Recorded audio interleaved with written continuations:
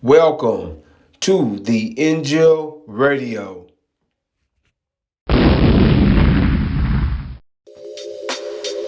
Welcome to the Injil Radio. Welcome to the Injil Radio. Welcome to the Injil Radio. Welcome to the Injil Radio.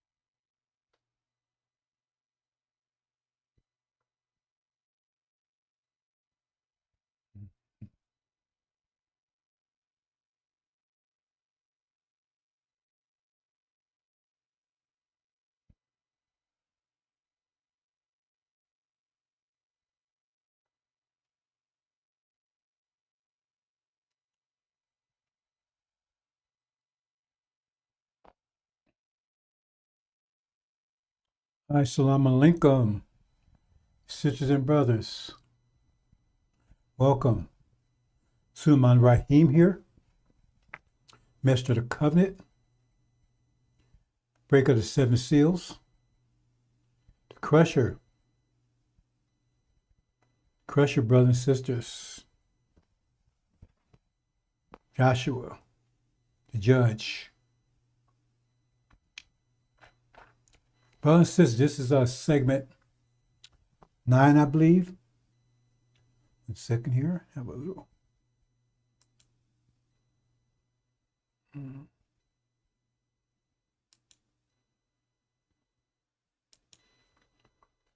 Segment 9, I believe. Demons versus Saints. Countdown to Apocalypse. The 9th segment of this series. This series is the countdown to Apocalypse, but also includes the Apocalypse from the beginning to end. The countdown will start in 1948 to the end, which will be very soon, to the very last battle. Very last battle. Countdown to Apocalypse. So-called War of Armageddon is just one battle in Apocalypse. Apocalypse means the whole, it's comprehensive. See? It covers the entire eradication of this reality. Armageddon doesn't do that.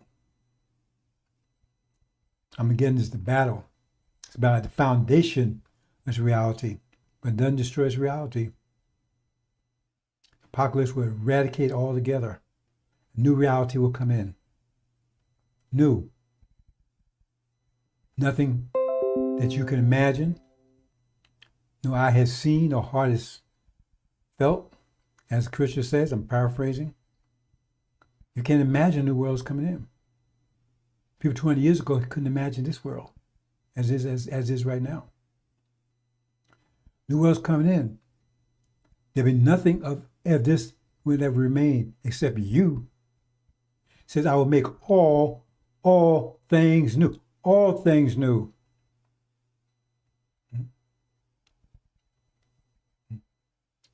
Islam will be perfect, because Islam is mathematics, and mathematics, Islam, you speak the language, as the scripture says, my people again will speak the perfect language, the pure tongue, which is mathematics. Arabic is just the grammar. That's the grammar, but you will speak mathematics, which is true language, the language of being it is. Mathematics make things happen. There's no religion on the planet that can do that. There's no Hindu car, no Buddhist plane, no Christian fuel. None of that. It's just beliefs, belief matrices designed to control your mind, take you out of reality so they can rule you. Because once you're out of reality, they can rule you then. So we're going to talk about this, brothers and sisters. And I'm going to reiterate something I said yesterday concerning the Levites. Like I said, I kind of rushed to the one yesterday. I was trying to get back up to speed. I'm still not really there yet. Hopefully next week. I didn't want it to be a too greater period, lapse. Countdown to Apocalypse started in 1948. Establishing a false Israel.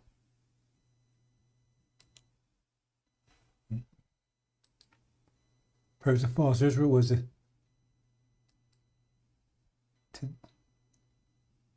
to counter Elijah Muhammad's claim that we're true to Abraham, which we are. To counter that claim. So it said false Israel. But you need to understand the mathematical situation. The mathematical situation. See? Because when you set up the false Christ, the reason why they call Antichrist, because it's the opposite. If you have 5 on one side, you have negative 5 on the other side. It's the balance. You have 100 on one side, negative 100 on the other side. That's the balance. It balances back out to 0. So the Antichrist came in as a result of the Christ coming in.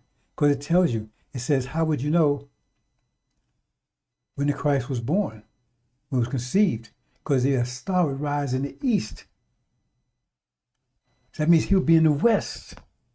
Because the star rose in the east, right? Then you must be in the west to say that. So you got to analyze these things, brothers and sisters. Start adding, subtracting. Stop boogalooing. Right? Break dancing, whatever else you're doing. Put these things together. If star rising east, that means you had to be in the west. That means the Christ was born in the west. Because star rose in the east. So what was the star that rose in the east?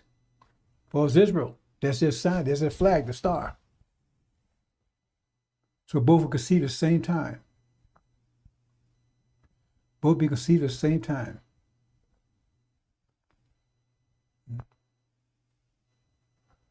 Have a little technical issue here, brothers and sisters. Oh, well, we'll survive. They always playing games with my systems. So we're going to delve in that a little bit more. Because there was the signs of the Christ. Not signs for you to be worshiping, anything like that. Signs. So you know the exit door out of here when the fire starts. So you know the exit door. You know who's right exit door. because the fire starting there and you don't know the right exit door, you're going to get burned up. So even they give you these signs so you know, recognize the right exit door. Say, come out of my people. You know the right exit door. Because you got all these people pretending that exit door. They're not exit door. They're false. And you go through them, you're going to burn up. Some of them won't even open at all. Oh, here's the exit door here, and you cut the door when you open. And now you're so deep into it, you can't escape it. You can't escape the fire. The purpose of those signs, right, is not for you to worship Suleiman. It's for you to know the proper exit door out of here. Understand that. That's the purpose of it. So there you got the conception. See? You get all kinds of hints. Remember, he'd be the ark that will salve your faith. He'd be the ark that will be your salvation, right? He'd be Noah. I'm not going to break that down, the mathematics behind that, because the mathematics behind that is very clear, right? He'd be the ark. New ark. Oh, new ark. But see, 1948, in New Ark, the New Ark, in the East, in the West.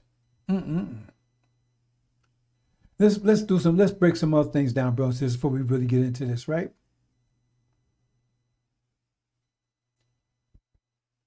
There's other signs. I'm going to talk a couple of them here. Now, the Christ, Joshua is the Hebrew form of Jesus. Jesus is the Greek form of Joshua. So he spoke Greek, right?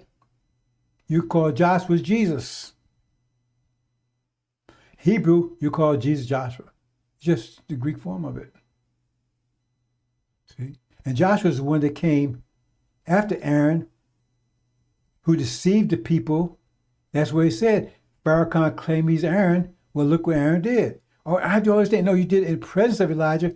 All the so-called miracles, everything Aaron did was in the presence of Elijah. It's all the evil he did was after the absence of Elijah.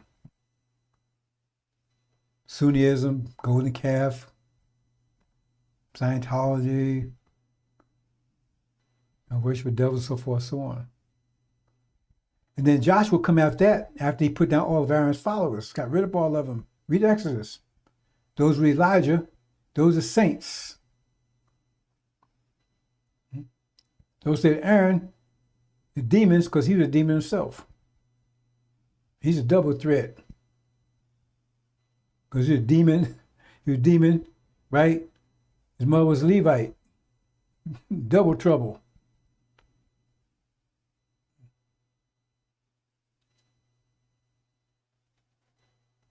So let's look at the story of Jesus. Now there's three people that stands out in the story of Jesus. He had 12 disciples, but most of them not even mentioned, not even by name. He had no direct interface with them, right, individually. But there was three that stand out. Now who's the three that stand out? Not Paul. Paul never met Jesus. See, Paul came after Jesus. Paul was he murdered Christians. He hated them. But they didn't call them Christians back then. See? They was Jews back then. They didn't call them Christians. They were still Jews. When Jesus departed, right? However he departed back there, right? He didn't start a new religion. It was still Judaism. It was just he gave it a more profound and a more deeper interpretation. He gave a different interpretation, but he didn't change the language. He didn't change the religion. Because most of his followers were Jews. And he's looking at Judaism in a different way. But he didn't change religion. He didn't call it Christianity. There was no cross, no symbol. When they came up with a symbol, they came up with a symbol of a fish. So you had Paul, whose original name was Saul. He was a persecutor of Christians, killed them. He was chasing them down, killing them. He hated them. Then, according to the scripture, on this way, now this was after Jesus was gone. So he never met Jesus. He wasn't a disciple, he was an apostle. So the way the story goes, on his road to Damascus one day, he had a vision of Jesus. So I'm coming, a large giant of statue, picture of Jesus in front of him, and said to him, "Why, Paul, why are you opposing me?" And said he had a epiphany. Yeah, it's me, right? He said, "Hey, if I can't," because he was killing Chris, but Chris was growing fed, he'll kill him. So if he asked me, Paul was about, he said, "Well, I can't beat him, I'll join him." So he claims that he got that vision, then he came and became part of that group, right? It was that they wasn't called Christians back then. Let me get that straight. It wasn't called Christians, right? But he became a part of those supposed to be followers of Jesus. We'll talk about him a little more in a minute. See,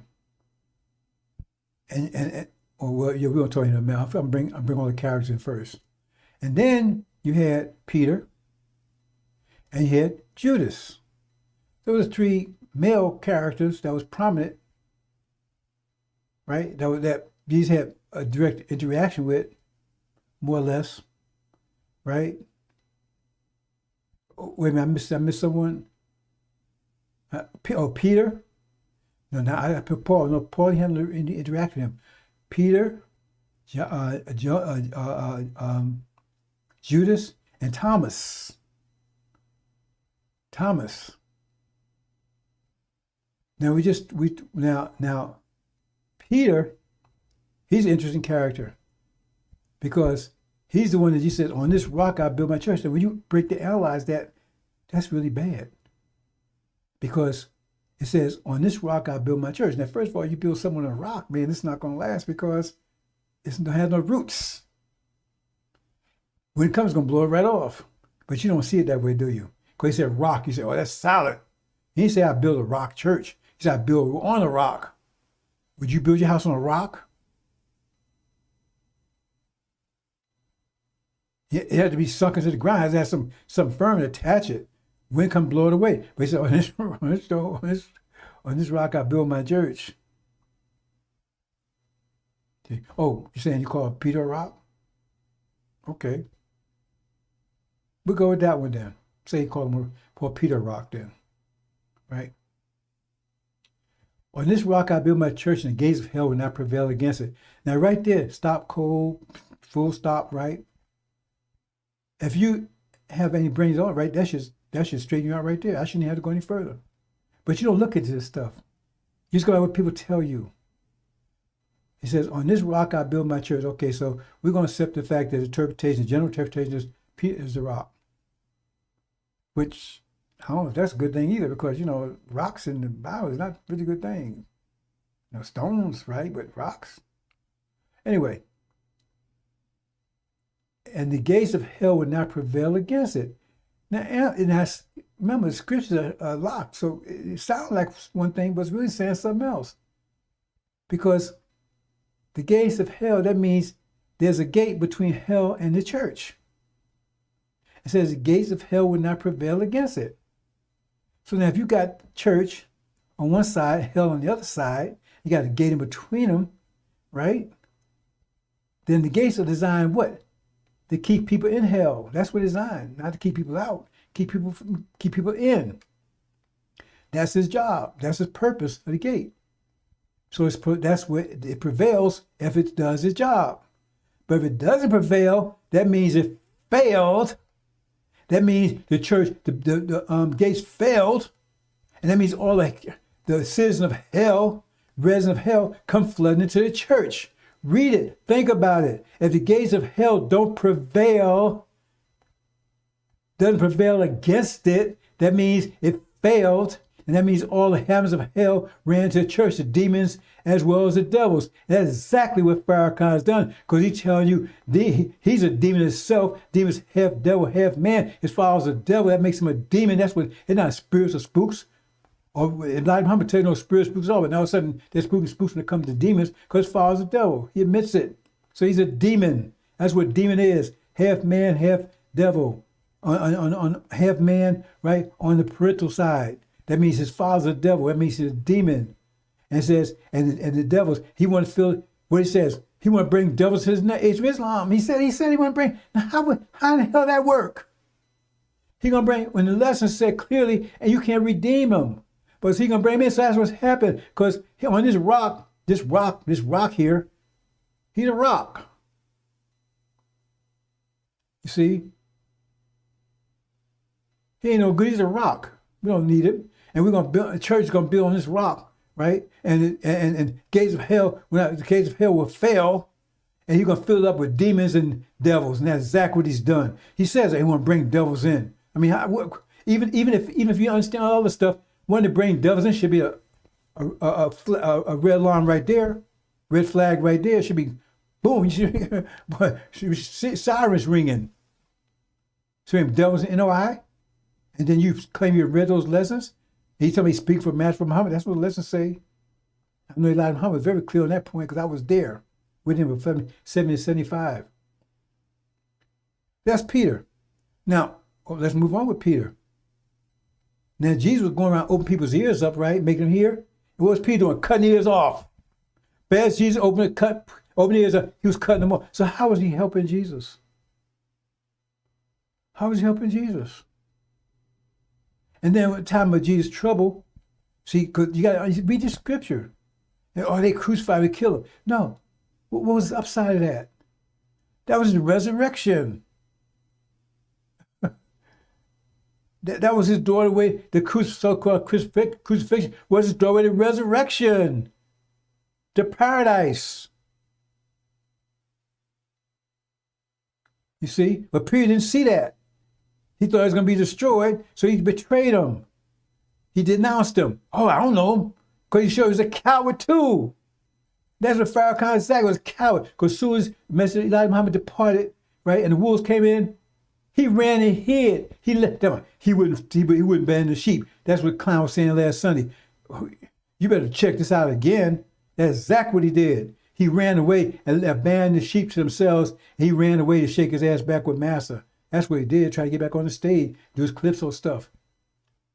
He ran, abandoned them. They got rid of NOI. There was no NOI. They started a thing called the Belialians. So Peter, now he denounced Jesus. I don't know him. He was a coward. He was just defeating everything. He was destroying everything Jesus was doing. Because Jesus was going around, opening people's ears up. He was cutting them off. So he was going against him. This is Peter. So no matter how every rock Farrakhan hide under, I lift it up and all you see is shit. Because that's all it is there. And he's the big part of it. He is all of it. He's full of it. He's not just full of it, he is it. He tried to hide on Aaron. Read all of Aaron.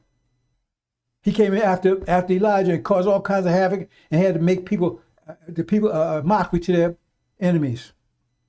And then what Peter doing? He's cutting off people's ears, right? But man, he wanted to be like Jesus, wanted to walk on water, but he drowned. And you know, the modern day Pope, he fashioned after Peter.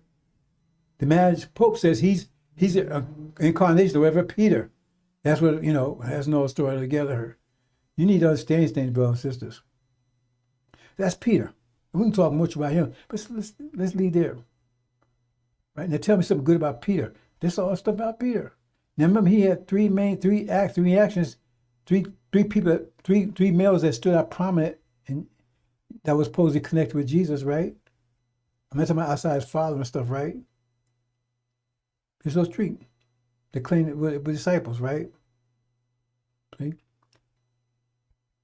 But we said Peter, Judas, and Thomas. Now, what looks at Thomas, a mysterious character too, because Thomas supposed to have been Jesus' twin brother. Jesus had no twin brother. They said about Mary gave birth to 2 children. So how do you say he's his twin brother? I mean, is there something wrong with the scripture there? They said Thomas is his twin brother. No, because that's another sign there. There's another sign there because he wasn't. They say his twin brother because he's an iteration of Jesus. He was a version of Jesus at some time in Jesus' life. You know, he was Jesus, right? But why I say Thomas? Because they're telling you what Jesus' birth name would be, Thomas. That's Suleiman's birth name, Thomas. That's coincidence again. Conceived same time falls Israel. Star rose in the east. Right? Birth name Thomas. Right? So I'll leave that one there because there's not too much else to say about them. And you only hear about these other characters, like even Peter. What book in the Bible is associated with Peter? Most of it is associated with Paul. We're going to get back to him in a minute. Then you got Judas. Now, Judas was a Levite. See? And he didn't think that Jesus was going to win this thing. So he betrayed him. Now, what did he betray him for? Let me betray him for, brothers and sisters.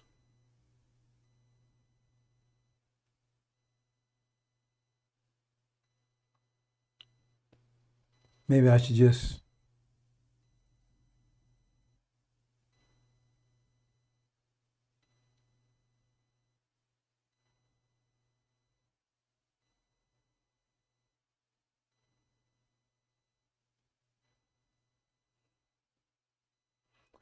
I'll get this exactly right, brothers and sisters.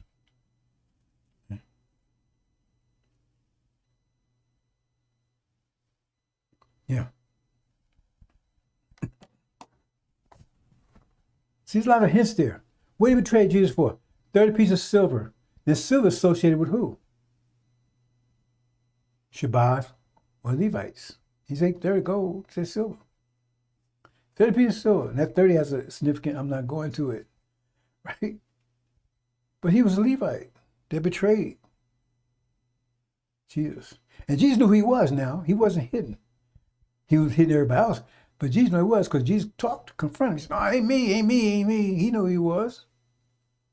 Because he said, when are you going to betray me? But see, Jews didn't know that the reason why Jesus willingly went through that process, right? Because he knew it was the doorway to paradise. Crucifixion was the doorway to paradise. But you understand, the angel can't understand all that, what it's all about, right? See?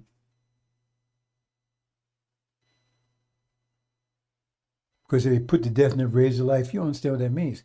That gets to the NOI and the black hole and that kind of. But the point, but Jews didn't see it that way. So they betrayed him. See, those are three that figure prominently, and so Suleiman already knew who he was all the time. See, but he thought he was getting away, but he knew who he was all the time. And then he said, "Well, when are you going to see?" He said, "Is it me?" He said, "When are you going to pray?" He said, "Is it me?" He heard Jews say, "Is it me?" But he's a Levite. Now you see part of the reason why Joshua or Solomon has so much issue with Levites. They betrayed Elijah. They betrayed him, right? See? And the chief Levite, right? That's the bear that's going to come against us in the final war. See? Some Levites going to be with us that went through us, went with us through the Holocaust. And most of them will remain with us. Most of them are loyal, faithful. But there's some got pissed off with the process. They thought oh, I can go through it, but then after by and by, they said, "Man, I should never did this, man." And they turned. See? They turn on everybody. They turn on everybody. They turn on the devils, demons, saints, turn on everybody. I talked about that yesterday. So all those different signs there, brothers and sisters, and I can go a lot more. Let's go back to this Paul guy.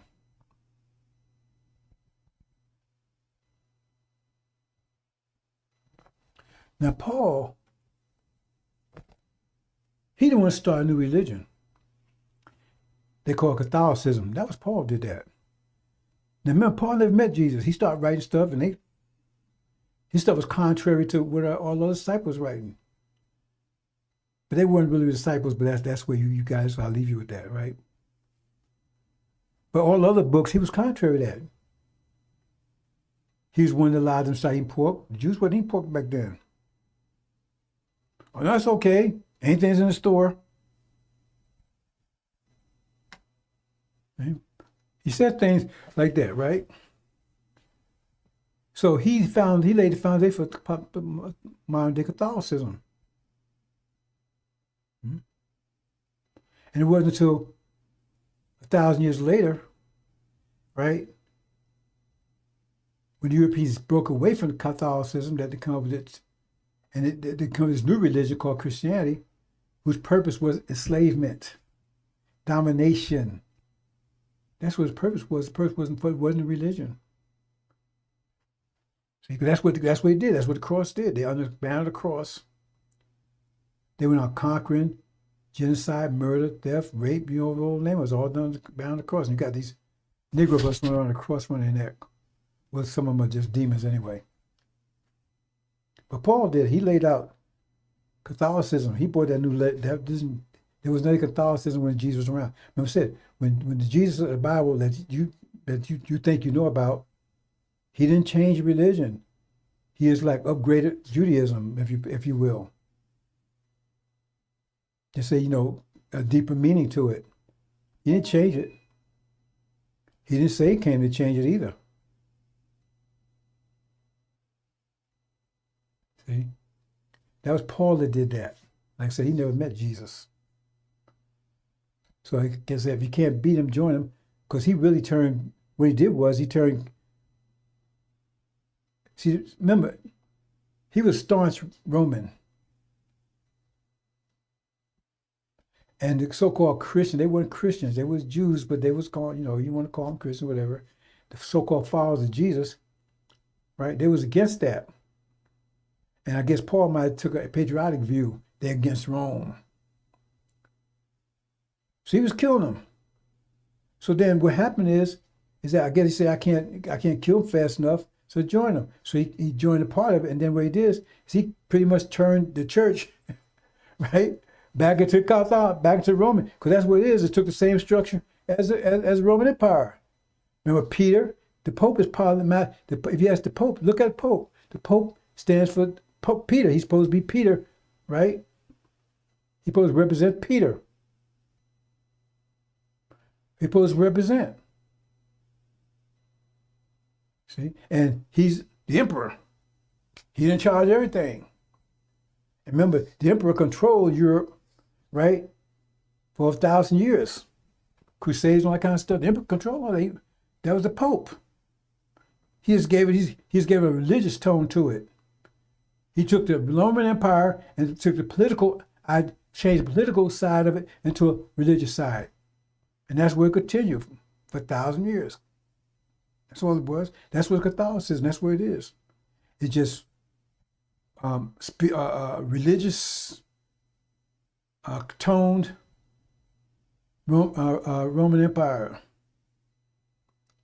Instead of political orientated, religious orientated.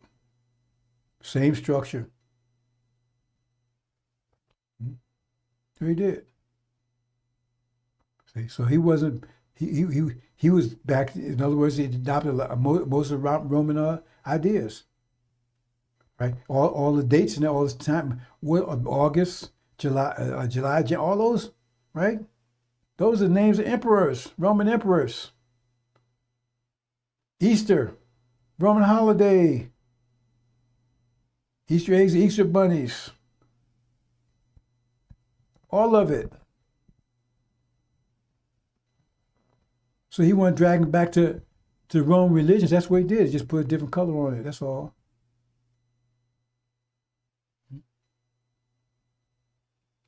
And then the church Adam broke away from that 1,000 years later. And started in search of the true religion was mathematics. He dumped that from mathematics, true religion. That's what it says in the Quran. He was taught that. Read, you don't understand the Quran. It says, I'm going to put a new rule in earth. That was Adam and Eve, Gog and Magog, America and Britain. America was Eden. Where the tree was, we the tree, knowledge, good and evil. What they were supposed, if they ate right? It says, "Day you eat, you will die," because that means if they attacked us, they'll be destroyed. Let me clear that up. If they try, because when you eat something, right, you're not attacking it, you destroy it, taking out existence. If they try to take out existence, what they're about to do, right, that's what will be destroyed. Because they plan your destruction. It says right there, "Let's deal shrewdly with them. Let the name of Israel be remembered no more." That's talking about us. Ain't talking about them. False Israel. And when they do that, that's when they're going to be destroyed. And they're about to do that in a minute. Because false Israel goes down, that's when they're going to do it. When false Israel goes down, that's when they're going to do it, because then it's clear that we're true to Abraham, and they've been worshiping Satan all the damn time, and now they're and that's going to be shockwaves through them, because if we're true to Abraham, who the hell are they? That means they fit the scriptures right on time, and that shows who they are, and said they're on judgment right now, and they're going to be punished. As you've done, shall be done to you. They don't want that. They try to do everything they can, CRT and all that stuff, the blanket, but they, to disguise it, to cover it up. But when falsehood goes down, that means we have to be true to Abraham. That's shockwaves through the whole world, not just through Europe, but all the world. Because none of the world wants you to rise up again. The whole world is against you. I keep telling you, the entire world is against you. Everyone. Sunni is all of it. Remember, Ishmael, your brothers, they the one who betrayed you. We talk about Joseph. Your own brothers betrayed us into Egypt. How we get in Egypt? Say our brothers betrayed us. But understand the story. They talk about now, not back then. Our own brothers, because they said that's our land. Because it's the same story. Remember, they was the older brother. Ishmael and Isaac. Ishmael was the older brother. He said, "That's my inheritance. I should get it." Remember, because he was Abraham's son, but not by Sarah. So God said, "No, I'm going to give the blessing to Isaac, because he's your son by Sarah." So Ishmael was the oldest one. And so he says, "No, that land's mine. That land's mine. I should get it." And when they betray us into slavery. They've been selling our land for 50,000 years. We cover sand to keep from polluting it. That's the story, brothers and sisters. So they forced our land into Africa. That's why they betrayed us 500 years ago. This will protect us. That's that flaming sword that was supposed to protect us. The tree of life, we're the tree of life. And they didn't do it. They betrayed us instead. And then we got our other brother, our twin brother, Esau. See, who was living in his land? That's the story of Belshazzar and Belshazzar, right? That's what and Daniel. So he was living on the west coast of Africa. They allowed us to live there, but they became uncomfortable with it. Because they're the Levite tribe, we're the tribe of Shabazz. So we was forced in there, but it was under their dominion. But then when they realized, right, that when this age deprivation period goes over, that we was going to inherit all of it. African, the whole thing said, "Oh, no, we the oldest brother." Again, same story. We the oldest brother. Because Esau was born first and Jacob had him at his heel. But we twin. But I'm the oldest brother. See? You can't distinguish us between us now. You can't distinguish between us now, but over here. But we're twin brothers. We look just alike. They're the oldest. So no, this is mine. That's Lucifer talking. I'm going to be like the Most High God. I said my throne on Most High, right? That's Lucifer talking. He's African. Cut to the chase. You're going to realize it soon. Okay, anybody's listening, they get ready to shut the channel down, because I'm ready to go down there like this. Obama. You're going to find that's who he is. See, he deceived Farrakhan. That's what Levites do. They deceive. They don't like demons either. They use them. He sure used Farrakhan. Here, Farrakhan calling him. Why wasn't Farrakhan the Messiah? Him, Farrakhan Messiah, all that kind of stuff. We got the tapes. He's worshiping him, Obama. He's going to do that. And he used him to get president. He dissed his ass. I don't know about that clown over there. I had nothing to do with him. See? Everybody gets over one of the demons, but right now they're getting over on us. That's about to change. They said, no. And that's what the final was. We're going to talk about that when we get there. So I'm kind of open. Last couple of days, I'm kind of like jumping the gun a little bit here. That's the final war.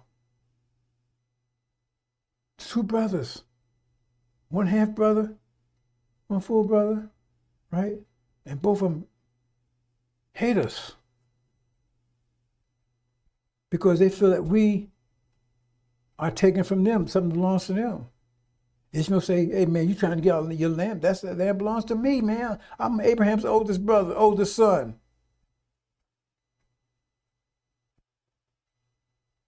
And he started saying the same thing. He said, I'm the oldest son. All this belongs to me. I'm the God.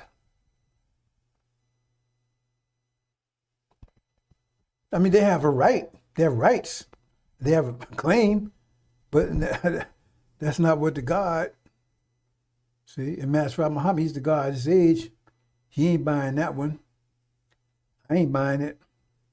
And there's other reasons I'm not going to get to, you know. But to follow the law of inheritance, it belongs to them. See, and they're not setting up a wicked kingdom. Neither one of them. Ishmael not set up a wicked kingdom. Neither was Lucifer. They want to set up a righteous kingdom, but they want control of it. See, and then Ishmael and Issachar going to get after it because Issachar wants full submission. He wants submission under the Sunni too. And they corrupted their religion, but they will establish. But they'll be oppressive to women, though. Both of them. That remain. They still be oppressive to women. That's going to end with Suleiman. It's going to end unless sisters, can't handle it. Can't handle their freedom. Maybe they want to be submissive. Maybe they do. But they've been set equal. Apart and equal, 180 degrees. Oh, let me say something real quick. I know, I know, I didn't say anything because I know sisters have to say, speaking one say, but once they say, oh, well, we're 180 degrees of strength and they're 180 degrees of beauty. No, don't. That you got to get the math straight. See,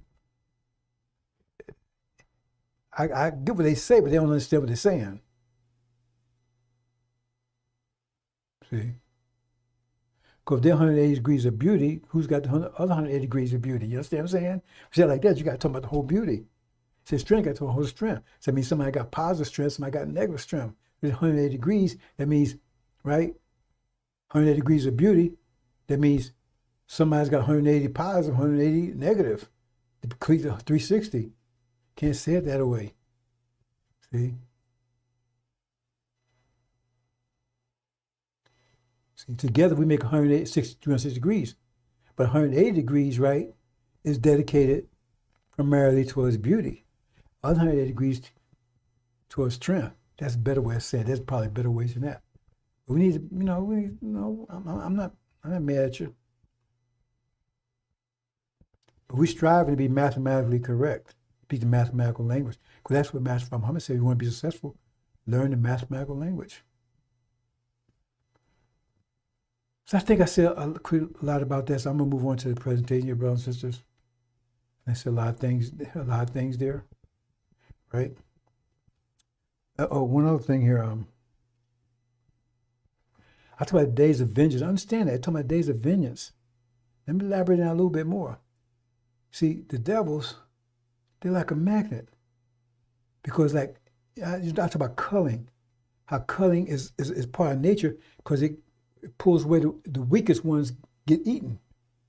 Like the lions chase the zebras, right? He gonna catch the slowest one, the oldest one that can't keep up with the rest of them. The bulls, the young bull stallions, man, they way out in front. He can't catch up with them. But the older ones slow down everything. So you keep them, right? And so they keep the herd strong. That's part of nature. And we had that such in the human sphere. That's why you have the scriptures come, you have the believers and disbelievers. The believers are the ones that that can deal with that wavelength, that vibrations right on that level.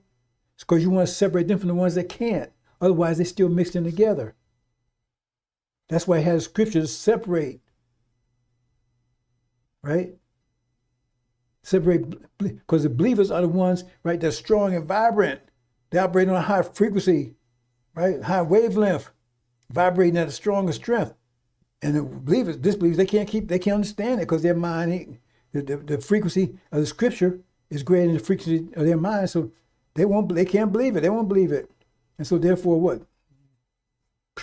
They're purged out, and the herd, so to speak, moves on stronger and keep doing that. So we don't keep the weak ones away, right?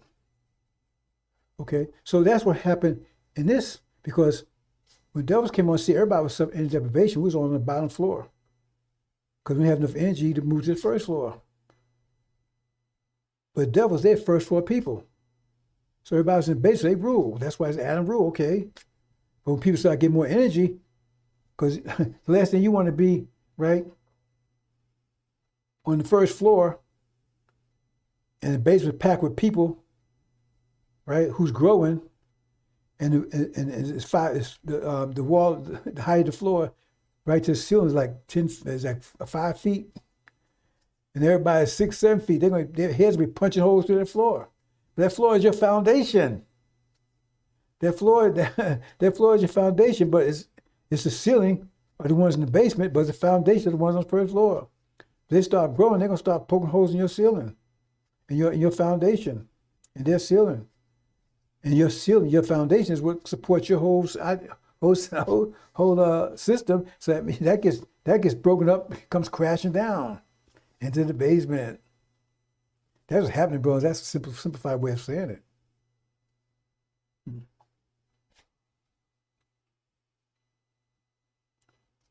So we understand that, right? So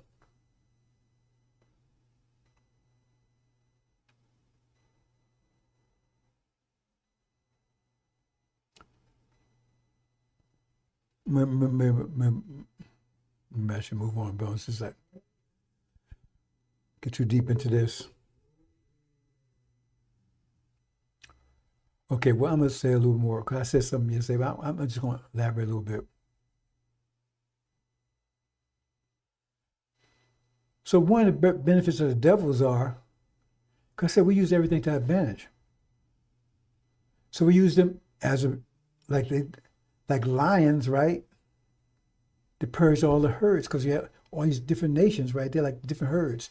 Zebras, right? And giraffes and hyenas or whatever, right? And then you got these lions, and what they do is they attacking everybody. They getting the weak ones. So keep everybody strong. That's one of the benefits of having Adam rule like that. See, because what happens is all the weak ones are going to gravitate towards them because they teach all this stuff you think so strong, capitalism, democracy, that's weak stuff for weak-minded people. And so they're going to be, the weak people are going to be attracted to that, which is going to cause problems for their countries, right? Because now they're malcontents, right? Now they marching and protesting and everything else, destabilizing the countries. I'm not talking about demons now. Demons have the same effect.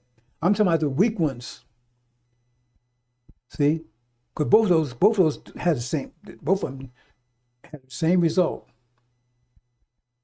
But see, because I never talked about them before. I said, but I'm adding more and more as we move on. I talk about the malcontents. See, I ain't talking about just demons. You get the malcontents. See, and they was kept under control.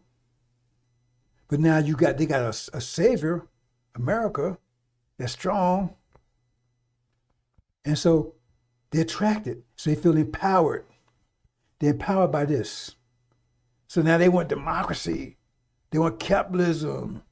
They want all that stuff, right? All the stuff they believe. I was telling them the other day, man, you know that stuff you see in the movies? If you believe 99% of that stuff, if you believe 1% of it, you fool. Anyway, it's just, I mean, people out, they look at, they watch stuff overseas, they think that's where America is, and they go and find that's not. You understand what I'm saying? So the thing is that you got to, those the weak ones, the weak-minded ones in the group. See, so now, because they was mixed in, so it was causing problems, but nobody could really realize, because they thought, this was just spirit of the people, because it's mixed in, like the same problem we have. We got demons mixed in with saints. So you have this a spirit of a spirit of division, or a spirit of resistance that was coming strong and strong and strong, but they had no savior. No, now America comes, now America protect them. See, we want democracy, and a lot of them come just running here, See, that's coming. So the thing is, what happened is that now they're identifying themselves, because before they was mixed in, nobody knew who they was. Oh man, I don't like the emperor. They might be afraid to say it right, but some work is hard or something, because they ain't down with it. They're malcontents, they're weak ones, right? So now they got a savior over here just speaking like, oh man, look at America. They're going to empower us, so now I can stand up. I can say I don't like the emperor. Well, that's free speech. See, and America's going to protect me. So they expose themselves. See, that's why it says, Elijah Muhammad says, they're a manifestation of everything, all the effects. I keep trying to explain these things. We use mathematics, bro, to our advantage. So we put a personification of everything, right? So now they manifest, so all this happened, they manifest all the weak ones of all the nations that was causing all kinds of issues. And so now they start coming out. So now, in fact, they start their own country, like look at Taiwan, whole group. See? Not just Taiwan, look at South Korea. Look what happened in South Vietnam, see? What? Because they gravitate towards what? America, we want that system. And they feel they can, now they got a savior to empower them, so they feel like they can do it. And America can just empower them. See? But now America, right, is losing their discipline, so they getting weaker and weaker. And now it's pretty soon people can realize they can't protect them anymore. That's when the war starts. That's why it says days of vengeance. Because as America told me, oh man, look at those Afghan people, man. We didn't get them out there. They was working with us. Yeah, okay. They were betraying their country. Now, what if America got in a war and you had people in here, America's citizens, right, that was helping the enemy? What would America do if they kicked them out and took control of their country back? What would they do to those people? What would they do to them? What would they do to them? They call them traitors. What would they do to them? Remember, they did what people, they're just in World War II, the people that betrayed their secrets and everything, they electrocuted them. What would they do to them? Say, oh man, that's bad what they doing to them over there. They sneaking out, they killed them. What would you do to them if they was betraying your country? If you found traitors over here, America, what would you do to them? See, this whole point bullshit here, man. Stop the bullshit zone. That's what you would do worse than that. If your country was invaded and you was able to kick the enemy out and you found all these people that would side with the enemy, you know what you would do to them. Their fate would be worse than anything that they doing to them over there. And you know it. And you wouldn't say, well, they was patriots. They was hoping, they were just mixed up. No, they would get your full wrath upon them. And there'd be no mercy for them, and you know it. See, so when they tell, oh man, look at them. They seeking those people out to helping us. Why shouldn't they? And why did you abandon them if you're so great? That's your right there. People say, wait a minute, hold it. We stuck our neck out for America, and America abandoned, now we're getting our ass kicked. That's what I mean by days of vengeance, brothers and sisters. Because one of the first things to go down when this war starts, Taiwan is gone. South Korea is gone. Right? All these little places like that, they're gone. Days of vengeance. That's what they're talking about, brothers. I want to make that clear. Days of vengeance. It's talking about just what happened here in America. It's talking about days of vengeance all over the world. The culling effect. Because now they expose, right? Now everybody knows who they are. You oppose your country. You oppose your people. Because they were called traitors. They would call Taiwanese traitors. North Korea would call the South Koreans traitors. And there'd be blood hides and more horse's brow. I tell you, Brother Zach said, you have no idea what's about to happen here. There's going to be a full-fledged, universal damn destruction, this damnation, whatever you want to call it, bro. It says it ain't going to be easy. That's why you want Master Muhammad to be to get your ass out of here. And if you're smart enough, you got any money, you get your ass out of here now. Because when that war starts, the door's going to close and you don't get out of here. It says none will escape. Which means that means the door will be closed, you don't get out. It says none will escape. None will be able to get out of here. The only door out of here is Master Muhammad. And the only way you get out of here is he just providing the transportation. Is Suleiman providing the tickets. The Lamb's Book of Life. Who is delivering? He living those in the Book of Life. That's who. So he didn't live in everybody. Friend of mine, he come to get everybody. No, he didn't come to get everybody. Jesus said he wasn't come to everybody. He said he's come for a seed of Abraham. He said he wouldn't come for everybody. That's Farrakhan's BS because he's a demon himself. Okay, bros, let's move on. That's the days of vengeance. See? Days of vengeance. It's going to be, man, ooh. Nothing like it. Says this day will be nothing like it. Nothing like it, brothers and sisters. What we had here? It's going to be nothing like it.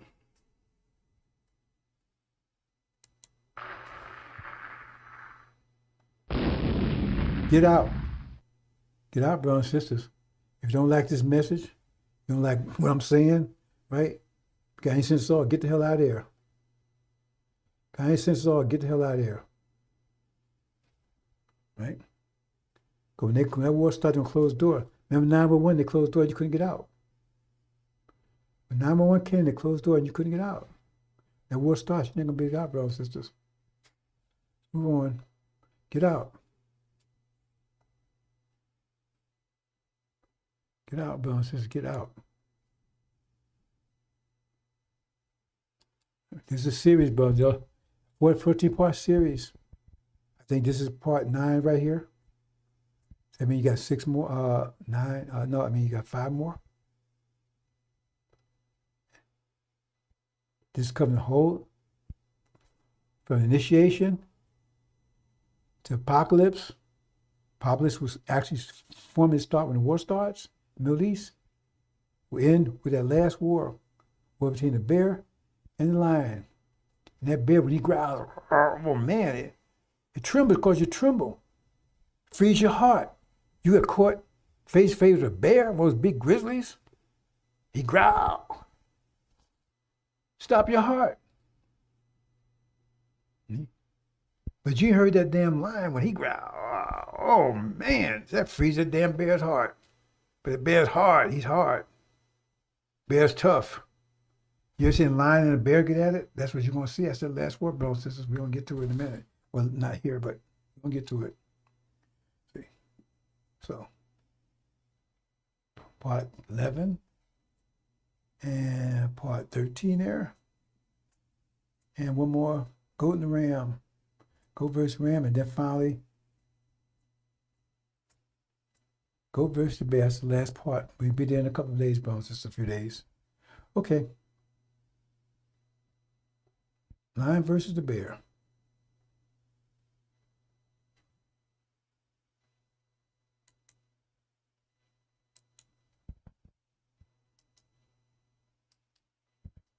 Let's get out, brothers and sisters. This is chapter 18. I'm not going to read it. It's saying, get the hell out of here. Read it. America is talking about Babylon fell at Bel. Right? Trying to get you out of here, brothers. That's my purpose. I ain't trying to get your money. I ain't trying to get your worship. I ain't trying to, I'm just trying to save your ass. Period. 30 years I've been on the case, giving 100%, 24/7. They threw me in jail, persecuted me, tried to kill me a couple of times. You know, all kinds of stuff. I got poisoned. You know, but you can't stop consequence. See, that's I'm not going to say mathematics, that brothers and sisters. I'm personification of consequence. We personify everything. Get that to your head. Personify everything. So the consequence of America's, what they did to us, we personified it. And Suleiman is a personification of it. That's why he's a judge. And you cannot stop consequence. It's impossible. Like trying to stop gravity. You can stop gravity fast, you can stop consequence. Well, Master Muhammad, he's defeated gravity. He knows how to do it. But you can't stop consequence. It's impossible. Every action has an opposite or equal reaction. That's consequence. You can't stop it. It doesn't say sometime or maybe. Every action has opposite equal reaction. Opposite, but or opposite and equal reaction. That's what consequence is. And what's the personification? That's again, what's the personification? And whoever's the personification of that, what you've done over the last 40 years, you can't stop them. You can try to offset. Only thing you can stop consequence is repent, but that you really stop consequence, right? Because repentance is a part of the consequence to resolve the consequence. That's part of the consequence. See?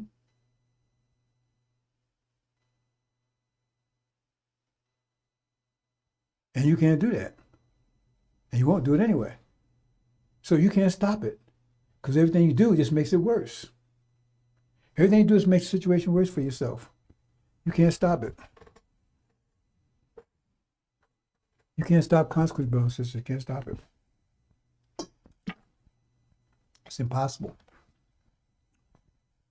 You can read it on your own, brothers and sisters. I'm going to move on.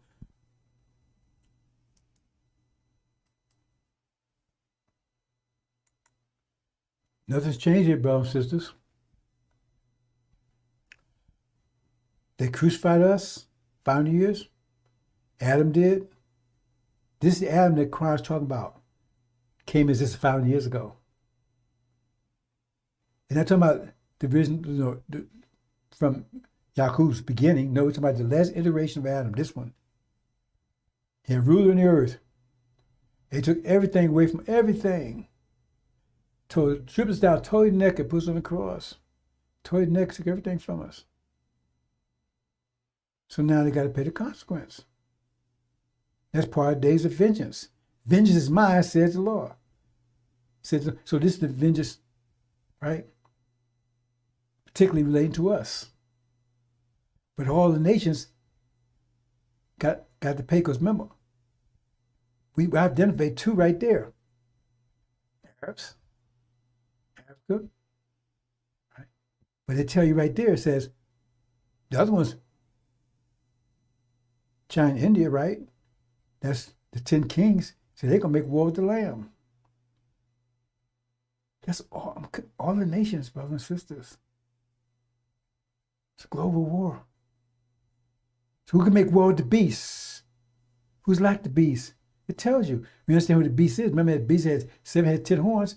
But it tells you who makes war with the beast. Because it says right there. It says, these 10 kings or the 10 horns will make war with the Lamb. So that's the who's making war with the beast. Is right there in the angel. He's the Lamb is making. Who's the Lamb? The one that break the 7 seals. Have you broke the 7 seals? Farrakhan, Silas, Eric, 7 angel, Farrakhan, D.A. Jakes, Jeff O'Dollar. And have you broke the seals? Any of you? The one that break the seal, that's Lamb. It said, who make war with the beast? Who's like the beast? And it tells you right there. The beast has 7 heads and 10 horns. That's those 10 kings. So they make war with the Lamb, and the Lamb will whoop their ass. It's right there, brothers and sisters. The thing is, a lot of stuff is so simple that you don't need a slide rule or computer to figure it out. Like 666, that's easy. That's easy. A third grader figured out. As a third grader says, okay, 666 means somebody's going to stop people from buying and selling unless they do what they want to do. Does that make? Can you connect that to anything? Yeah, America. They put sanctions on everybody that don't do what they tell them to do. They start buying and selling. Who else do? Nobody else do it but them. Bam! Hey, 5 stars, A+. That's a genius over there. 3 years old, 4 years old, 5 years old. And you're a dumbass 50, 60 years old and you can't figure it out?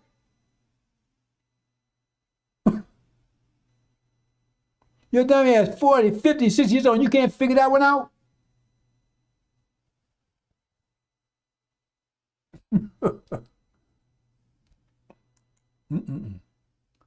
Okay, here we are, part 9, demon versus saints. Now, see, the demons, remember, they're master's children. That story about sowing the chaff amongst the wheat. It says the enemy did it. And what does that mean? What does that mean? See? Make sense of it. They'd be separated at the end. Who's being separated at the end? Are you talking about, some men will come and actually separate chaff and wheat? Is that what it is? Or is it people he's talking about? And if it is people, what it is, it says he's going to separate at the harvest, that means that the wheat separate somebody people. But it says someone, so somebody put some other kind of people, mix some other people in there with them. But it says seed. I mean, how complicated can it be? I mean, that's basic biology, but you wouldn't know that, right? Because your head's so far the bronze ass. You NFL and all that stuff. That's why your neck's gonna be broke. Because they bend over, it's gonna snap your neck. And they about bend over in a minute. The smell should tell you something was wrong right there. But your head up there, instead of paying attention to what's going on in reality. Oh, you're talking about, man, y'all gonna get it real bread. Who's gonna build that kingdom for you? Who's gonna take care of it? You mean you can build with basketball? With a football? Is that what you're gonna farm with? You're gonna build your vehicles? You build your house with that knowledge? You don't know a damn thing.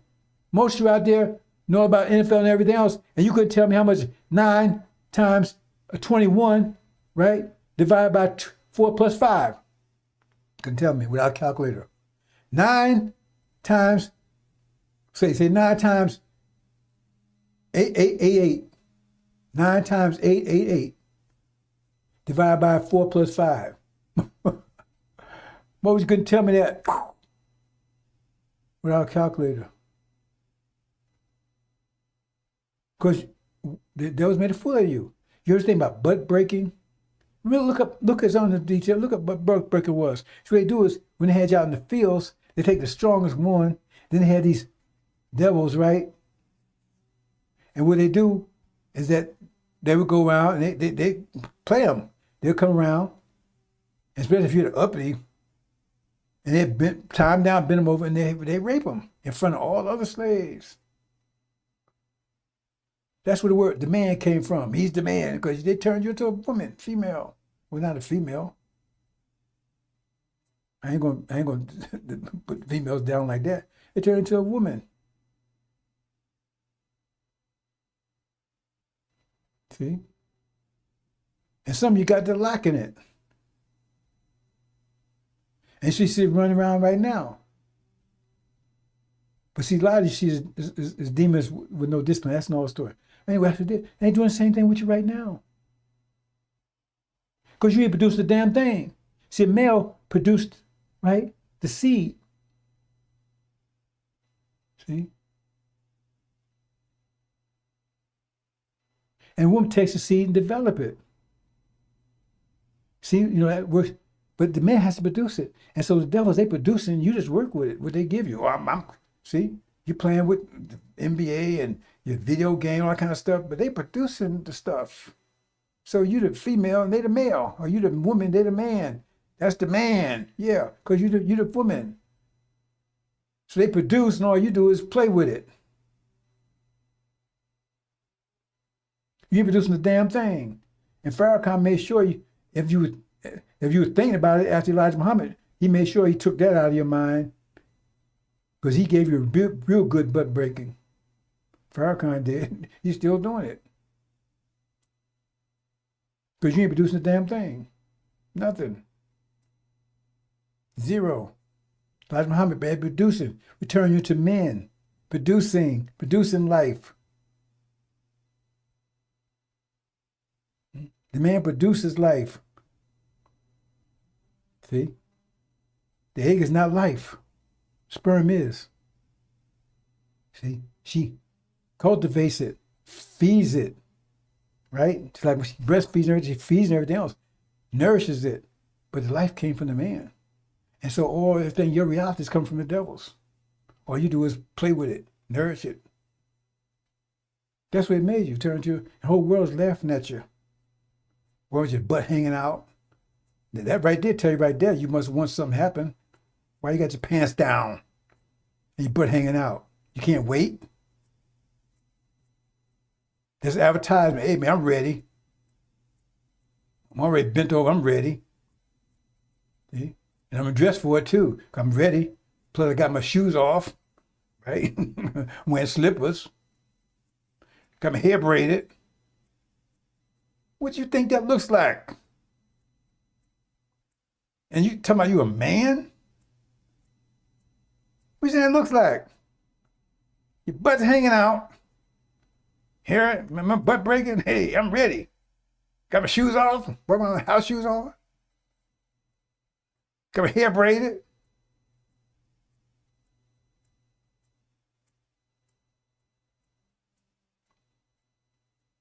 And I don't know a damn thing about anything. I'm a good conversationalist too, because I tell you all about NFL and NBA. But I can't tell you how much is 9 times 888 divided by 4 plus 5. I can't tell you that. Mm-mm.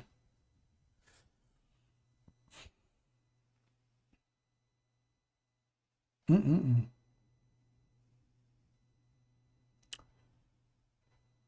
So demons, see that's the story about chaff and the wheat. So those people. So somebody said there's seed. So they telling you that if a devil put a seed in one of our women, that somehow that's one of us. That's impossible. That's not the way it works. That's the enemy did it. He sowed seed amongst us. That's their children. I don't care what skin tone is. They get you locked on skin tone, right? Deceive you. Because that's exactly what wolves would do. They would tell you constantly, hey man, look, I'm covered with wool, man. I must be a lamb. Forget about me howling and sheep disappearing. I'm a lamb just like you. No, that's their children. They're demons. Half devil, half man. Devil on their paternal side. And they're sowing this amongst us. That's it. The enemy has done it. But he told Elijah, don't do anything about it. Because you can't do it. He said, but Suleiman to do it. And that's what you see in, remember Joshua, Jesus, we see in Mark. He came and he had to take, and the man was, Elijah had done his job already because the man could nobody control him anymore. Elijah made him made man, couldn't control him anymore, right? But the demons had got a hold to him. So he was working to get beating himself up. The demons got a hold. So then what happened, right? Then Suleiman had to come and separate the demon out. Legion, Louis Eugene Grounds in my back. That's Falcon. My name is no, his name is not Walcott. Walcott was the man that she was living with after she got raped by his father. She wasn't married to Walcott. She might have married him later, but when he was born, she wasn't married to Walcott. Her name was Sarah Mae Grounds. So his birth name would have been hers because she wasn't married to anybody, and her birth name was Grounds. Louis Eugene was his name. So his name was Louis. She named him after the guy, right, that she was living with when she was pregnant with him. His name was Louis Walcott. Louis Eugene. I'm not sure about the Louis part, but his name was Eugene Walcott. That's why he got Louis Eugene after him. And then she gave him his last name, which was improper because she wasn't even married to him.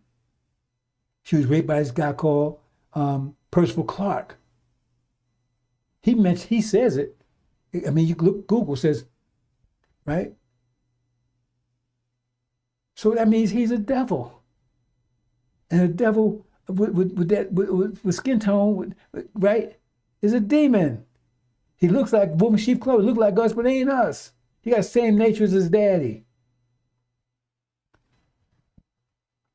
Got that one, can't demonstrate it, can't figure that one out either. But you can figure out how many scores LeBron did in his lifetime, right? How many he's going to figure out how much he's going to do in the next 10 years or whatever. Magic, John, come on, please. Right? Okay. So that's what the demons are. So they mixed in. See, that you used to call them house Negroes, right? Because they was in the house because they was master's children. So he trusted them. Only problem they had is they wanted to be recognized. Remember the story of Django? That guy didn't think he was, he thought he acted like he was his brother. He probably was his brother.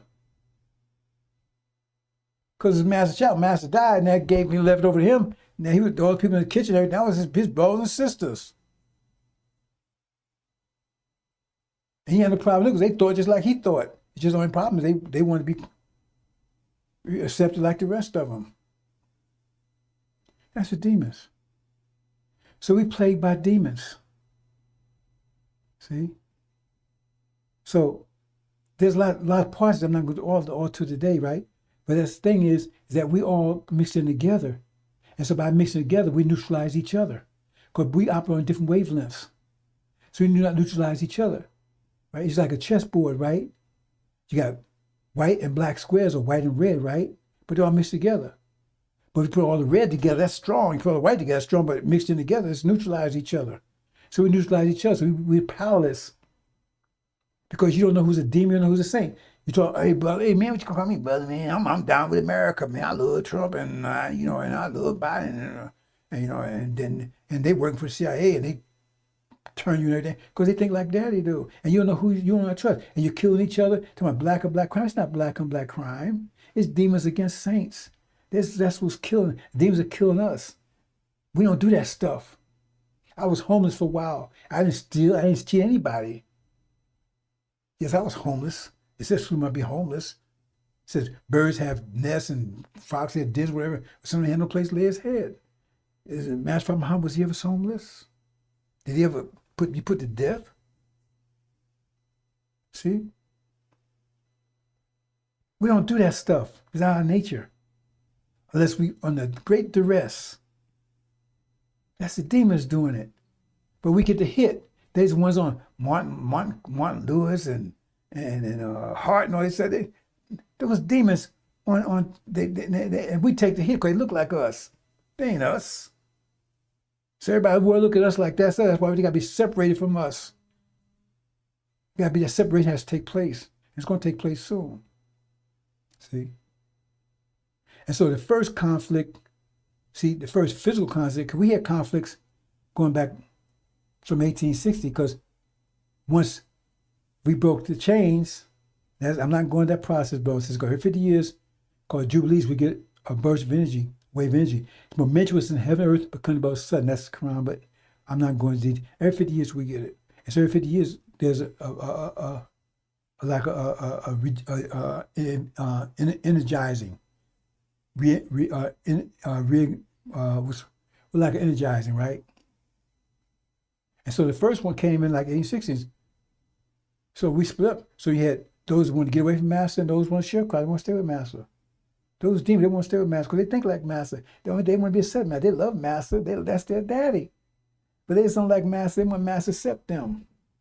And other ones get the hell away from Master. That was the saints. Not just saints, but the elect.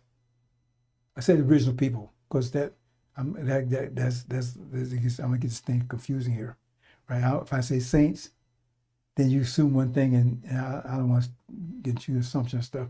So I'm just say the original people, and the demons are devil's children. So they had separation because they wanted to stay. Sam Crowd wanted to stay with them, and I'll get away.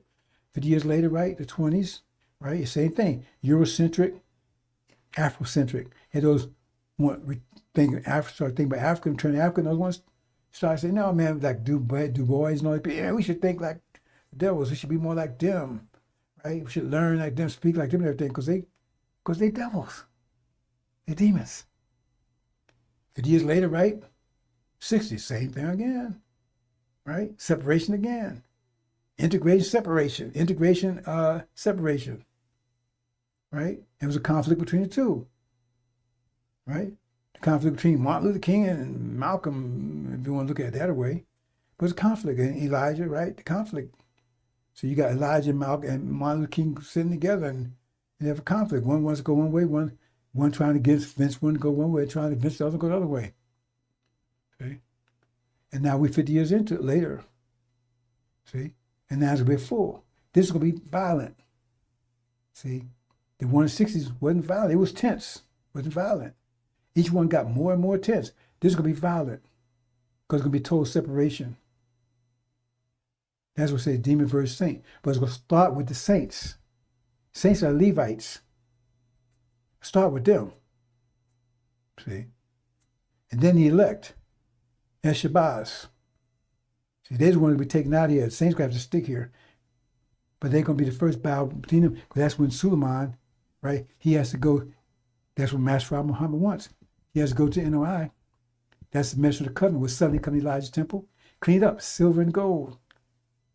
That's what it said. When thrones are cast down, and the Ancient of Days is set, that means who's cast down? Pharaoh could have been about to get cast down.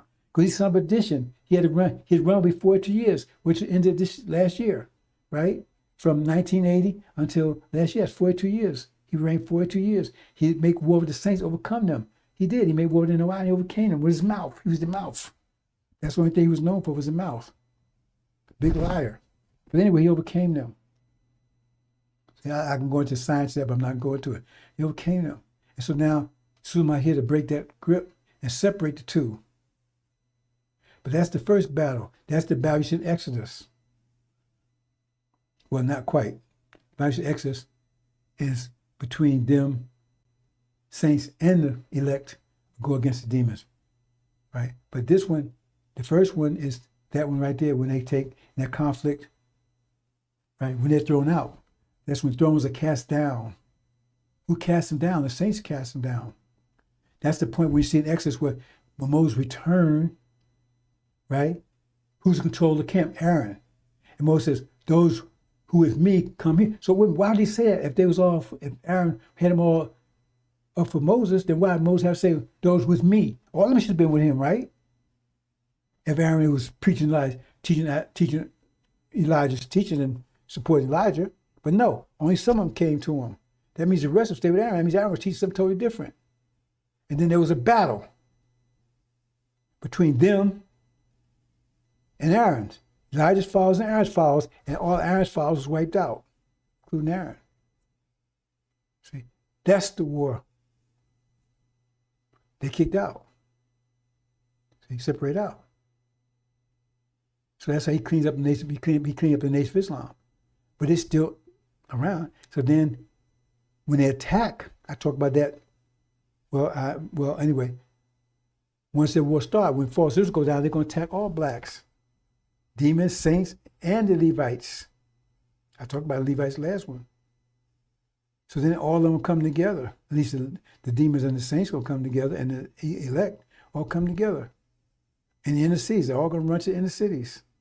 That's the second battle. See? Where demons are finally kicked out and thrown back. That's, so you see that in Mark, we're thrown back their devil daddies. So it's two-stage war. First, they kicked out of the Nation of Islam, right? That's more or less a level of violence. But the main violence will take place when we all come together and they're thrown out in the cities. That's where the main battle is. But throwing them out of the Nation of Islam, right? That's going to be, it'll be somewhat of a battle. But that's going to happen from within. That'll happen from within. Because they're getting tired of Farrakhan. They want to get rid of Farrakhan. You got a lot of people in there that still holding on to Elijah's teachings, and they just haven't got the test of fortitude, do something about it. But they have a problem right now. I told you, I've been telling you for a while. They have dissension. That's why listen to the tone with their sin every week. Oh man, you got to listen. You can't listen to anybody else, all that kind of stuff, right? Because they're in trouble over there. And just a few more days, Farrakhan's going to be sent, rolling down, stoning down now with his wheelchair, with Ishmael pushing it. See?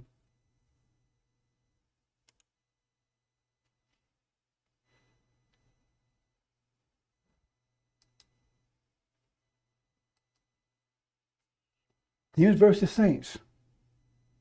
Elijah follows on the right, Farrakhan follows on the left.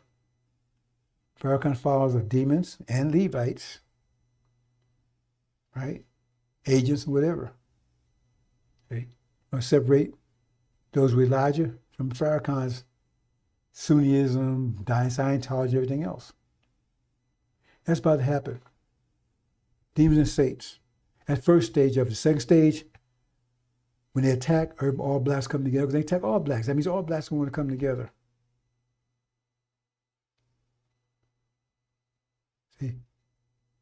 Because the devil's going to force that. They're attacking all. So they all come together in the cities. And then the demons, they're going to try to convince us, because 34 million altogether, they're going to try to convince us, hey, no, let's go to war. Let's take this country. Because America will be in trouble that time. During that time, it could be Armageddon will have started. So it's going to be famine in this country at that time. Remember, during that time, famine will have hit America hard.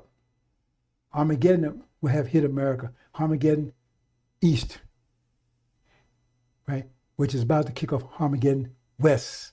That's the demon war. I haven't got there yet. So that's the scenario when this is happening. There'll be no food. The only food going to be available once Suleiman cleans out Farrakhan's all the demons out. They have food because Master Muhammad is going to remember manna from heaven. They know I will have food. It'll be under Ancient of Days. But there's only food that will be in the country. And demons will be kicked out. That second stage, they'll be kicked out in the cities. So what you got now, you got the suburbs, you got the inner cities, and you got what's in between. So most of the devils out there in suburbs, the demons not there anymore because they've been attacked. So they ran. And Levites not there anymore because they attacked too. But I'm not saying they're not there anymore because they're out there fighting. They're still going to be out there fighting in the suburbs. The demons are going to be between a rock and a hard place, between inner city, because we don't want them, we kicked them out. And the devils don't want them because they're going to want to eat them. And so they came back at us because so now they're at war. That's the demon war. They're at war with Massa. Right? And also Levites attacking them and the devils. It gets complicated, brothers. I'm trying to explain how this thing works. That's what you can expect, brothers and sisters. That's what we're talking about, demon versus saints. So saints are Elijah's followers, Levites. That's in the Nation of Islam. They haven't bought Farrakhan's BS. Now munching on his bowel movements. They don't think his bowel movements are holy. Because he do it in a bag. I guess that makes it holy, right? Because he do it in a bag. They're still there. So they're going to be separated out. And they're going to cast down from within. They're going to cast down. Because that's what it says. It says in Mark, right? It says they saw Suleiman from afar. And they ran and submitted. So they repented of Farrakhan. They got rid of him. They threw him out. Hope you understand, brothers and sisters. I think I covered everything I wanted to cover today. Right?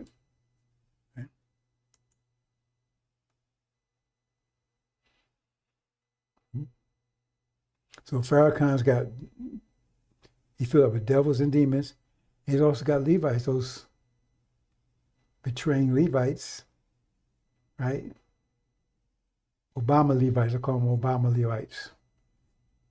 You're going to see Obama, so you won't be surprised, but you're going to be, well, I don't know.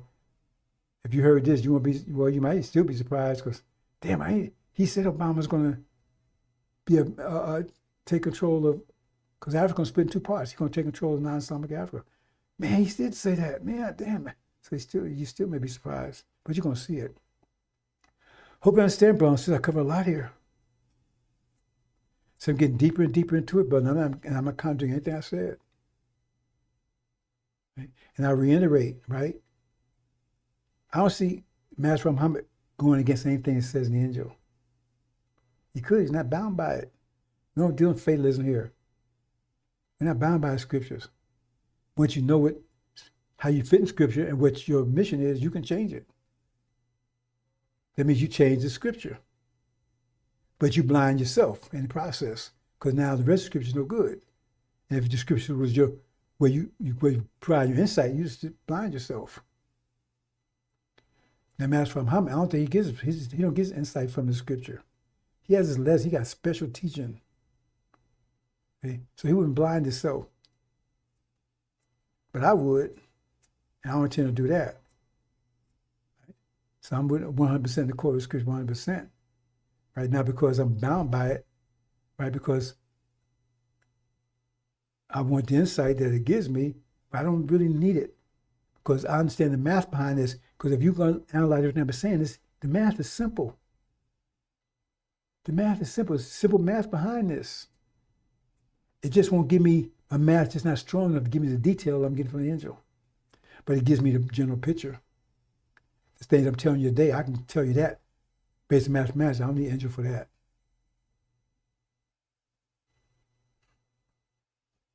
So I'll tell you what the angel says, the calculation, but it says no one knows but Master Muhammad. But he's not talking about when the war starts, he's talking about something else. He's talking about our deliverance.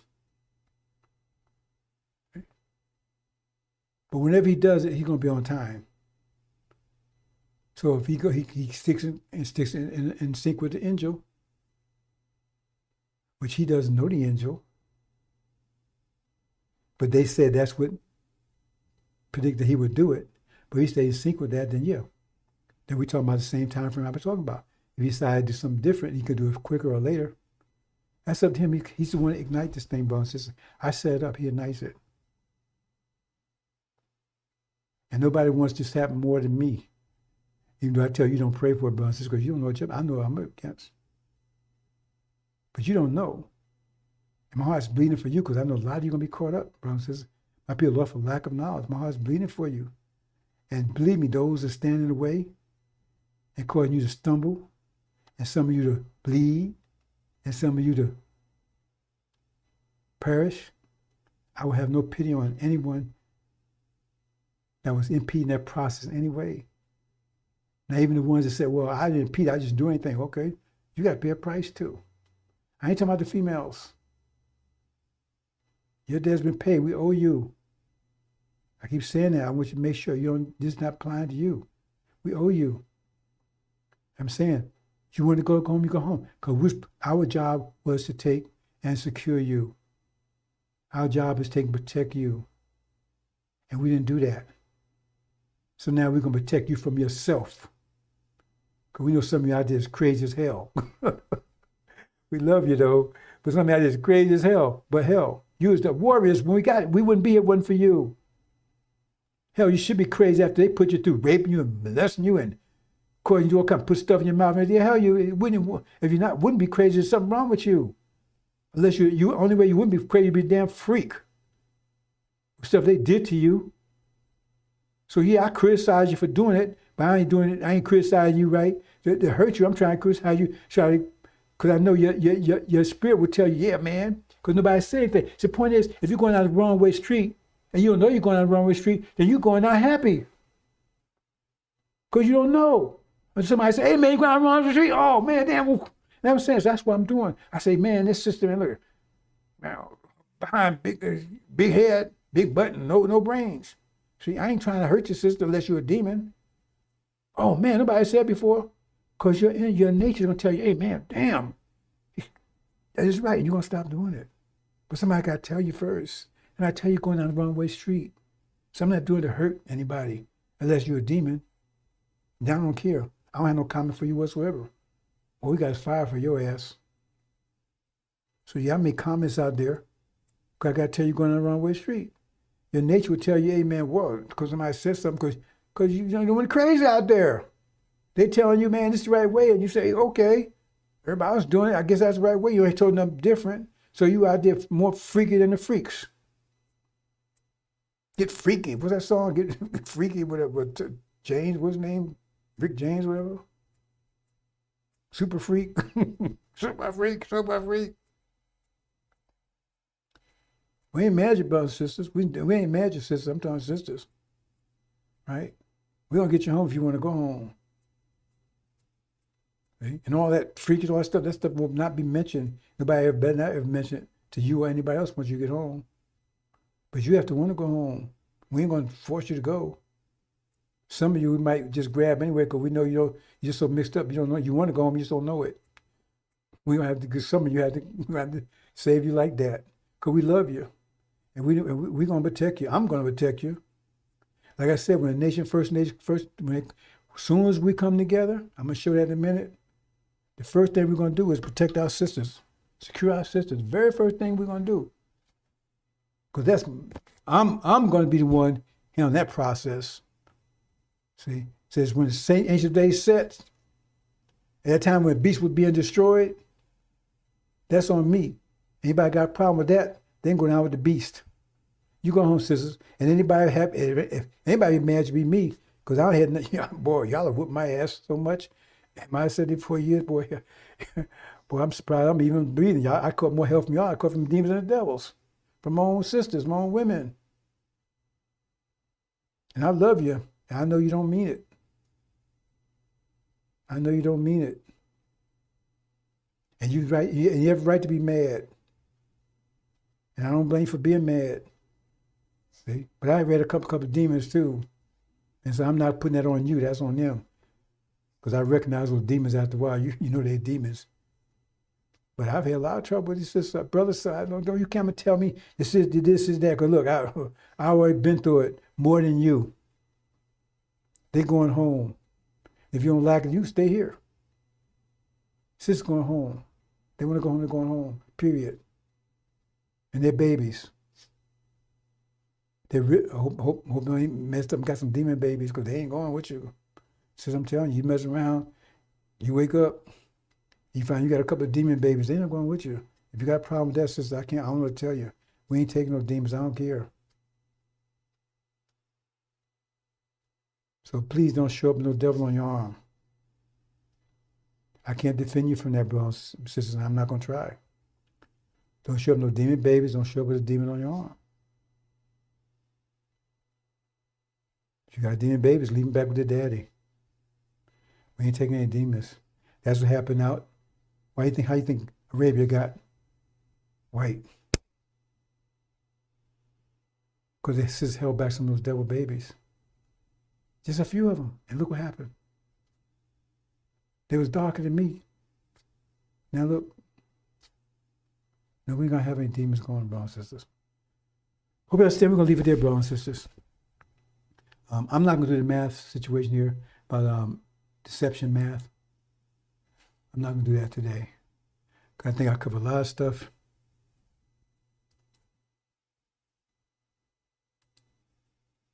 Right? Oh, let me say this.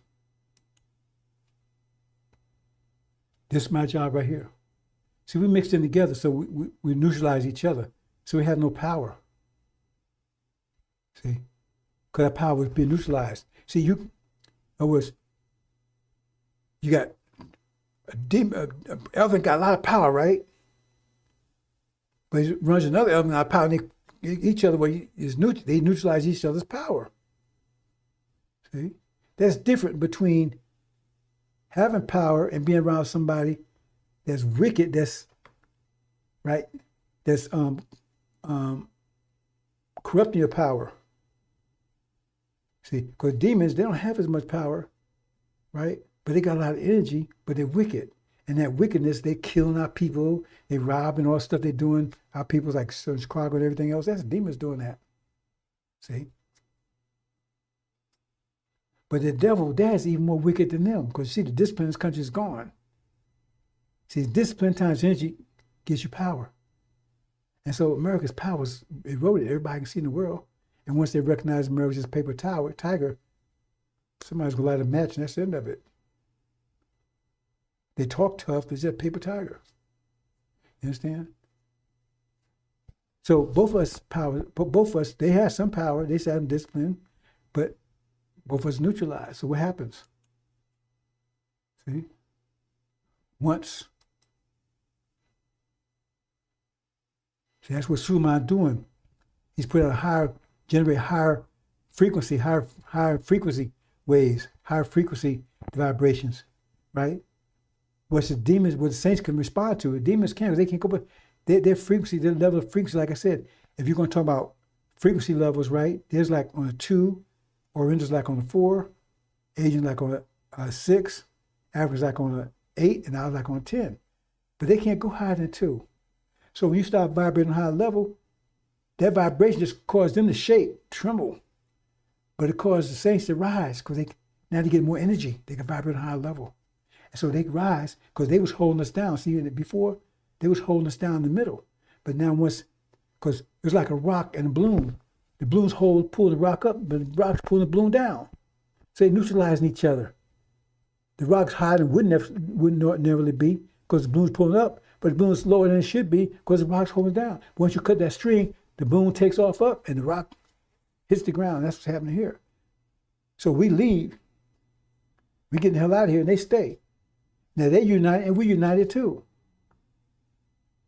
So they've been armed. That's the demon war we're going to talk about later. And they go to war. That's the demon war. Talking about the locust war. They go to war against the devil daddies. That says in Mark, where it says the demons were thrown in with the swine, and they got to fighting and went off the cliff together. That's also called Samson, where Samson was a demon. He took and put both of them down. That was his revenge. Anyway, that's the story, brothers and sisters. So that's my job to do this. And this was happening because by putting the angel was designed specifically for that. I vibrate on a higher level, right, to produce vibrations or frequencies higher than the devils can handle, that we could receive and respond to, the saints and the original people. So now that makes them rise, and demons can't go any higher. Hope you understand, brothers and sisters. I'm going to leave it right there. So, Assalamu alaikum, sisters and brothers. Welcome to the Injil Radio. Welcome to the Injil Radio. Welcome to the Injil Radio. Welcome to the Injil Radio.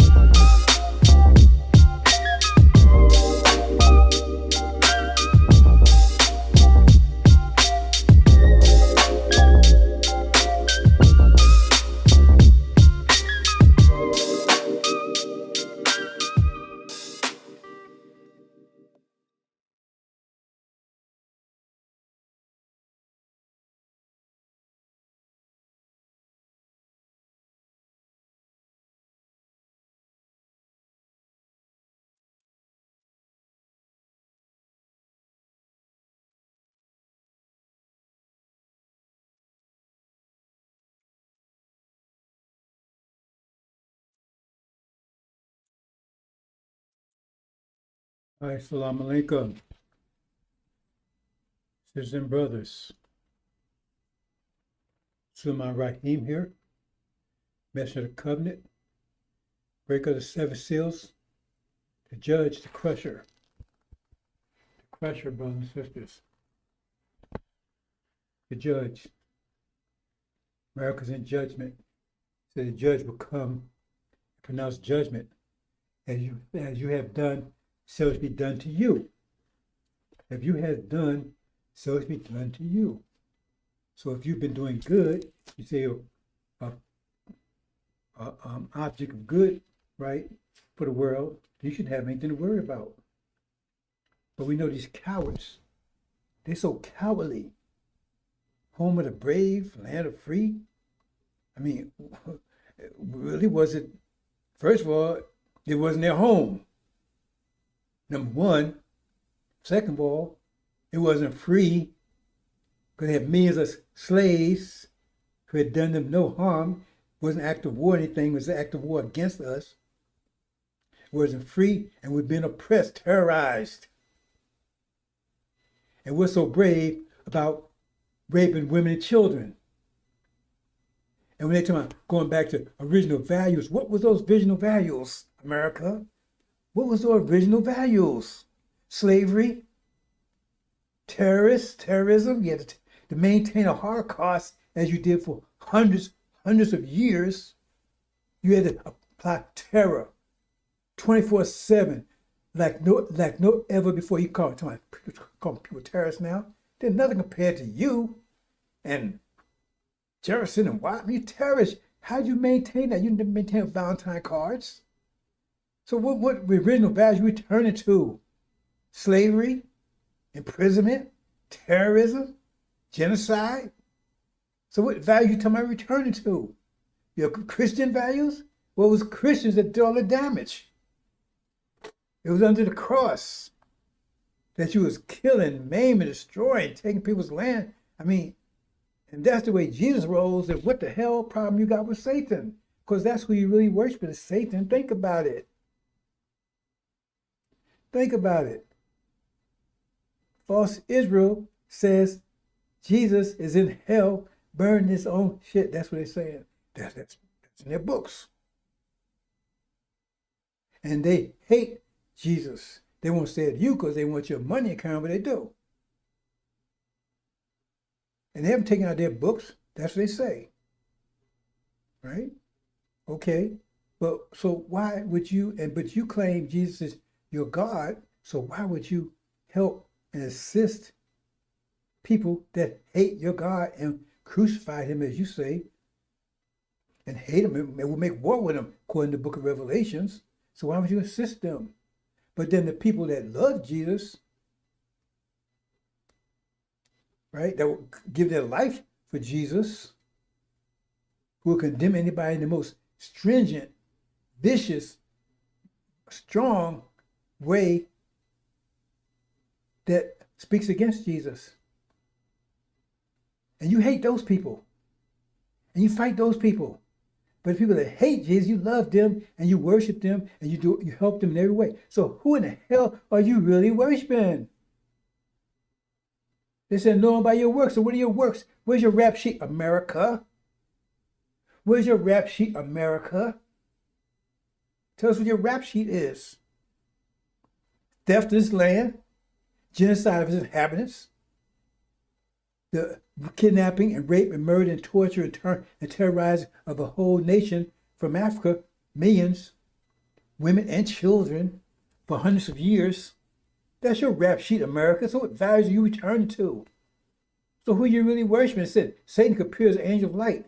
That's Satan, because that's the works you're doing. Because if you're going to say a righteous Jesus sanctioned those acts you've done, those works you've done, then you're a goddamn liar. Period. Jesus had no hand in any of that. That's Satan's works. That's Satan's works. Okay. So we know who you really worshiping. You ain't fooling. You fool a lot of people out there, but you're not fooling me. You're not fooling the judge. So as you have done, so it be done to you. So if you've done well, right? If you're a force for good in the world, then you shouldn't have anything to worry about. You don't have anything to worry about because you're going to reap what you sow, what you've sown. So what's your rap sheet, America? So brothers and sisters, it's been a break. I've had some very trying issues I had to deal with. Hopefully I'm back on course. And this is part 8, I believe, of my 14-point series, Countdown to Apocalypse. And this is the Levites. The Levites.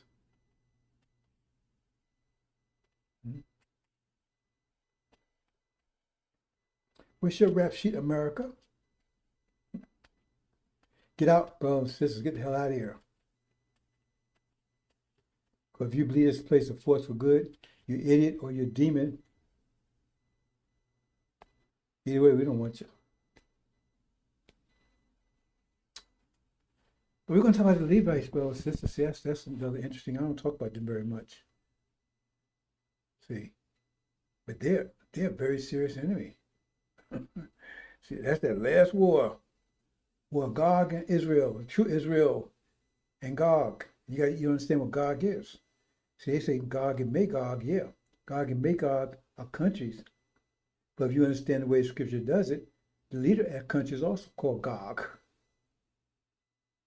The Gog, the leader of Gog. That's the way it works. See? So Gog is not Russia. It says Gog and Magog came out of the bottomless pit. But we see in chapter 11, the beast that came out of the bottomless pit attacked the witnesses. So if you say that witness that has already happened, that means that so-called millennium you tell us 1,000 years in the future, right, has already passed. That is European history. See, that's when it said to go out and deceive the whole world. That's one of their deception, because they're the ones came out of the Dark Ages. It wasn't China. It wasn't France. I mean, it wasn't China. It wasn't India. It wasn't Native America. It wasn't Australia. But Aborigines. It was Europeans. They was in Dark Age for 1,000 years. Documented fact. Now you're trying to say, well, it was only 809 years. It was in the Dark Age. These call Dark Age, 1,000 year Dark Ages. Now they try to. Now the truth is out. They try, shave it off. Well, it was only 999.9 years. See? And they was locked down by a resurrected empire. Who is the resurrected empire? You can't make this up, brothers. Prophet Muhammad, he resurrected Islam. He didn't create it. He didn't start. He tried to make it. He started. No, he didn't.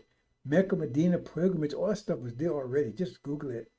That's Abrahamic's. He resurrected Abrahamic's Islamic empire.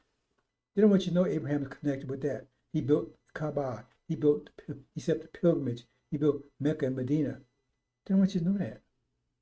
Because then you say, wait, how is that Abraham? He's right. He's next to God himself, right? And he's the one that founded Islam.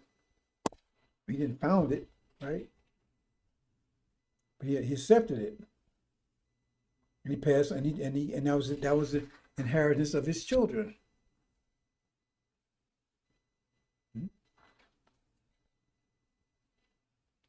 So that's what happened in chapter 20. You see, the Roman Empire fell and the rise of the Islamic Empire. This right there in chapter 20. It said it'd be 1,000 years. It said synagogue and Magog would break out. That's America and Britain. They covered the whole world. There'd be 2 world empires, 2 European world empires. There's only been 2 that you know about, America and Britain. Sun never sets on the British Empire. Ever heard that before? And down you talk about the ram. The second horn was bigger than the first one. The last one was bigger than the first one. America was a greater power, international power than Britain ever was. But both of them were world powers. That's European history. That's who Gog and Magog is. It says, in the end, they will attack the people, the very people that locked them in for 1,000 years. And that's where they are right now, the Middle East. And that's where it comes to their end. See, and the Master Muhammad is going to ignite that end. Let me say something about that. Let me get this very clear, brothers and sisters. Master Muhammad is not bound to the angel. He's a God. He's not bound to it. I'm not bound to it either. I mean, I know what's expected. I could change that. I didn't have to pick up the angel. I had to run with this. I didn't have to go and teach anything. Nobody stand over me and said, you had to do this. Right? I saw it. I saw a need my people needed done. Was nobody ever do it, so, right? I did it reluctantly because that's not me, but my people need me, so you have to stand up when your people need you. Because just on me, I mean, somebody, I'm misunderstand, but I'm alone out. I'm not comfortable dealing with people. Not that I care, I just rather be myself. Like Muhammad said, you have scientists like that just don't want to be deal with people. He said the 25th scientist kept hidden for 72 trillion years. He wasn't looking to be worshipped. He kept his identity hidden because he didn't want people worshiping him, bothering him, interfering with his life. And that's what would happen. You see, the Ancient of Days in Daniel, right? As soon as he get the kingdom, first he turn it over to Master Muhammad. He ain't looking to be worshipped. He looking to be praised. He looking to save his people, raise his people. That's all he want to do. He wants your money. He asked you for a dime. That's Farrakhan, them liars. Farrakhan, they said, oh, did you catch that Sunday? Two things I don't know if you caught. One, well, Farrakhan keep all the people. You know, that's a slap at me saying, we don't get rid of damn demons. He don't get, well, yeah, because he's a demon himself. Yeah, he wants the demons too. Right? And the other thing said, all before me were thieves and liars. Now, unpack that one. All before me were thieves and liars. See, you let this stuff fly right past you, brother and sister. You're supposed to be catching this stuff. Your mind's supposed to be so sharp that nothing can pass you anymore. Because before stuff just passing by you, I mean, before those that you study Injil, right? All this nonsense you know is nonsense now was right there before, and you just let it pass you. You didn't try to stop it. You didn't try to intervene. Traffic cop, you stay on the traffic cop, you tell everybody, just go. We're supposed to direct the traffic. That's what you produce your mind, right? You're able to take and decipher wavelengths, frequencies, separate them. See? That's what you're supposed to be able to do now. So he says, all before me thieves and liars. So let's unpack that. So if that's Elijah was talking, right? Then he's saying, because they could be talking about blanket everybody in the past, right? Because they were doing that, that means all the prophets and everybody was thieves and liars. They got to be talking about somebody just preceded them. Think about it. Because if it said Son of Man said, he said everybody before me, all that means the Prophet Muhammad and Jeremiah, everybody was thieves and liars. So he can't be taking that broader view. Or before me with three and lies, he said all. That means everybody. That means you couldn't trust anybody about anything. No, he got to be talking about all just preceded him. That's what he got to talk about. And we understand that. If you agree with that point, then it's easier for me to know who he's talking about. Because if that's Elijah's talking, then he's saying, Master Muhammad, that's preceded him. He wouldn't be saying that. Right? See? And if that's Farrakhan's talking, that means he's saying Elijah, and Elijah is a thief and a liar. Right? So, and he claimed that he's worshiped Elijah, and he's the one he's supposed to be teaching. So, right? But anyway, that's what he's been saying. You have to be the one just preceding him. But with Suleiman, right, he's saying it, right? He's been saying Farrakhan's a thief and a liar. Because in Exodus, you got what? The God comes, he talks, he raised Elijah. Elijah picks Farrakhan, right? Over God's objections. Read it carefully. He wasn't anointed. He picked him over Master Muhammad's objections. Master Muhammad objected. He said, no, man, I don't. He said that anchor with said, you don't need him. So he got over his objections. And then what did he do? In his absence, remember, Farrakhan do this. No. They said he did all this stuff in Elijah's absence. See, while Elijah was there, yeah, he was on board with Elijah. That's how he got in that position. While he was with Elijah, he was doing all these things with the rod and everything else. But in Elijah's absence, that's come the golden calf, Sunniism, that comes Scientology, that comes devils in the eye, devils ain't devils, and all that kind of stuff. Because he tried to turn hearts back to Egypt, because he's demon. So he's a thief and liar. See, because that's what I'm saying. All before me was these, all these people after Elijah, before me, all these live been saying it. So unpack it. Now come up with some other kind of translation that makes sense. They're all thieves and liars, every one of them.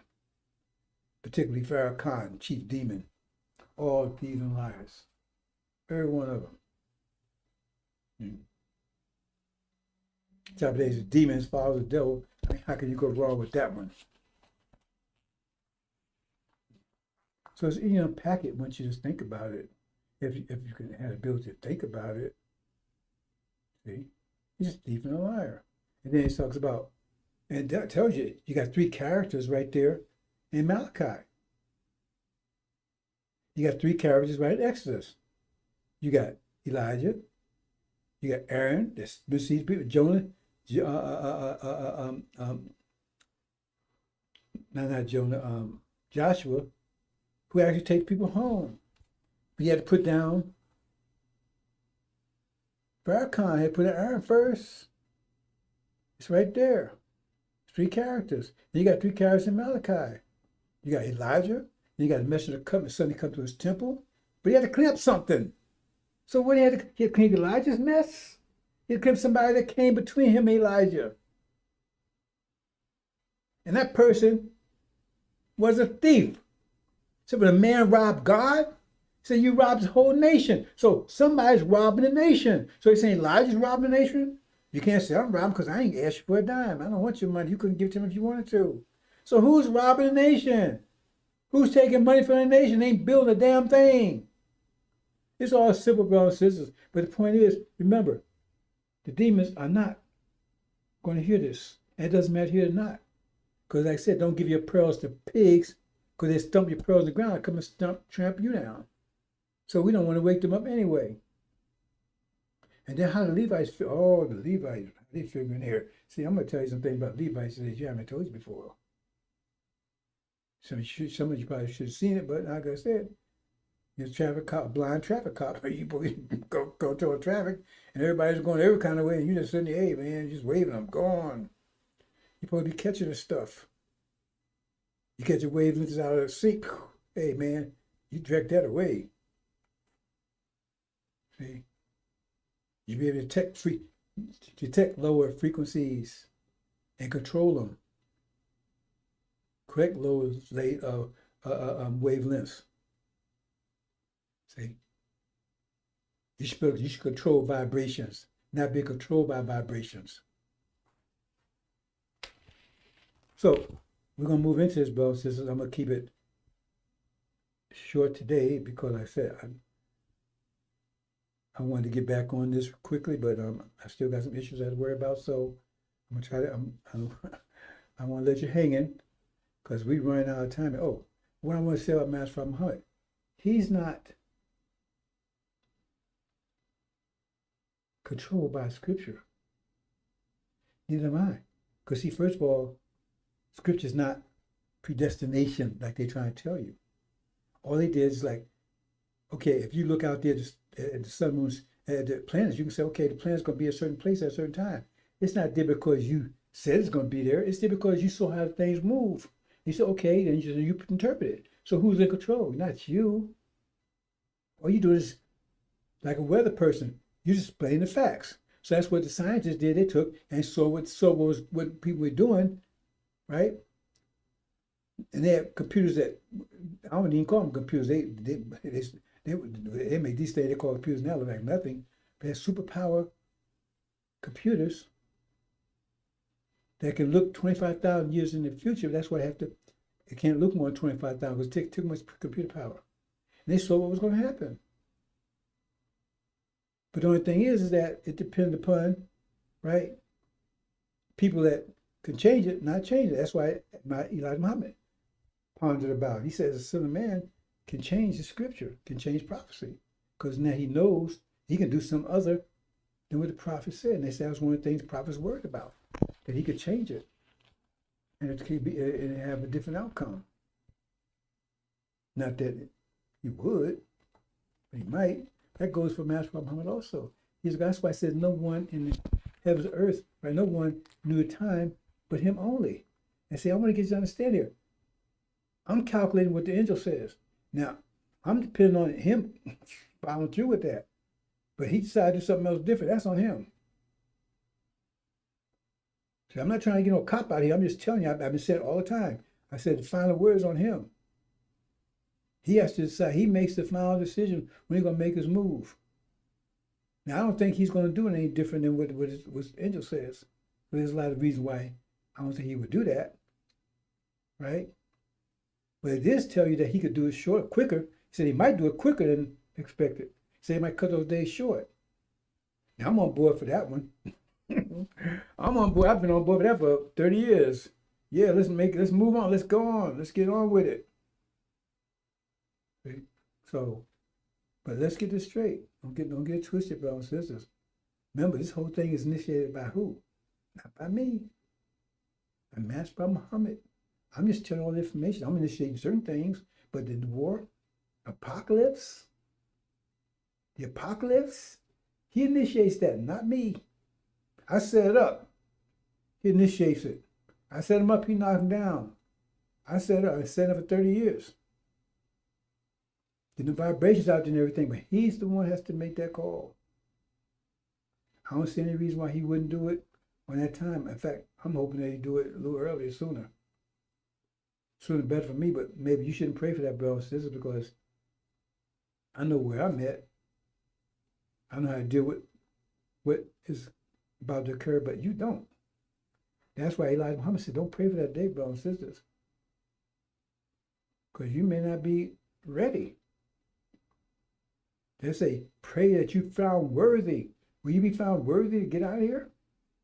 I already gave sisters, I gave them a big spot. Right? And sisters, look, I got you. This ain't even for you. You want to go home, you're going home. But your brothers, are you going to be found worthy or you will come up short? You come short. Okay? How you know you come short? Because our people are lost for lack of knowledge. So is that something you have anything? Is it blowing your hands because of that at all? At a little bit? Did you put all in? Think about it, brothers and sisters. You be found worthy?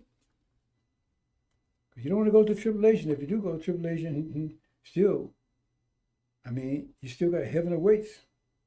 Assume that you get straight through the tribulation. So they wash their robes in the blood of the Lamb. Because Suleiman is not playing, neither is Master Muhammad. They're going to build a perfect kingdom, because only a perfect kingdom will last forever. A kingdom that got flaws in it is not going to last forever. America, lots of flaws, start with a big flaw. So you got to be found worthy. Like I said, this book, Angel, it was sealed so tight. It says only one person was found worthy. And what that mean? That means, was they willing to put all in their life, their family, everything. But that's what it costs to get this book unsealed and get it to you. So only one person was found worthy, because nobody's ever made that commitment. I know I'm on track because everything's happened right on time. That's how I know I'm on track. So I have nothing to worry about. But are you on track? Are you giving 99.9%? You giving 99.99999%? Think about it. If you miss a plane by 0.000000001 seconds, you still missed it. You still missed it. Think about it. Let's move on, brothers and sisters.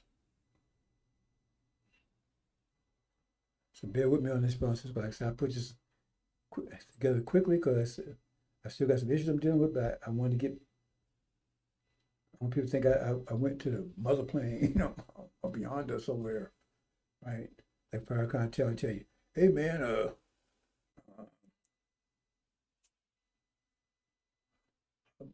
Master Robin is speaking to me. What a liar. I mean, it's easy to make that, it's easy to tell that lie, and easy to deal with the consequences of it, though. I can get up and say, Master Robin, no, look, let me make something straight. I ain't never talked to Master Robin, not ever in my life. I never met the man. My faith that he will do what he does It's just like your faith is that made mine is 100%. Mine to me is a fact. But I have to say faith, right? Because it's not actual fact. I mean, I haven't talked to him. He hasn't talked to me. I called out to him once in my entire life when I was extremely sick. And I got an answer, right? And I'm still here, so I never talked to him, never met him, never seen him. He don't talk through me. He don't check in with me.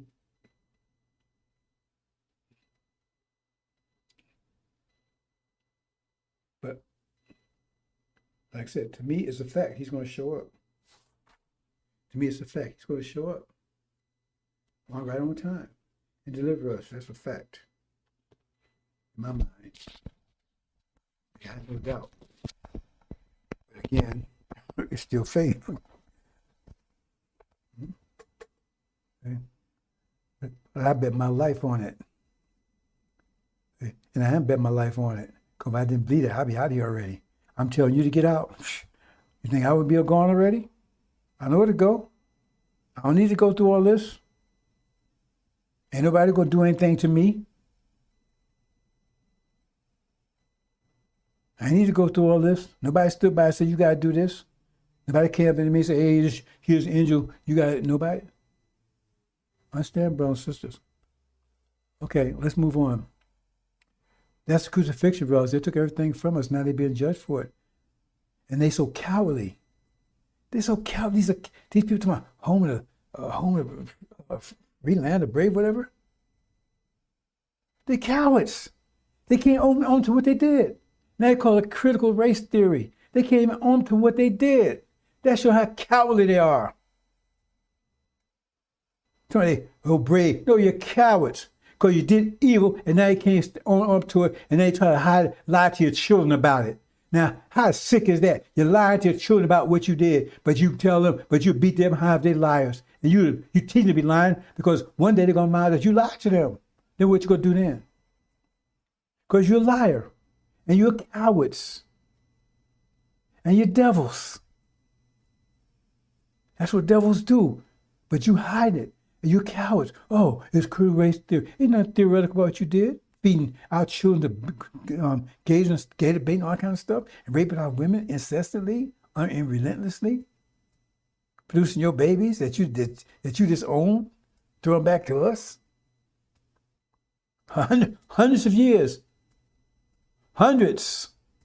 Generations.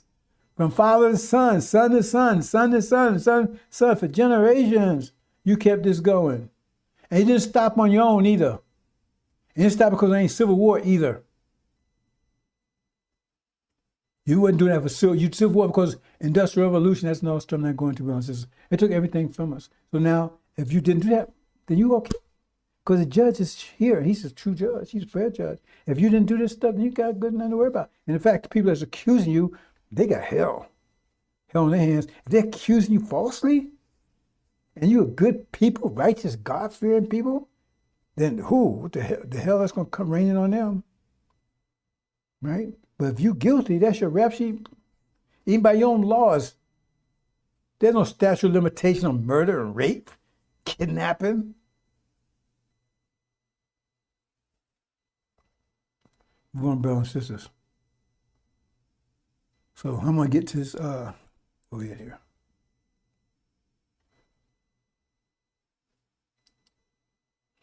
Okay, Levites. See, I never talk about Levites too much, because I'm kind of ambivalent. Well, that may be not stronger that word. Levites. Because Elijah's Levite. Read the scripture, he's Levite. And the last war would be with the Levites. But you got Levites of mixed mind. They have mixed minds, see? See? And some of them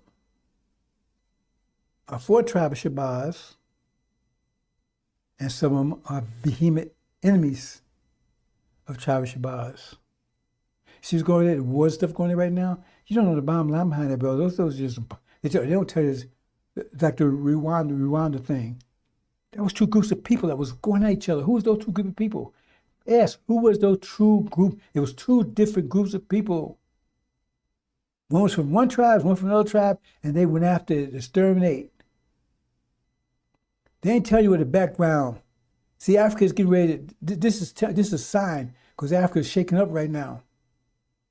See? Because it's about, I told you it's going to split into two parts. They have mixed minds. Now, something I'm going to cut to the chase right here, right? What you got over in Islam, right? You got two things going over there. Now, remember, they can rise above the wavelength. The Levites can rise above the wavelength vibration of this world, of the devils. The demons can't.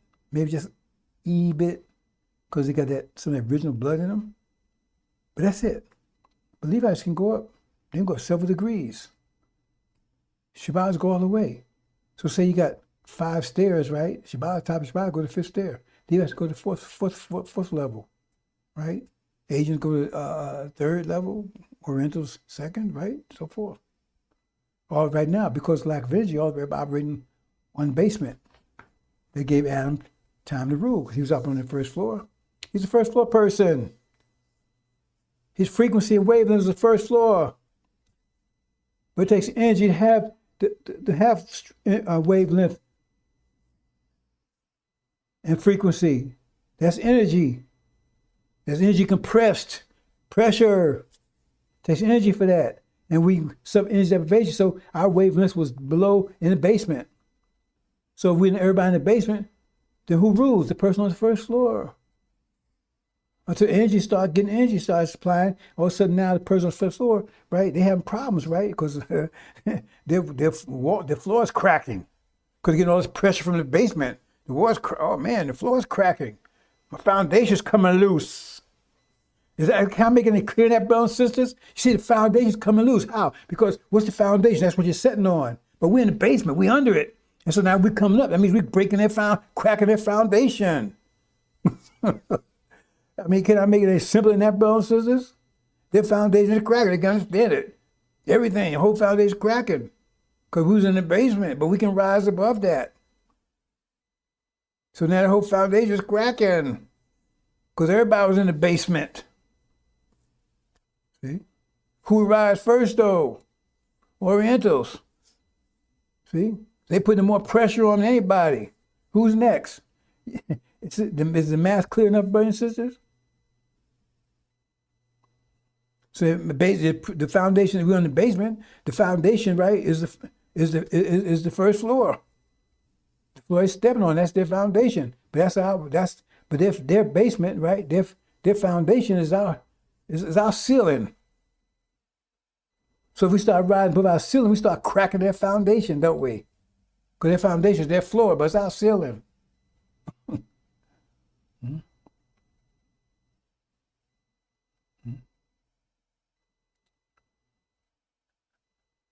So the Levites put more pressure than we are. Physical pressure, I'm not talking about mental pressure. Because that's what Suleiman, he's working in the physical atmosphere. That's what he's, right? Because they ain't got that yet, but they still got a lot of energy though. And most, you see, in Africa, most energy is not used for this, it's used for this. Strength. But they start using for this, oh, watch out. And that's where our people are too, right?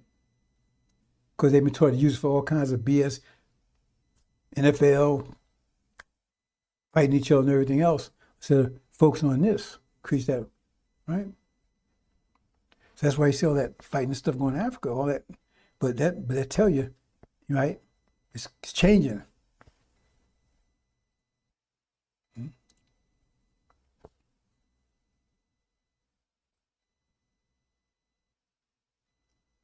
So the Levites, well, you know, Ishmael, right? He's a Levite. Is that ringing any bells? Did you think about that before? He's a Levite.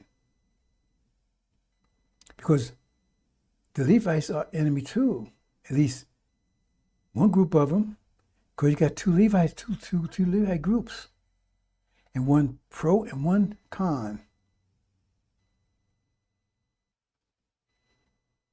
And con, that's the one they talk about, the bear in the book of Daniel. They pluck up 3 horns by the roots. They're talking about Africa there.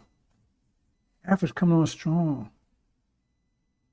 Africa's going to defeat, so you can't see it now, but they're going to defeat all other nations.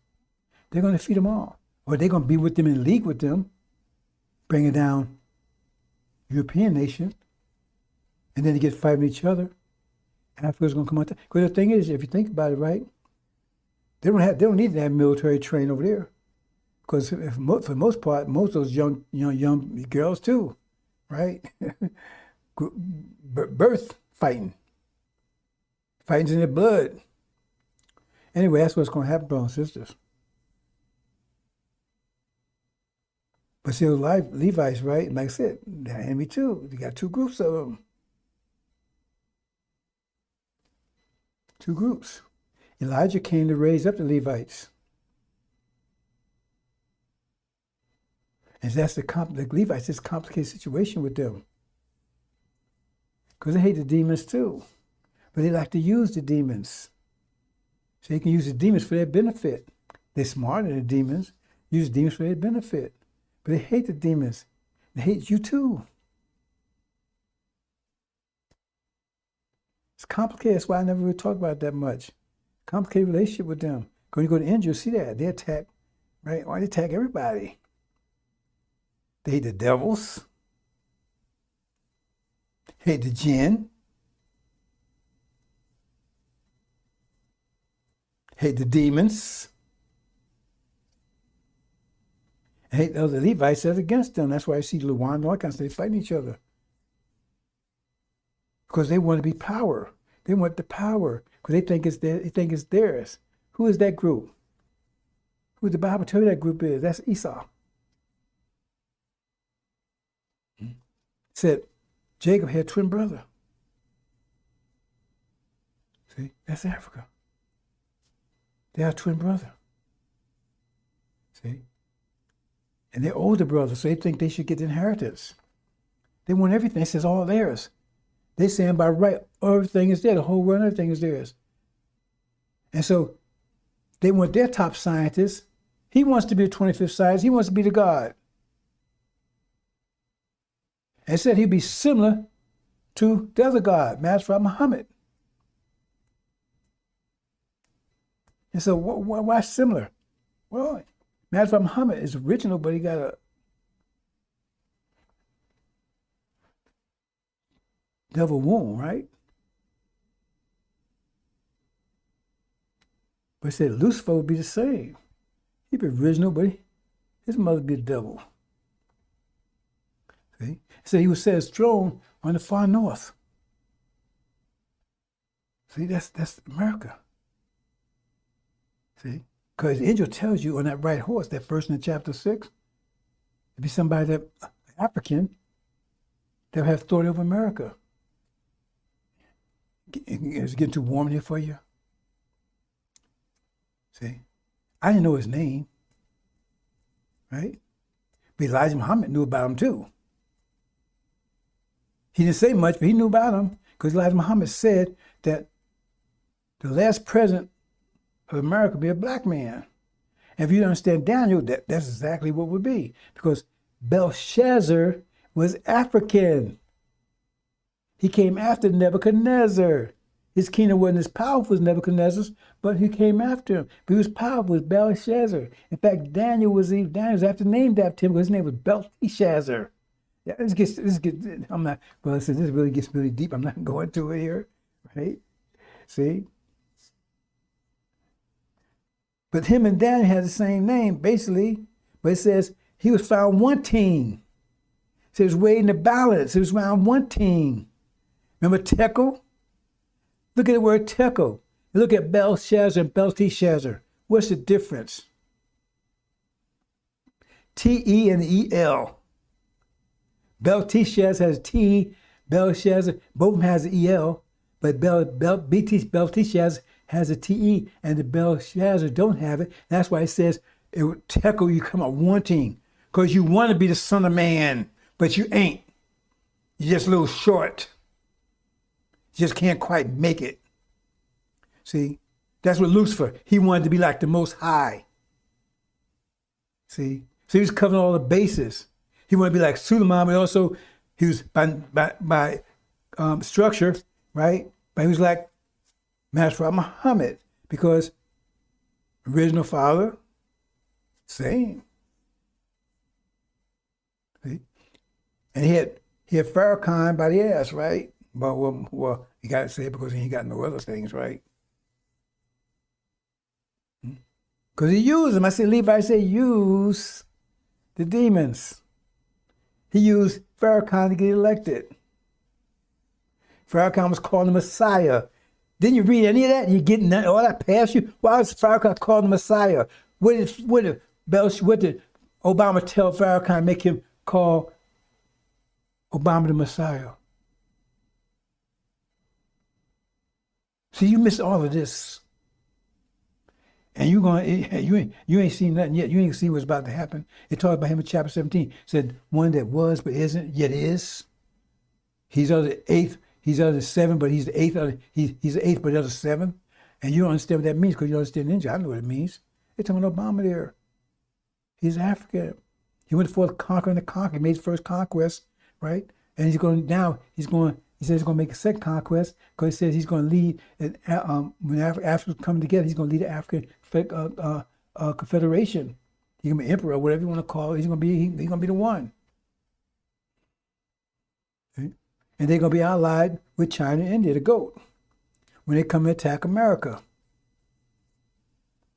And after he used them, because remember, he's a god too. Lucifer's a god. He's thinking we're ahead. So he's going to use them to take his enemies down. Then once he takes the enemies down, then he's going to take them down.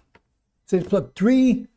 Oh, by the way, who's the three? The two horns, that's America, Britain, and the other horn, right? That's the GOAT. That's three horns right there. He plucked them all up. He got rid of all three of them. First he used the ram, he used the goat to get rid of the ram, and then he got rid of the goat. And then he ran to that stone, the lion. They'll crush all, and then he ran in, that's where the guy's ass tore up. Stumped into the ground, finished. But that would be the last one. It would be something. It says that 6 months they buried the dead. See? Because Esau says that it belongs to him. And by right of inheritance, he would be the one. But he gave up it. He was hungry, and he was things. He said he didn't care about his inheritance. Just give me a bowl of soup. And God frowned on that. Said, that's all your inheritance worth to you? Here, Jacob lying and everything. I said, hey, no, I'm sure. But Jacob, man, I mean, it means he'll do anything to get it, and you won't do anything to keep it. That's the bottom line there. So God respected that. So then he placed the blessing on Jacob. And so Lucifer was mad. Esther was mad. Esau is mad. That's why he's the worst enemy. He's going to be the worst enemy we ever had. Because once he gets full power, that's going to be our last war, the war of the latter days. That's going to be a war of wars. Farrakhan talking about Armageddon can't be nothing compared to that war. See? Brother against brother. Two gods going at it. With everything. Totally motivated. They won't be like the devils. It said they're not even going to fight. This says when Armageddon, the Farrakhan Armageddon, so they're not even going to fight. They're going to run. They're going to be hiding. See, land of free home. No, they're cowards. I carry they cowards. They only beat on people, they bullies. They only jump on people that can't defend themselves. They kind of the so-called Americans, they have bow and arrows. They got guns, right? So how you know who's going to win that match? Like the Hulk against Spider-Man. Right? You know who's going to win that match, right? So they're going to, but they're going to fight. They're not going to back down. You got two guys going for it. That's an older brother. And I'm very, like I said, they got two minds, so I don't trust them.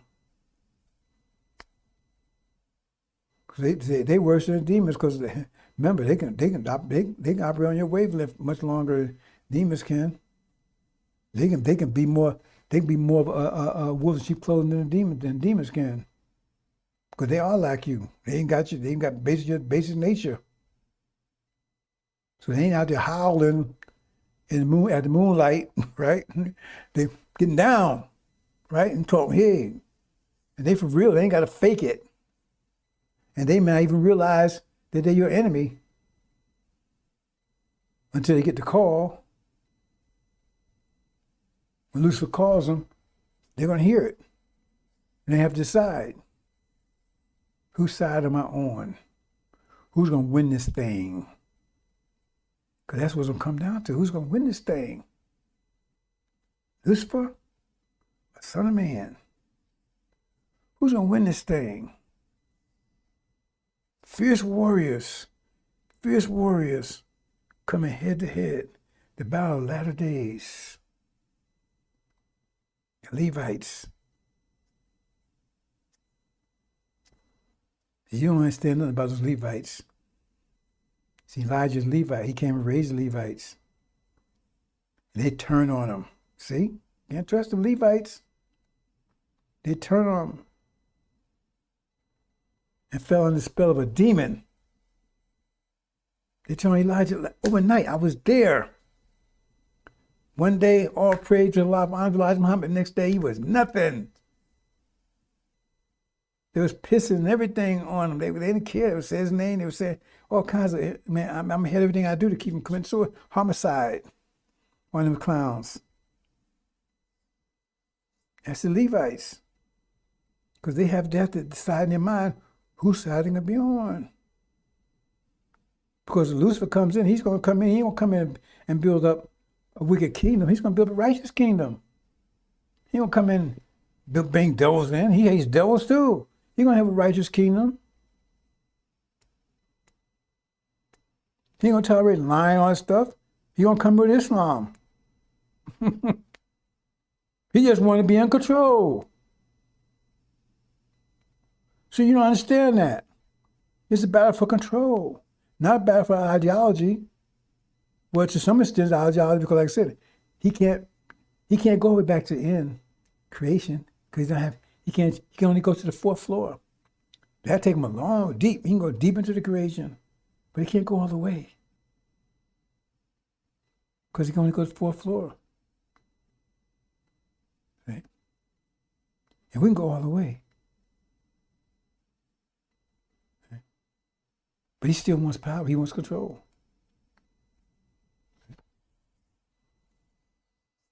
He's coming to see, you know, the thing is, they say, what, India is like the most populous nation in the world right now?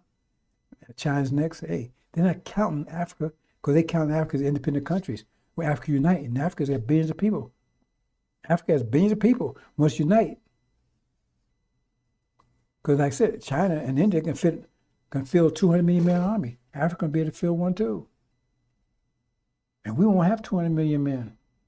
We have us and we have the Shia.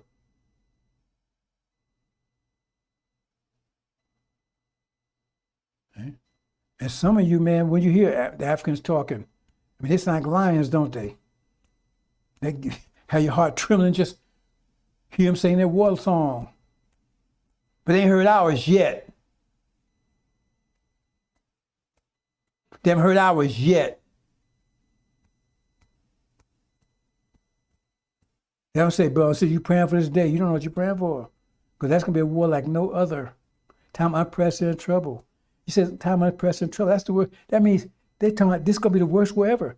Greater than which happened that war, the moon god.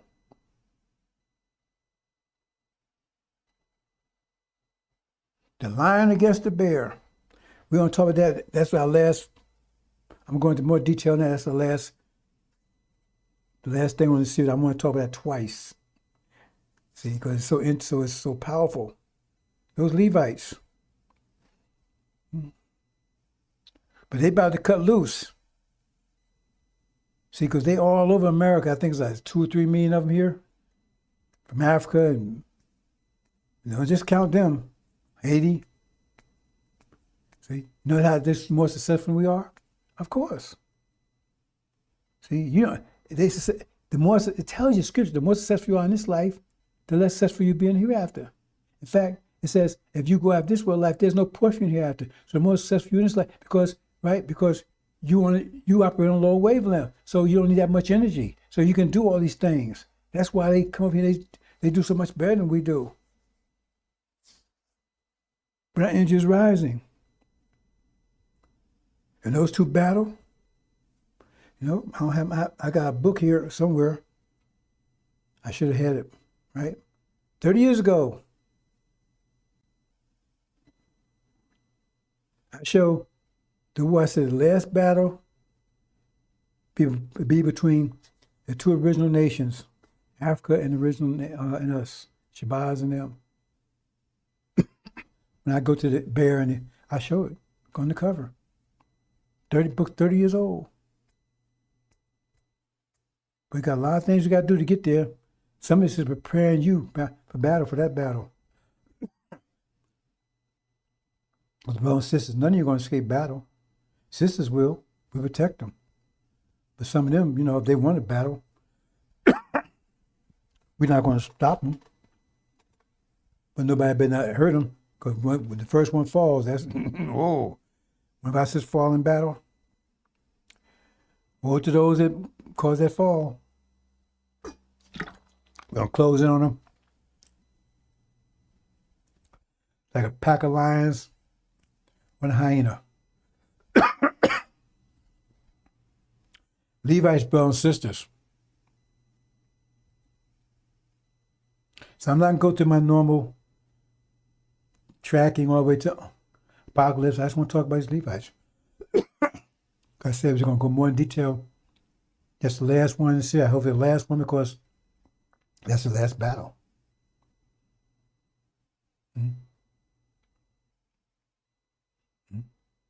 As for Muhammad, he has a special place in heart for the Levites. He raised Elijah. I don't. I never hit it. Jonah didn't. Read about Jonah. Jonah didn't. He don't have nothing to do with him. Okay? Because you don't trust him. You don't trust him.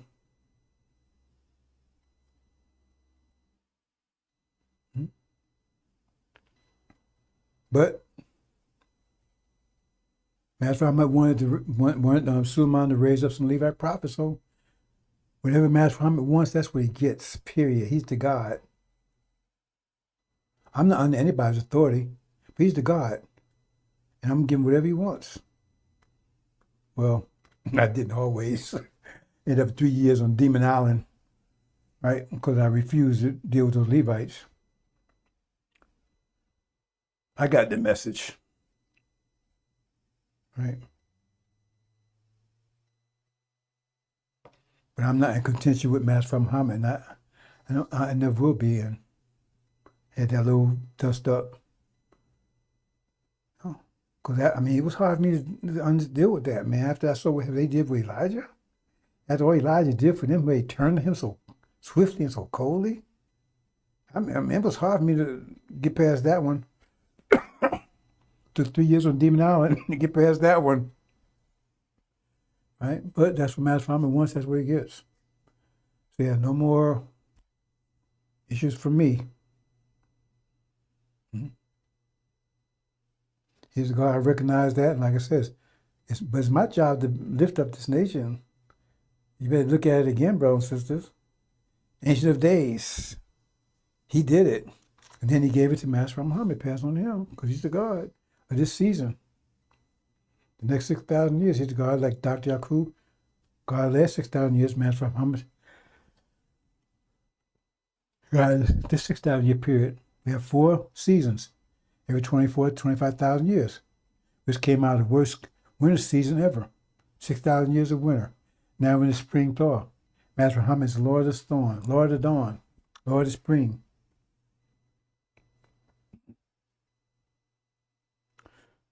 Says that Suleiman, he cast down the thrones, cast down demons, bring all the people together, bring nation, raise his nation, give the Master Muhammad. That's my job. That's what I'm going to do. That's what I'm doing. I'm doing it 30-some years. Well, he ain't got no followers.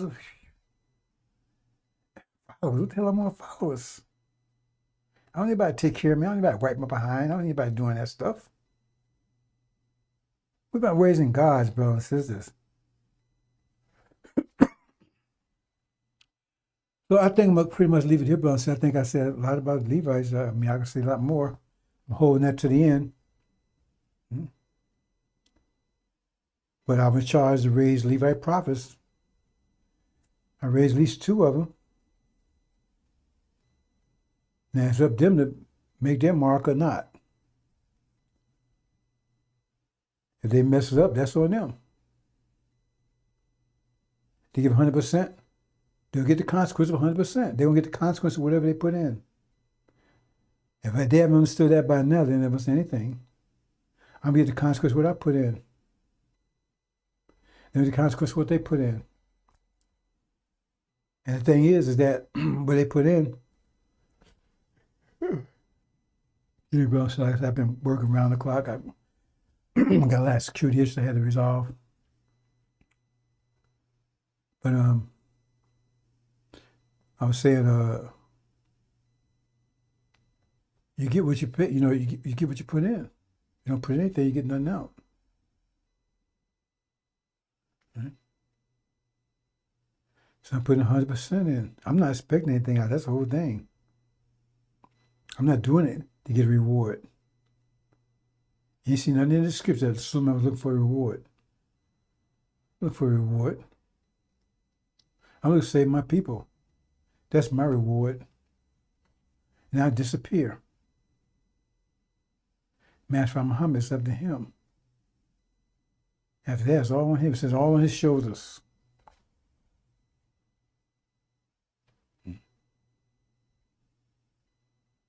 If you put 100%, you don't get 100% back. If you put 9%, you get 9% back. It's just, brothers and sisters. So what about the sisters, man? Well, what about the sisters? They're getting justice too. You don't understand it. Right? I don't understand it 100% either, because like I said, I'm not a female. I don't understand females. I understand the situation they're in. And so they're getting justice because we were supposed to protect them and we didn't. So the consequence of that is now, when in time of trouble, then it's our job to protect them, to make up for what we did. So we owe that to them. That's why I'm giving all and all to them, because we owe it to them. Because when they were protected, we didn't. They didn't have to come here. That was the agreement they made with Dr. Shabazz. We knew it was going to Dr. Shabazz explained to everybody what was going through. Everybody was on board with it. Some of the Levites were on board with it too. Those the ones that said, we want to go along with that process too. Because we want to come out gods, we want to come out diamonds too. And other Levites didn't like it. Belshazzar didn't like it. Because we were settling their land on the west coast of Africa. That was us sitting there. But we was exposed to the devils when they showed up. That's why they got us, because we was on the west coast of Africa. That's where they came to. Who was protecting Africa, right? Our other brother, Ishmael. They had control of the north coast of Africa, and they let the devils in to get us. See? And then the Levites, they turned us in. They helped. They betrayed us. So we got betrayed on both ends. Betrayed by everybody, brothers and sisters. Said Master Muhammad. See? And the Shia, they're going to go along with him. So whatever issue they have, that's going to disappear. It's like that. Because they are brothers. But they have to be given thorough knowledge themselves also. And when Master Muhammad appeared to them, if he hasn't already, they're going to be right on board with him 100%.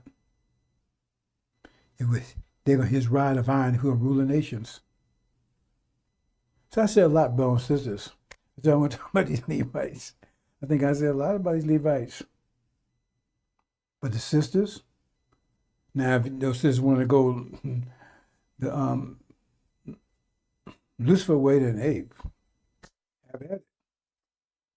But they want to go, that's Shabazz sisters or Levite sisters. They went through hell, right?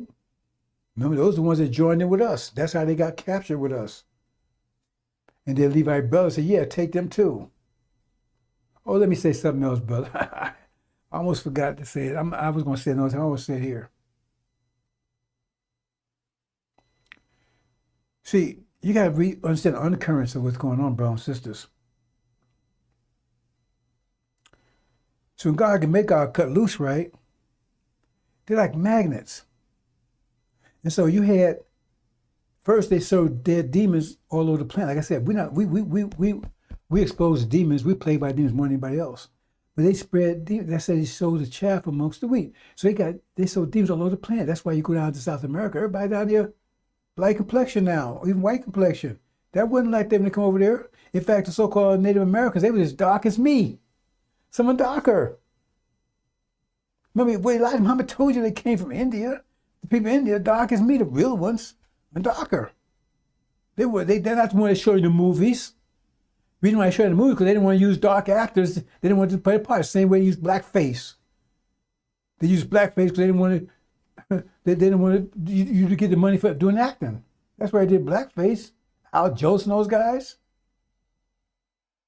You know, the thing is, I don't know if you heard Charlie Chan movies. But Charlie Chan was a white guy. They didn't want to put a Chinese person to play the part. They didn't want to pay him. So they got a white guy, made him talk Chinese, talk like a Chinese. See? They want to do the same thing. Bruce Lee said wasn't having it. See? So the thing is that you had two situations. You had the demons, they spread all over the place, and then you also got the malcontents that were weak on lower frequency, but they was under control of the ones on higher frequency, the righteous one. And so what happened, they'll be susceptible to the devil and their ideology. And that's what's happened, because it's caused division among all the nations. Division among all the nations. In China, in all the places. You got this division. You got this demon division, and you got this division because of malcontents. Two types of division you got going there. Because the malcontents, they want democracy, they want capital, they want to be like, and demons want that too. So you got two groups there. The demons are more prevalent, but you got the other ones. And so what happened is, when this war breaks out, you're going to get revenge and vengeance like you could never imagine. I told you it's going to be time I'm pressing trouble. Because, take Taiwan, for instance. Malcontent. See, but they went with, because they thought, hey man, America can protect us. Now when America can protect them, well, how do you think what's going to happen? Vengeance is going to be on those folks like you can imagine. Same thing in India. Same thing in Africa. They're all over the place. Vengeance. Because now they have long belongs America's protection. That's another phase I never talk about too much, brothers and sisters. The vengeance is going to be, I said it's going to be a time of unprecedented trouble. The vengeance is going to be like, you can't imagine. Just like the same thing going over the Middle East. Right? You got that separation over there. The vengeance is going to be unimaginable. I'm trying to get you prepared for what's about to happen, brothers and sisters. It's not going to be a cakewalk. And it's going to happen so fast, if you ain't up on board with it, you're going to be locked. You're going to turn here so fast like ping pong, you're going to break your neck. Trying to keep up with what's going on. And there's a lot more I'm not even telling you, brothers and sisters, because like I said, I can be talking for hours and hours and hours. I'm telling a lot of stuff today I never mentioned before. Vengeance. These countries are going to take vengeance on those people that went along with the devil's idea. One of this capitalism might take vengeance on them, a terrible vengeance. A terrible vengeance. They'll leave it exposed. You see what happened to Afghanistan, right? That's just a little sample. They went after all those people that sided with America. But everybody see America's gone. They couldn't beat sheep herders over in Vietnam. They couldn't beat sheep herders in Afghans, couldn't be rice farmers over in Vietnam. Everybody sees that. Their power's gone. That's why they're losing discipline. Discipline is takes discipline to turn engine of power. But they lost discipline. They're losing discipline. Discipline's going down the drain so fast. They don't know who they are. Everybody's anybody they want to be. You can't tell what's male or female. Discipline's gone. That shows they have their power. You can check. That's why you see Sodom and Gomorrah, it was gone. Because that's how measure of power people have, amount of discipline they have. I mean, that should be very simple if you understand it. More discipline you have, more powerful you are. But your discipline is gone. And so therefore the right be taken. But see, all the people was drawn to them, like, hey man, America protect us, now America can protect anymore. And so it happened in Afghanistan. It should happen in Vietnam too. It should happen in China. They kill all, man, I'm not justifying, but I'm just saying, I'm just telling you the mathematics of it. Terrible, terrible vengeance. It says the days of vengeance. You think it was talking about vengeance, what they did to us? Because it says the days of vengeance all over the world. If you're siding with these devils, you're in trouble. It won't be no easy thing like, oh man, just firing squads. I'm gonna leave it there, brothers and sisters. Hope you understand. Hope you understand, brothers and sisters. Yeah, I'm gonna leave it there, brothers and sisters. I talk a lot about Levites, right? Okay. Well, let me say one last thing here, right? When the war breaks out, famine hitting the land here, and famine's gonna come in like a tornado, instant earthquake overnight, like that. And the demons and the devils, they're gonna be, see, because most of the demons and devils, they're out in the suburbs. Most of the Shashbah, unless they're crazy, out there in the suburbs. Unless they're crazy, they're in the inner cities. There's demons in the cities too. Not the main Levites, but they're mostly out in the suburbs. Remember, they're on higher frequency, they can deal, right? They're more successful than everything else. So what I'm saying is that when famine comes in, the demons and the devil's going to conspire to eat the Levites. And they're going to be eating them, inviting them over. Hey man, we got food over here. They go in, and they end up being the food. Or some people disappear. It's going to take one of the Levite prophets to get them to see what's going on, and then they go into attack. They go unite. You have united Levite army here, a united demon army here. See, I always talk about the demon war. I didn't talk about the Levite war. See? Because the demon war, they're going to end when the goat comes in. 5 months, they're going to be destroyed, wiped out. All 17 million. Farrakhan be a religious guy, but there'd be someone else to lead them, somebody like Martin Luther King on steroids. But Levite army, they still be fighting. See? And Lucifer is going to be with goat. So they're going to look at him as a savior. He is going to be a savior because they're going to join with him. They're going to be part of the army. Didn't know that one, did you? See, they'll still be fighting. The demon's going to be wiped out. Levites still be fighting. They'll still be fighting. The demons wiped out, all 17 million of them. And eaten. The Levites, they be united and they be fighting. Because when demons see demons, they think the Levites, they think Obama's, no, Farrakhan. When they see the goat coming, they think and Obama's with them, with his army. Oh man, we finally gonna get some help. They ain't gonna help. They ain't coming. They want you destroyed too. They gonna put a siege on their ass too, but you're gonna be gone. You ain't gonna get no help from them. But Levites, they're gonna raise up their heads and say, oh man, here come our king. He's gonna rescue us, and he is. They're gonna use him to finish wrecking this place. And then they leave out here when Lucifer leaves as part of his army. I tell you enough about Levi's brothers and sisters.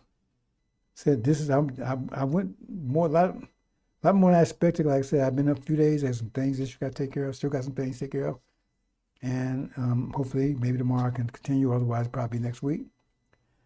So I gave you a little special today. I was gonna hold this off until we got to the bear and the lion. Right? So I jumped ahead and gave you a little special. That should hold you for a couple of days. Right? Okay. But again, like I said, those Levites that's holding on with tribe Shabazz, they went through it. Some of them are gonna hold on to the bitter end. But some of them, right? You know who Judas was? A Levite. Judas was a Levite. Assalamu alaikum.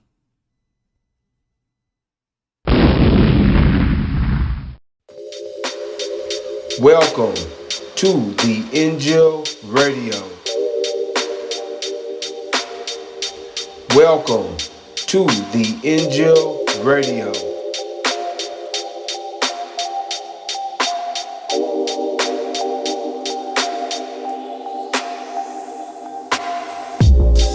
Welcome to the Injil Radio.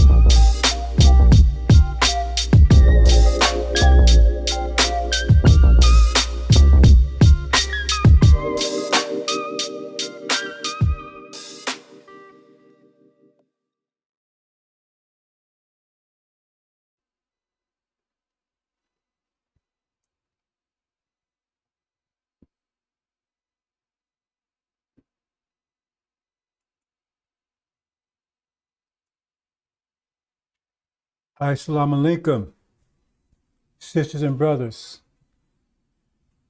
Sisters and brothers, Sulaiman Rahim here, Messenger of the Covenant, breaker of 7 seals, the judge, the crusher, Sulaiman.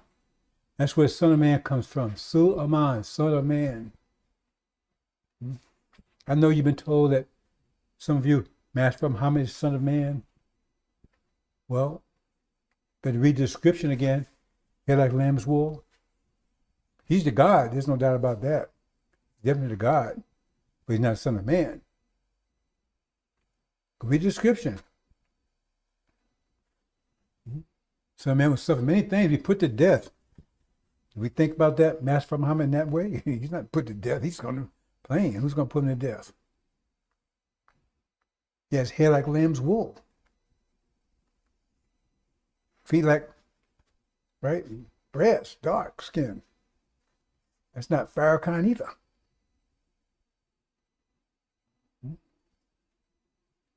Master Muhammad is Michael. He's the God. He's the God of this age.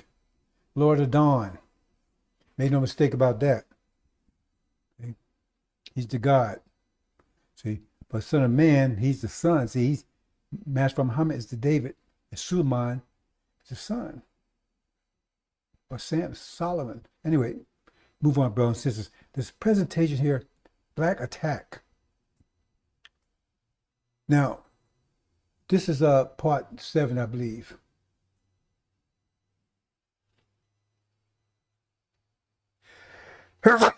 Excuse me. This much to tell you, brothers and sisters. It says, this day will come upon you as a snare. As a snare, what do you mean by as a snare? That means it's a trap for you. They're laying a trap for you. And we're going to talk about that. It says, be deals shrewdly with them. In other words, a way they don't see it. And it's very common. It says, you don't know the depths of Satan. See, you don't understand what's going on here. You know, they want you dead. They want you out of here. And you think the Civil War was about your salvation. No, it wasn't. You think Christianity is about your self-salvation. It wasn't. Christianity didn't save you. It enslaved you. And the Civil War wasn't about your salvation. It was an economic war because the North didn't want to compete against slave labor. And they tried to stop the South from putting slaves into in the Industrial Revolution. To put slaves into the plants. You know, why they call them plants back then? Short for plantation. See, that was a war about, because as soon as that was over, they went all out to stop you from having any economic power whatsoever. No 40 acres a mule, nothing. They tried to stop any economic power whatsoever. In fact, they enslaved you again, but in another form, so-called sharecroppers and whatever. And that comes to the division of demons and saints. I'm not going to that right here. They want you to. So the South said, let's figure out a way to get them. Because they was angry. They was angry. No, they was more angry with you. Because now, man, they got to live with you. They got to talk with you. You got to, you know, can't beat you, can't rape you, and all the stuff they was doing before. And then what made matters worse, because after doing so-called Reconstruction, right, blacks having the power to vote, got political power in the South, and that, oh man, now they got these niggas, man, they're the politicians, they tell us what to do. Oh man, they was hot. And you think the Ku Klux Klan was just, no, that was just a minor plan. That was like straight up front stuff, right? No. See, because they traded, see, when it got hot and everything, right? When things, you know, they trade those white things in for blue. They changed the white for blue. See? Right? And black judges and law enforcement. So you understand what the purpose of law enforcement is. Law enforcement is the purpose of law enforcement. It keep you, is keep you from getting back what they took from you. Keep from getting revenge. And that's not about maintaining the law. It's about keeping you under control until they can find what to do with you. And we're going to talk about that. It says, because the scriptures tell you what they're really thinking. If they're dealing shrewdly with you, that means the way that you can't see it. But scriptures reveal to you exactly what their plan is. And you got these preachers, they're in on it. They're in on it because they're demons. You're going to come to recognize this whole scenario after a while. Because first of all, they don't want you to know who the demons are. Didn't want you to know who the devils were. Elijah Muhammad came and revealed to you who the devils were. And Farrakhan's quick try to, blur that line. Because some devils ain't devils, and some of them good, and you know, and some of false Israel, some of them are good because they obey the Torah, and all that bullshit. That's not Elijah Muhammad's teachings at all. Zero, not even close. He's trying to blur the line because he's a demon, follows the devil. He's in on it for your destruction. And if I try to explain it, that's conspiracy theory. No. They used to have this cartoon called Brer Rabbit or something when I was a child, right? But Shorty, go drive in back then, you know. Anyway, and the thing is that the rabbit was smart. See? And the wolf was always at the rabbit. And so every time he catch him, the rabbit outsmart him. See? Because when he catch him one time, he says, you see a briar patch, said, please don't throw me in that briar patch. He's begging the wolf, don't throw me in that briar patch. Oh man, he don't want him in that briar patch. I'm going to get his ass. I'm going to throw him in that briar patch. He don't want to be in there. And that's where the rabbit wanted to be at. That's where he wanted to be. Because once he's in there, that's his home. Because wolf couldn't get in there because all the thorns and stuff. So when the wolf threw him in, he was happy. He was, man, wow. See? And the wolf realized he was deceived. And that was the whole story about that, right? It says they got a plan, but it said they're planning your destruction. This says that all of them, they're planning your destruction. So the problem is that you had the so-called Republican Party and the so-called Democratic Party, right? And this Democratic Party, man, oh, they love you now, but they hated you before. They was one enslaving you, they raping you and everything else. The Republican Party wasn't that much worse, any better, right? Because you look at Harriet Tubman, look it up. She was enslaved in New York. But then I'm talking just the South. No, it was slavery all over the place. If they wanted to stop it, they could have stopped it. Who do you think had control of the Senate and the House and the executive branch and all that stuff? It was mostly the North had that during all those years. So if they wanted to end slavery and all that, they could have ended it with just a vote. They didn't want to end it. They just didn't want to be a victim of it. What you call white thing? Look up how Wall Street got his name. It was a slave center, a slave trading center. That's what started out. Not trading stock, trading slaves. Because of a big wall, they had slaves lined up on the wall. That's why I call it Wall Street. It's a major slave trading place. So don't give me this bullshit about, oh, it was just North. It was just the South. It was all the whole country. Jefferson, Washington was slavers, pedophiles, rapists, and they're all terrorists. It's a terrorist nation. How do you maintain that kind of condition? Because we didn't just lay down and say, okay, master, we love you. We love you to beat us and rape us. We love you to put us in the field and work us to death. How do you maintain that? We came up as stallions. We didn't come up here as workhorses. So how you maintain? With terror. You have to terrorize us 40 years. It's a terrorist nation. Talking about terror. They're a terrorist nation. You maintain with terror. Terror. You're a terrorist nation. George Washington and John, all that, they was all terrorists. It's still a terrorist nation now. They're still terrorists. They keep us down. I'm going to try to explain this to you in this presentation here. See? But I've been reluctant to kind of say this, brothers and sisters, because you don't understand the basics. Because some of you still don't know who the devil is. Some of you right here, they had you saying, they had to deceive you. They had to make you think that this hell was after you die, and the devils was you going to meet them after you die. So you wouldn't realize that you was in hell and you was dealing with the devils every day. So you said, hey man, well, right? Dirty water's better than no water. I'd rather suffer this than to suffer that worse than that over there. So if you obey master, then you could go to heaven, but you still be a slave in heaven. You just wouldn't be like bad as this. But if you didn't obey master, you was going to hell. You was going to be fired. So they told you hell, because they know you had no fear of death. The scriptures tell you, how clear could they be? They said you endured slavery all your lives because of fear of death. To the one that had power of death. Who had power of death? The master. And they say he was devil. They call him a devil. He said the one that had power of death over you was the devil. They call him devils right there. They said they had power of death over you. And they did. And they told you, if you didn't obey me, you're going to go and see master up in the sky and look just like them. He didn't have brown skin. He didn't have woolly hair. But he told you that was God. He told you that was Jesus. He's supposed to have woolly hair and dark skin. Don't look like that to me. And so you feared something that didn't exist. And you still fear it today. You walk around with this stuff on your cross and stuff on your neck and everything, you still fear it today. Because most people in the church, they're in church because not because they want to go to heaven, because they're afraid, scared to go to hell. Something that don't exist. So they told you that. And once they got you believing it, they couldn't teach it to how the original was brought over here. They'd take their children, teach to them.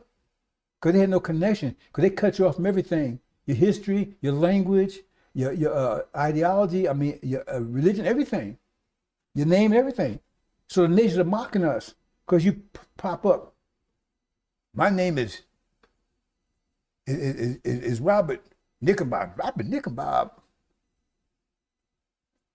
Your name is Robert Nickenbob? I'm a Christian. You're a Christian. Christian enslave you. The Christian enslave you. I'm American. Your whole ancestors were enslaved for 40 years, raped and murdered and counted. And what's wrong with you? It said you had lost your damn mind. That's what the scriptures keep telling you. You lost your damn mind. You lost your goddamn mind. That's what scripture's telling you. You lost your damn mind. You lost your mind. Because it don't make any sense. Whereas your little doggies, you ever see anybody walking around dogs in Africa? You know, that's mostly demons, because that's part of the reason keep our minds to keep us down. Because see, the demon it's like a balloon holding up a stone, right? So the balloon lifts the stone up, but the stone pulls the balloon down. So if you cut the string, the balloon goes up and the stone goes down. But as long as they're together, one's holding one down, one's holding another, pulling another one up. And that's the demons. That's the, I mean, how can it be as simpler? That's the chaff that was sown amongst the wheat that looks like us, the wolves in sheep clothing. They keep us convinced that this is okay. The preachers, oh no, hell after you die. It's a lie. It don't exist, never happened. It don't, and in fact, there's nothing in the scripture that support that you go in hell for never, never, ever. There's nothing in the scripture like that. So why do they keep telling that? They told that was invented 500 years ago. That was put in their Christianity. They invented. That's why let's say Christianity is 500 years old, because they weren't Christians 500 years old. Read it. They was Catholics. Christianity was invented to enslave you. They were Catholics. They were not Christians. They broke away from the church, called themselves Protestants or Christians, and was designed to enslave you, hell after you, because they didn't believe that. Even the Catholics didn't believe that, because you go to purgatory, you could pray way out of purgatory, all that kind of stuff. They didn't believe no eternal hell or damnation. That was designed for you, because they knew if they didn't tell you that, and you believe that death was escape, you would cut their throat. You would not endure slavery, like I said, all your lives for fear of death. Because you're afraid to die, because you thought you was going to hell. You wasn't afraid of dying, just dying, because you wasn't afraid you come out here dying. You wasn't afraid of dying. You was afraid of going to hell after you die. If you really talk to people closely, talk to them really closely, and let them explain what's going on, they're not afraid of just dying. They're afraid of what happens after they die. That's how they got you. Because what's the point of being afraid of dying? Everybody's going to die. If you die, you go the way you were before you was born. What problem we have with that? You don't want to die in pain, but nobody would have, unless you tore it out of your mind, have a fear of dying. It's what you fear what's going to happen to you after you die. And that's they told you this lie, and you believe it. So therefore you endure slavery. Instead of cutting master's throat, yo, master, please tell Jesus I was a good nigga. You understand? Because you know, and he said, oh no, you wasn't. You have all those slaves. No, because you want them to work harder. No, you didn't work that hard. Please, master, please, master. No, please, master, right? You understand? That's what it's all about, brothers and sisters. It's a lie to keep you under control.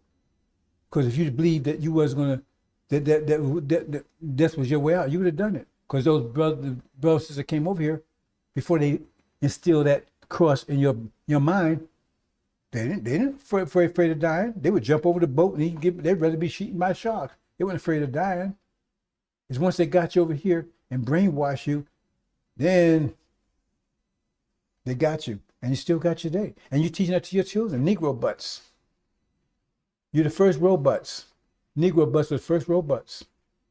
And now you're teaching your children, because once you make robots, they make other robots. You'll need to make robots make other robots. That's what happened, bro. So let me go ahead and tell you this anyway. Maybe some of you paying attention, right? Now, Democrats, remember, they're all against you. So let me get you thinking that, oh, Republicans are for you and all that kind of stuff. They're all against you. Okay? So Democrats had to figure out a way to, because we're going to talk about it later, dear Schroeder, out a way to get you. See? So then they pretend to be with you. So man, all they pretend to be, but look at their policies. And the demons are there. That's their children. Their black-faced children are there to keep you mesmerized. You know, keep you, right? Don't look over here, look over there. Or don't look over here, look over whatever. That's the preaching and everything else. See? They're all in on it. Because they house Negroes, I mean, they master's children. They're down with master all the way. Only problem they want master to recognize them, what master will never do. Right? But they hit and infiltrate and keep us down. But the thing is, it says, and that same thing we use in the fields, right? They was constantly using the house ones to convince you to work with master. You can be like us one day. And the preacher, send the preacher out there to tell you, hey man, you gotta love master no matter what he do to you, you gotta love him. When you get to heaven, you gotta love him. You gotta do whatever master tells you to. You gotta obey master, no matter how cruel he is. The more cruel he is, the more, oh man, what the hell is, what, you better read it again. That's not what scriptures say that. You better read the whole thing, all the verses that go with that.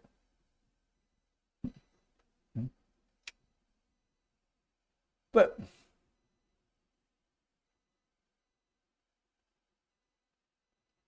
see, okay, let's get to it, brothers and sisters. So what they said, they're gonna be your buddy, but look at their policies: abortion, jails. Look at Clinton. Clinton was worse than any of them clowns that you thought was racist. He was worse than all of them. He sent your jobs overseas.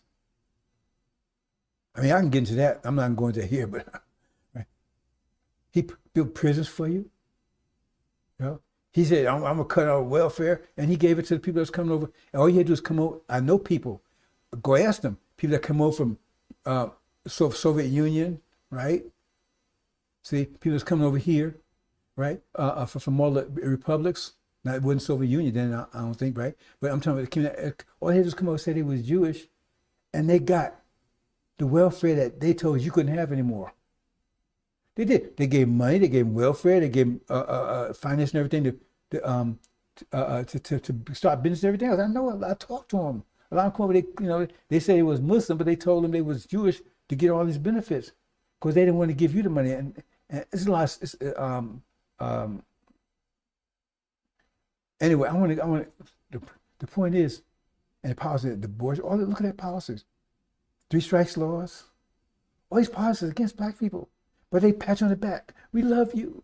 We played guitar. We played Trump. Remember, Clinton got a glass when he played Trump and everything else. And Hillary, hey man, what she was saying, hey man, gotta have some hot sauce. I want y'all. All this bullshit. But look at their policies. Because they out to get you. But they know you're so stupid that all they can do is pat you on the back. Go look up Gus Savage. Look at the speech he made on the Congress about how they was taking Black Hawks and everything else was taking money that was allocated to you, that the government allocated to you. It was given to false Israel. He got mad because they came after. They only tell the truth when they come after them. I'm going on with these policies. They got false Israel over there. To prove that you ain't just see they. Anyway, let me cut to. See, it's hard for me to talk about this without building up the foundation behind it.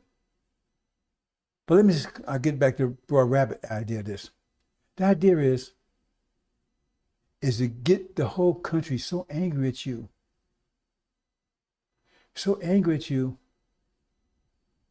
right? You're so problematic, then they can just get rid of you. Because the thing is right now, all these policies, most of the country, right, and especially so-called Republicans, more angry. Oh, look at all these policies. The Democrats promoting PRT,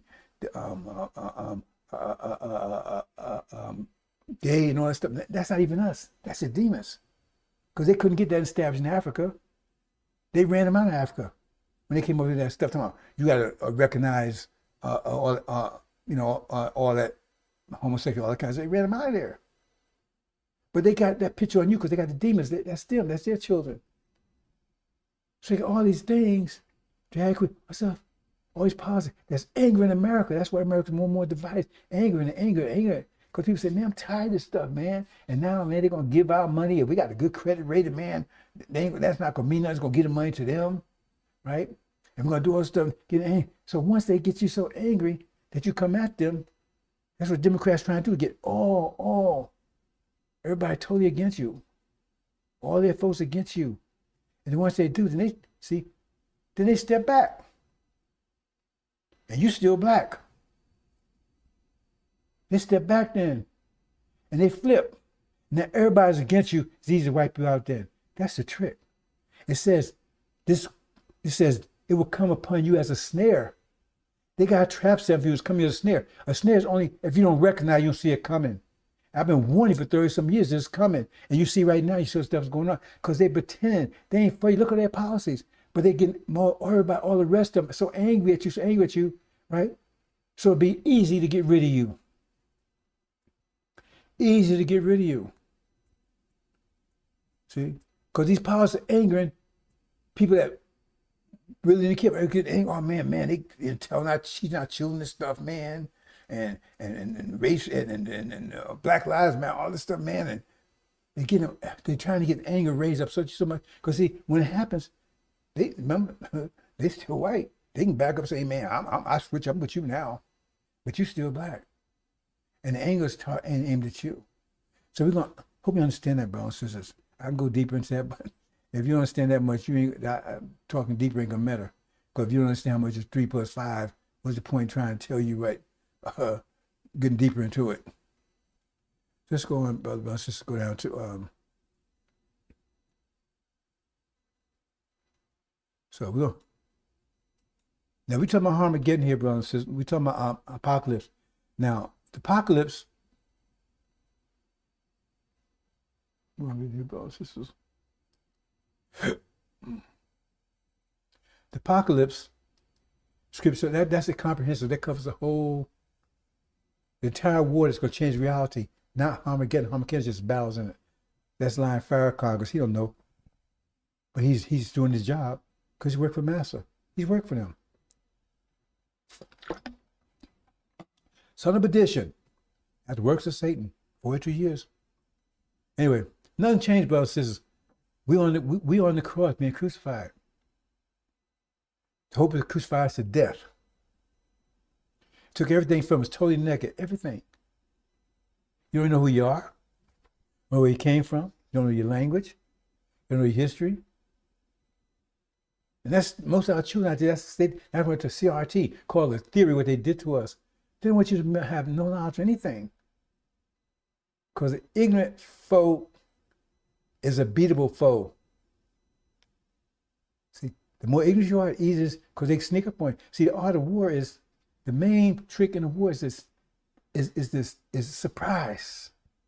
Surprise, because you surprise the enemy, you're going to beat them every time. And it's surprise, because you're going to be surprised when they spring the trap. It says they'll come into a snare. They got a trap set for you, but you don't see it. Oh, you think, Trump set a trap for you. No, it's more sophisticated than that. They got a trap set for you. And it's closing in on you every day. See?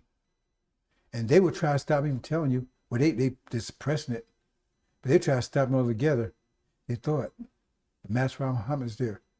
He's already promised in the scripture. They protect me. And that's what happened to me. Nothing.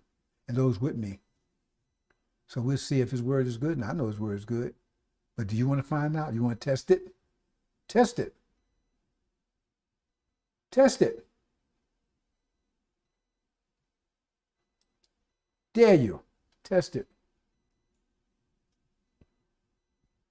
Still kicking after 30-some years. 74 now. I ain't never bowed my knee to you ever.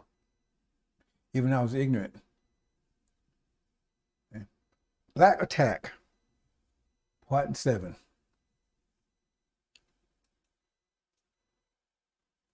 Get out, brothers and sisters. One of you, get the hell out of here. America's about to blow.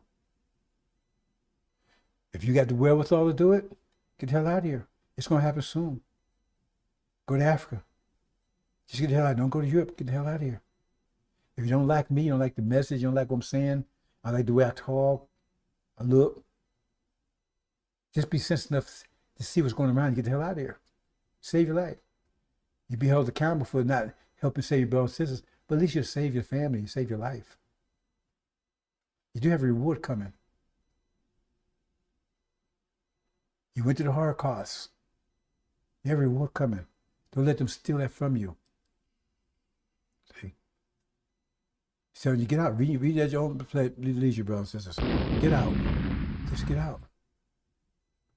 Be glad you did. Get the hell out of here. It's like 911. Once they close the doors, you couldn't get out. When that war breaks out in the Middle East, what's going to happen pretty soon? Very soon, within the next few months. They close that door and you ain't going to be able to get out of here.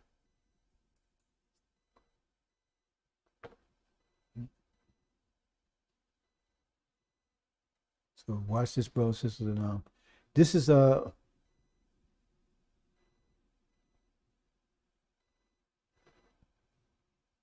these are the highlights of the series I'm doing about the series I'm doing about the apocalypse. So I think it's a 14-part series. So this is the highlights of it, and I'm trying to do one a day during the week. Right? So I'm doing this one because I missed one during this week, but I got a lot of things I'm working on right now. So a lot of things happening, brothers and sisters.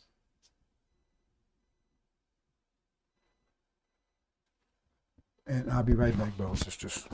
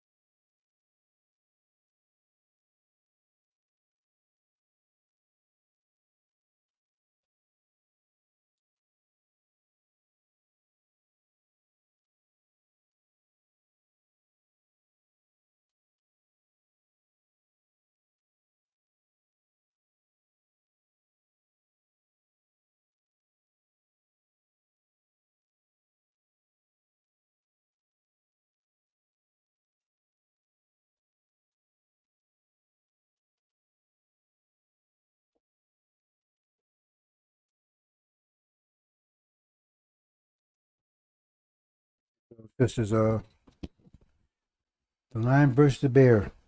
That's the last battle. The war of the latter days. That's the last battle in Apocalypse. Last battle. Here.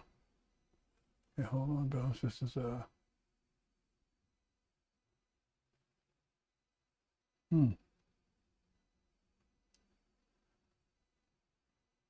Okay.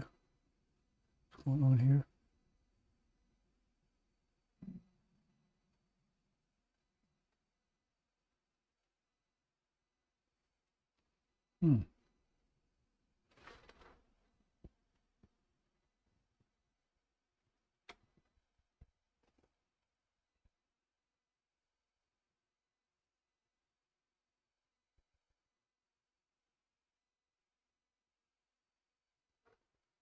Yeah, I got an issue here. Technical problem here. Don't know why.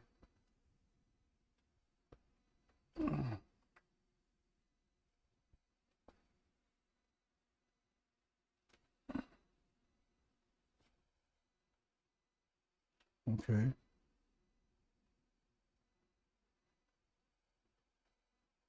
Okay, that's better.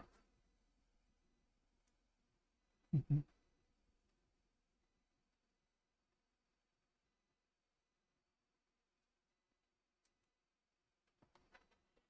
Mm-hmm.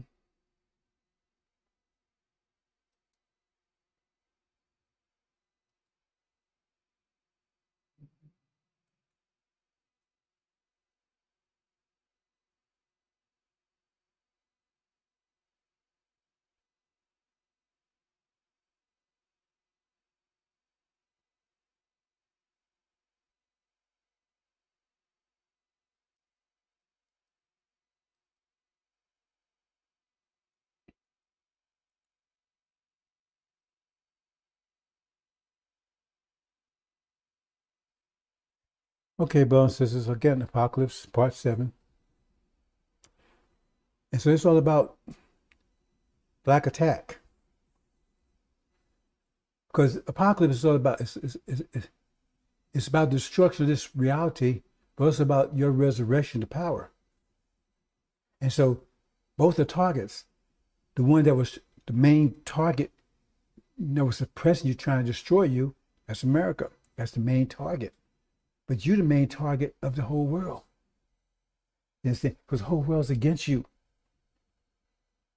So we're a target and they're a target. See? But you got Master Muhammad, right? Your God, right? Backing you.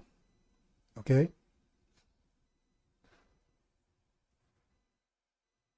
See? But they got Satan, but Satan's about to take a big hit. But you got the whole world against you, brothers and sisters. Destroy you. Entire world. Everybody. I'm talking about everybody. Right? Only friend you got is Master Muhammad and his angels. And his angels,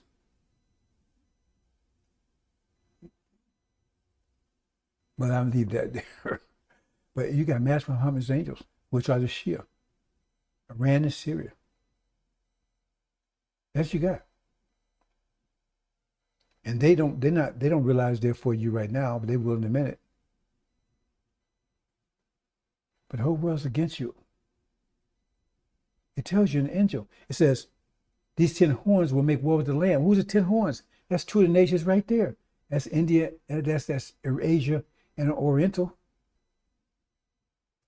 And then we got right here, we see we've been doing the European nations for the last 500 years. That's 3 of them right there. But you got to live, you got Africa. And that's the war of the latter days. They're against you too, because partially they sold you in this, betrayed you. But then you got the Sunnis, your half brother. See, that's supposed to be family. Africa's supposed to be a twin brother, Esau. And ours supposed to be, right, your half brother, Ishmael. And they betrayed you, took your land. They selling your land. They got your land, your religion, got everything. It's all belong to us. We're going to take it back. But they're against you too. In fact, they ferociously against you. Because it says, that's the dragon. The dragon's going to attack you. It says in chapter 12, they're going to attack you. In here, the ones that's here. Because this war is about to break out. When it breaks out here, you're going to be totally under attack. Some of you are going to be lifting out here, and some of you are going to have to go through tribulation. You're going to be totally under attack. By the dragon, by the devils, by Levites. That's African immigrants. So you're going to have everybody against you. Then you got the goat rolling in and the bear rolling in. And their ideas attack you, only though they're under some restraint by Master Muhammad, but that's what they want to do too. I already told you the goat says they're going to make war with the lamb. That's the goat. But they don't take out the ram, they want to take out us too. He said, but they will go to war with us. If they go to war with the lamb, I mean, the lamb's not going to fight by itself, it's for his army, because he's going to raise this army. He says he's going to raise this great army when his 4 winds blow. That's Joshua going to war. Are you ready? It says you will be ready. It says, Suleiman, when you're ready, your people will be ready. Say volunteer. They'll be vicious. They'll be not vicious, but they'll be invigorated, energetic. Okay? You see our youth right now, they're getting all uppity. They're not fearing the police, the devils anymore. See, they get inspired. It's like a young elephant, right, that can't see too well yet. He's big. He can knock down trees and stuff, right? But he can't see too well yet, right? His vision ain't. Once they get their vision, and they start recognizing the devils. See, they had this thing the other night, Chicago. This big thing with these children, right? They took over Chicago. They was doing their thing, right? And then they beat down this demon, this devil. Now, nobody asked the question, why haven't they beating each other down? Why just beat them down? She devil, he demon. They was together. They got beat down. Wait, why did they jump them? Why did they jump them? They're waking up, brothers and sisters. They haven't come full circle yet. And they do. Right? That was their greatest fear. We'll talk about it in a minute. So let's move on, brothers and sisters.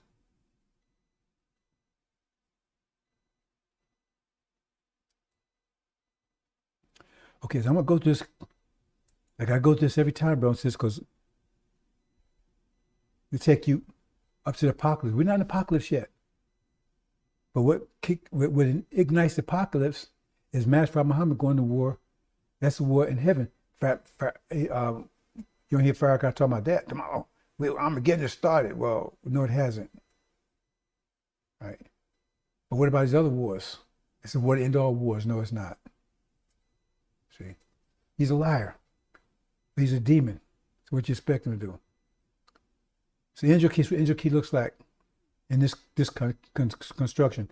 Every chapter, it moves, the symbols change around, moves around a little bit, but the puzzle remains the same. You have a puzzle, you put different pictures on it, but it's still the same puzzle. So as a while, you learn how to puzzle, you don't need to care about the pictures. Okay. Unless pictures got some information into it, but you can always put it together. Okay, let's move on, brothers and sisters. So I'm going to go through this because I'm told every presentation, you can read it for your leisure. But we start, the countdown starts in 1948. We establish a false Israel. That's when the countdown starts, right? And so the witnesses, it says they would be preaching against that, witness against that for 42 years. That'd be from 1948 to 1990. For 1948 is also Antichrist and the Christ, what I call Antichrist. Because if you have 0 and you add 5, you got to add -5 to keep it balanced at 0. If you have 10, you got to have -10. If you have a Christ, you have the Antichrist. That's why they come and exist at the same time. So Suleiman's birth, his conception will be the same time as the conception of that. The conception of Christ will be the same time as the conception. That's why I call Antichrist. So if you want to find Suleiman, find out the person. Check, see if his conception was in 1948. Same time. That a coincidence? Anyway, so they were there for 48. It says in chapter 11, right? 42 years, 1,260 days with 42 months, 42 years, right? And then it says, then the beast that rises out of the bottomless pit or the abyss, wait a minute, hold it.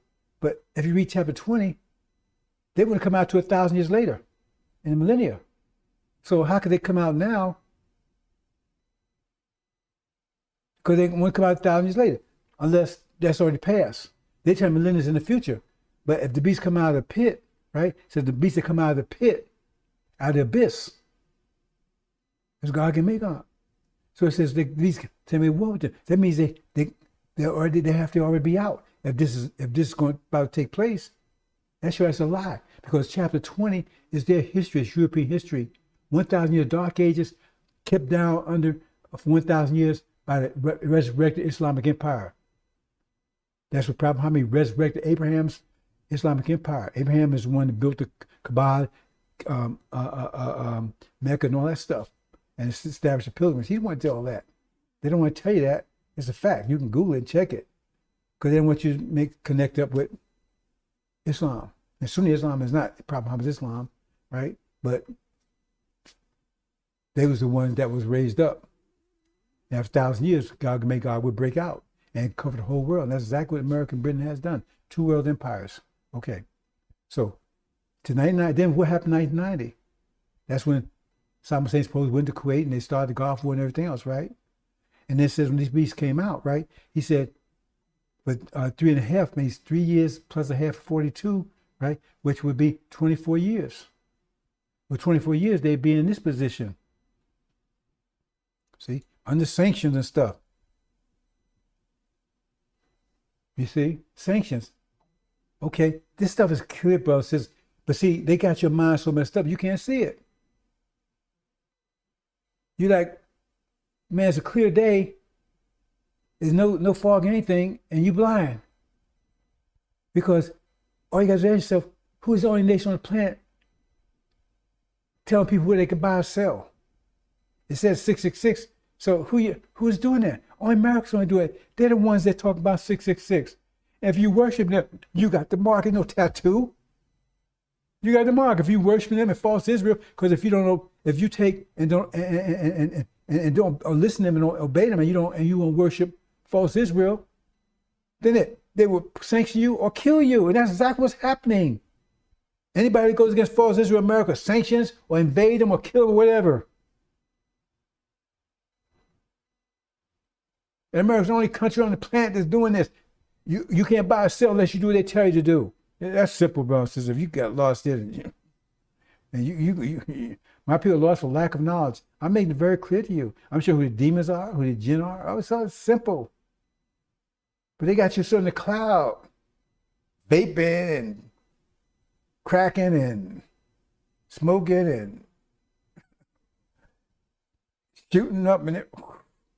Brothers, sisters. NFL, NBA, Empire, Denzel, Kanye.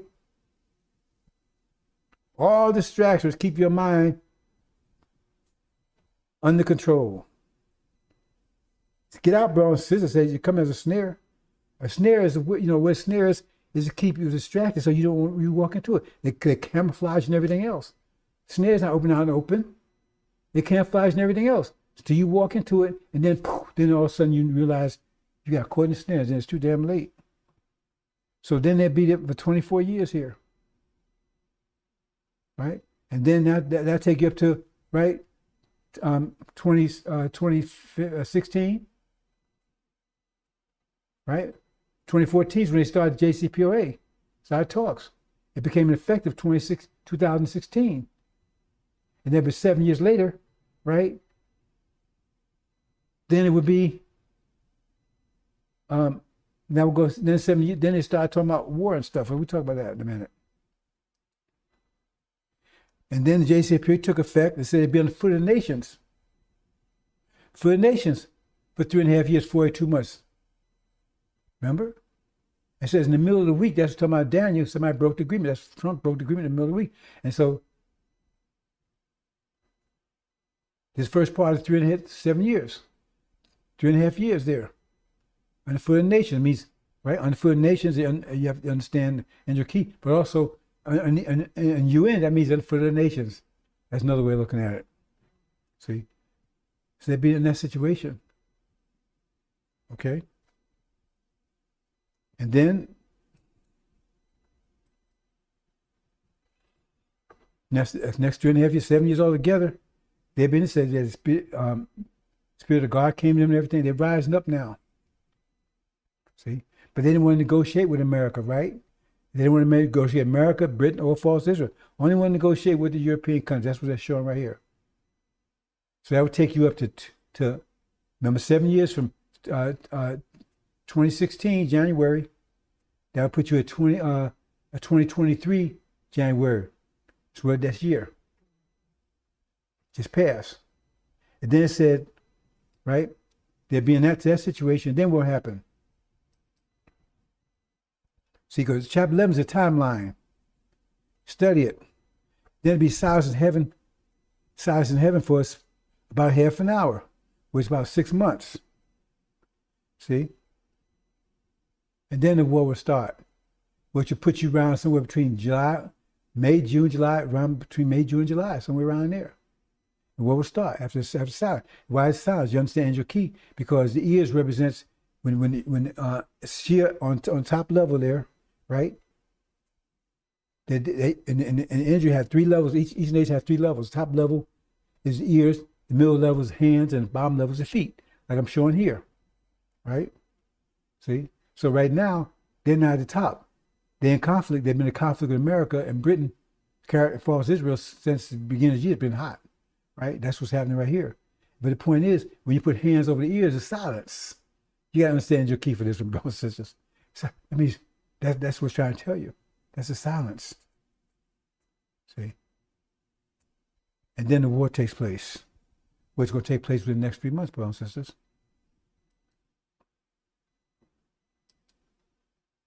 And that's when America and Britain, false Israel was kicked out of the Middle East. Babylon falls.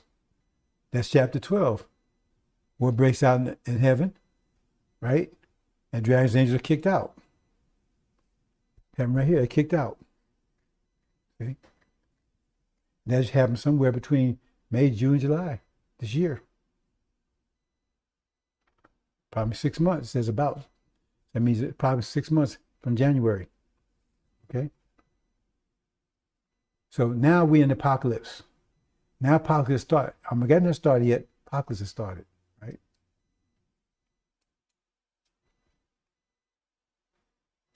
And then that's where Babylon's fall and say, get out. Because at that point, you better be gotten out of here, brothers and sisters. Get out. Babylon's fallen. And false Israel is surrounded by armies. So when you see false Israel surrounded by, we see Jerusalem surrounded by armies. Notice destruction is near. They tell you redemption. Oh, when they're going to be surrounded, did Jesus come say? That's not what the scripture say. It could be a destruction because they're false. They surround by army, and their nuclear weapons will not work.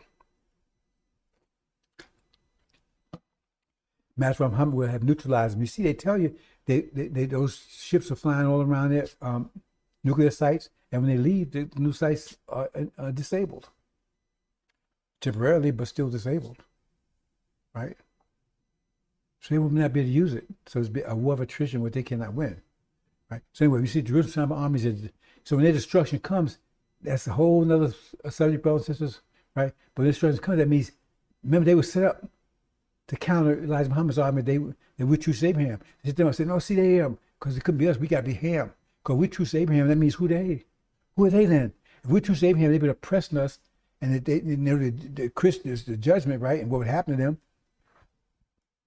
Because they want to tell, are they good people? We're righteous people. We're God-fearing people. All they've done is evil. This whole country was established in evil. Murder, theft, genocide, enslavement, oppression, rape, pedophilia. That's what established. And they made icons, Jefferson, Washington. But they say, oh, that's CRT, critical race theory. Okay, whatever. So when this happens, brothers and sisters, all that's off. Apocalypse has started. I'll move on, brothers and sisters. I'm going to get to the main points here. So when that falsehood is taken down, it's going to be under siege. No food in and out. They're going to turn to cannibalism. It says, the father eat the son, son eat the fathers. Well, world will see. They have drones all over, right? Iran have drones all over because they've taken them out. And that whole world will see, right? And they're going to be destroyed because the anger against them over there, is intense. You wouldn't want to be one of them when that war goes down, they get captured. Oh, no mercy there.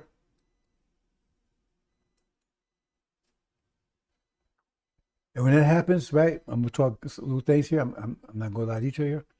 When it happens, she has total control of the Middle East. Total control of the Middle East. What does that mean? That total control of the oil. That means Europe, who was totally dependent on European oil because they lost access to Russian oil, the economy collapses. The economy also collapses over here. But it collapses immediately there. It doesn't collapse so thoroughly here, but it collapses thoroughly there, totally. That's what chapter 18 is telling you. See? So the only way they can get oil is they have to give America. America can't get there fast enough because they can't fly it over. Is to take an ally with Russia, which they do. They turn on America. It says all America's lovers will turn against them. See? That's what will happen. You read this at your leisure, brothers and sisters. It's talking about the total economic collapse. See?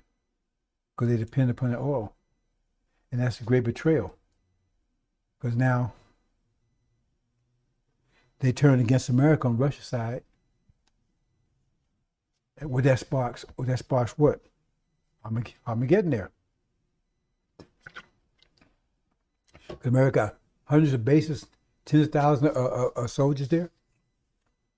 That's under attack. So America has to go in there to defend them, protect them. Our cries be great. That kicks off Armageddon East. Okay, Armageddon East. I'm talking Armageddon East. Armageddon West is here. Okay, so like I'm going through this pretty quickly, brothers and sisters. Because I want to get to my main point here. But I've been talking about this in all other presentations, so right? So you can go in and review them, right? So if the scripture here shows you, explains, right, that they're going to be at war, right? That Europeans are going to be at war with America. Now you see right here, America's in the middle between an vice.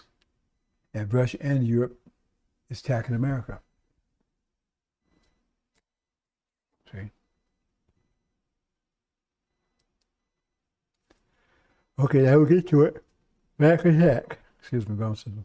Back attack. Let's go into his brown sisters. Okay, the main point here.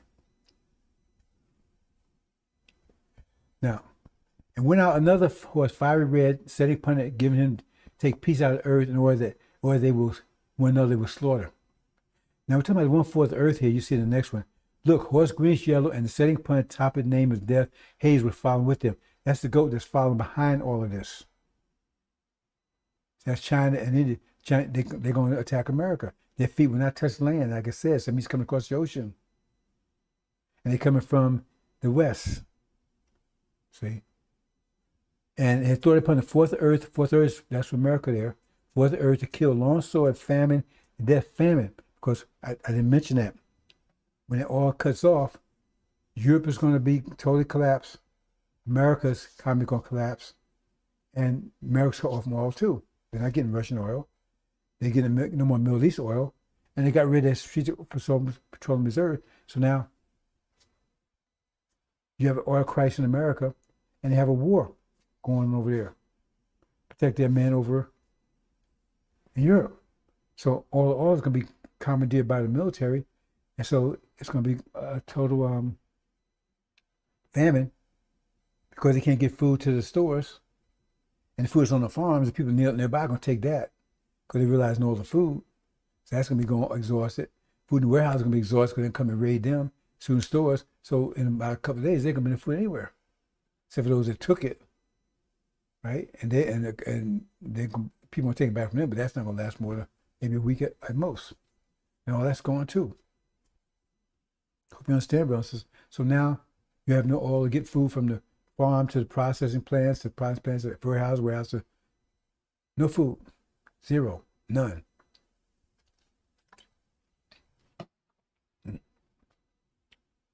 So Babylon falls, right?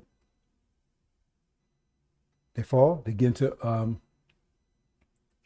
there's no Armageddon yet. Armageddon actually doesn't happen until, right? The sword, it says get a sword, give them a sword that would take peace from the earth, and they're swording each other. Well, that's the four winds. I did that wrong backwards again. I keep doing that backwards. I don't know why, brothers and sisters. Right? I got so much on my plate right now. I had it right now. I just realized I put it backwards. The point is, yep, I sure did. The point is that it's the sword that takes peace away from the earth. Identify what the swords are. At that point, see, at this point, you got trouble going here in America, right? Because of family and else.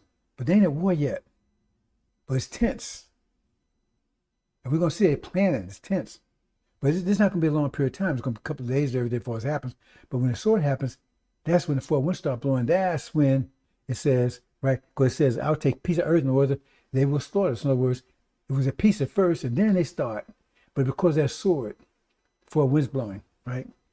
And said, fourth earth, famine and death, With famine and death, right? The death represents goat again, and wild beast earth represents European countries and Americas. All it's going to happen to America. Okay?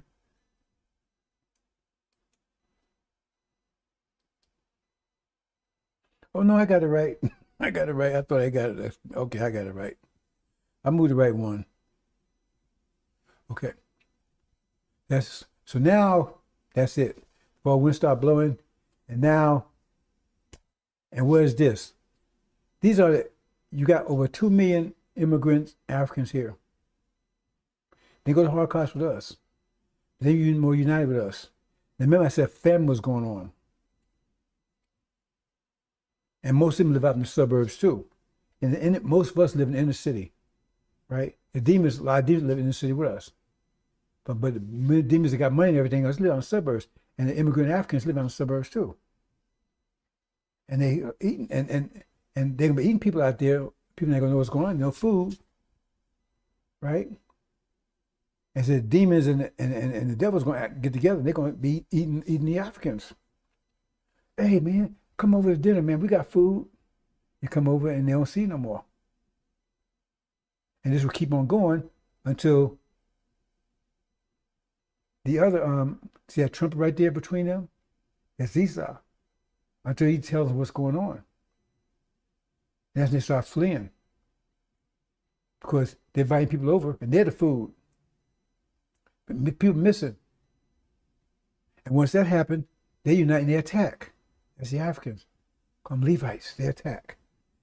And says they attack, they fighting everybody. Because remember, that's the first trumpet. And what did the first trumpet do? Right? In the first trumpet, heard hail and fire. It being mingled in blood was thrown to earth. The earth was burned down. See? Because at that point, right, the earth is at the bottom down there, and America is a third of it. Right? And the third, trees burning, all the vegetation, greenish yellow. I mean, it attacked everybody. Greenish yellow members of the demons. It attacked everybody. That's what took peace away from the earth. Now it's total war. Total war. That's what it's talking about, dear brothers and sisters. Total war. Okay? Let's move on. We're getting to it. At this time, see, now they're at war down there. Total war in America and in Europe. Armageddon East and Armageddon West.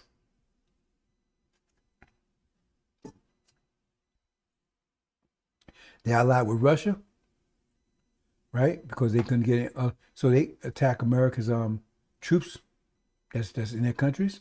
America has to go protect them. But America also got a problem here, right? Because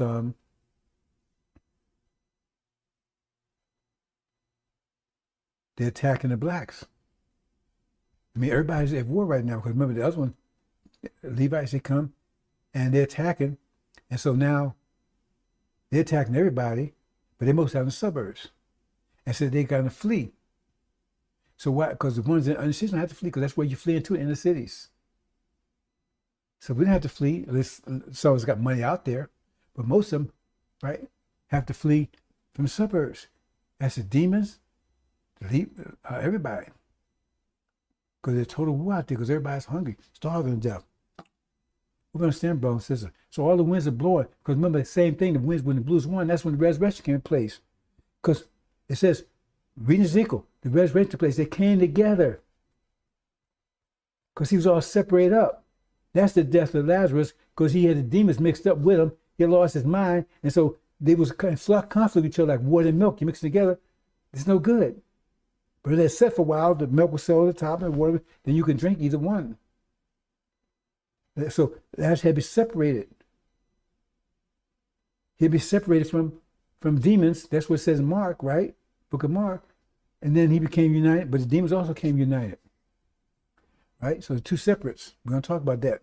See what I'm saying here? So that's then they're fleeing. They're not fleeing from the army, not fleeing from the police force. Because they got tight time to get. Say, no, you got no time. Because you're fleeing from your neighbors. They're going to be eating you. If you read the third seal, that's what it says. That ball and everything was eating you. It said Esau had that problem. He was the one that clued you in what was going on. Because people come out missing, they thought, hey, and they was being eaten. And that's when the war starts. Hope you understand, brothers and sisters. See? Okay. So that's why you got to flee. Because now it's open attack on you. And Levi's right there, united, they did total war. Okay?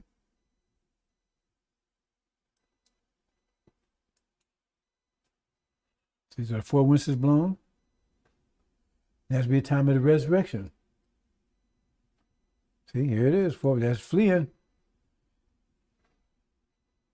They're getting out of town, getting out of the suburbs. Fleeing, those ain't got caught already. And that's the harvest that all come together.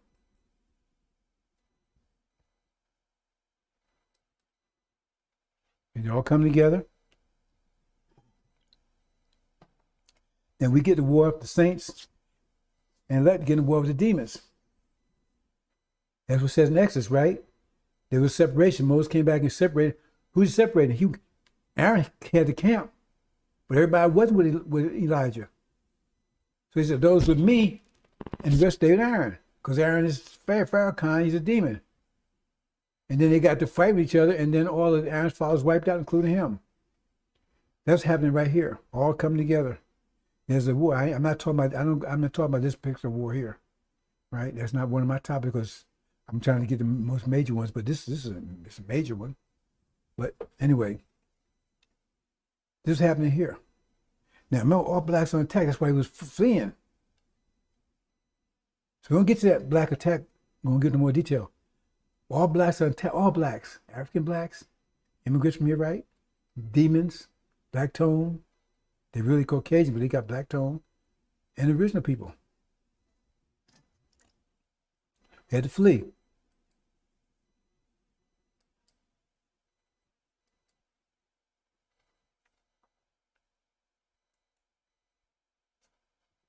So it says, they were defeated. Oops. They were defeated. Uh-oh. It said 3,000. See, there's 3 groups there. Each one's 1,000. You got to stand the injury for that. They were defeated. In Mark, it says they were thrown back to the swine daddies. See? That starts the locust war. We're talking about Injil. That's 5 months war where they tear this country apart. Because remember, peace is taken with rivers. Now they're slaughtering each other. You have the devil slaughtering the demons. That's the demon and the devil. They slaughtering each other. Right? The elect got the hell out of here. See? They slaughtering each other. Including the Levites. They all slaughtering each other here. They started slaughtering each other. Understand? This is called locust war or demon war. Okay, now we get to the main topic here, brothers and sisters. Now see this? God, do not remain quiet. Do not be silent. God, do not be still. For behold, your enemies make an uproar. For those who hate you have exalted themselves. They make shrewd plans against your people. Look at the word shrewd, not clear, not open. Hidden plans they got going. So where's these hidden plans? The Bible tells you hidden plans. What are? Do you know what they are? Does the Democratic Party tell you what they are? Does Judge Clarence Thomas tell you what they are? Is Obama telling you what they are? Who's telling you the hidden plans are? It says they plan against us. Look, let's go further. And conspire against your treasured ones. Who's the treasured ones? That's the elect. See, and conspire against your treasured ones, right? Our people, general people, and there's 2 groups there. They have said, come and let us wipe them out as a nation.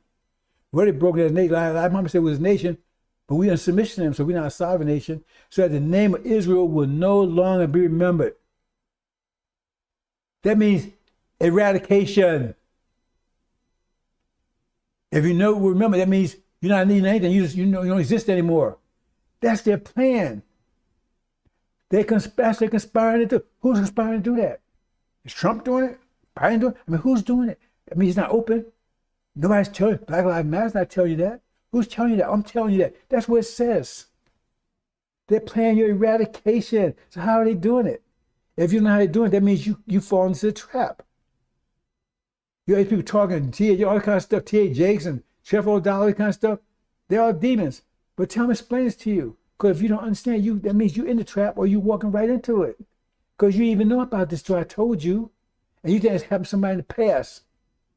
What did they have you to see? They said they'll go out and deceive the whole world. God can make Og. When they came out of the bottomless pit, man, I told you about that a few minutes ago. That's their plan for you. That's America's plan for you. God, do not be still. Behold, your enemies make an uproar, and those who hate you have exalted themselves. They make shrewd plans against your people. Shrewd plans against your people, and conspire together against your treasured ones. They have said, come and let us wipe them out, and they wipe them out. Said, wipe them out. I mean, can be clearer than that? Wipe them out. So that the name of Israel be no longer remembered.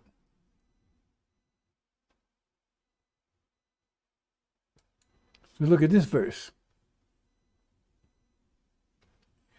All the people who descended from Jacob was 70 people, but Joseph was already in Egypt. See, Pharaoh kind of telling you, oh, we're going to inherit the land that we used to be enslaved, because he's shooting the story of Joseph, because Joseph took over Egypt. But read the story carefully. It was his descendants after him that was enslaved. Pharaoh kind of always switches around to see what he wanted you to see. Or we're gonna be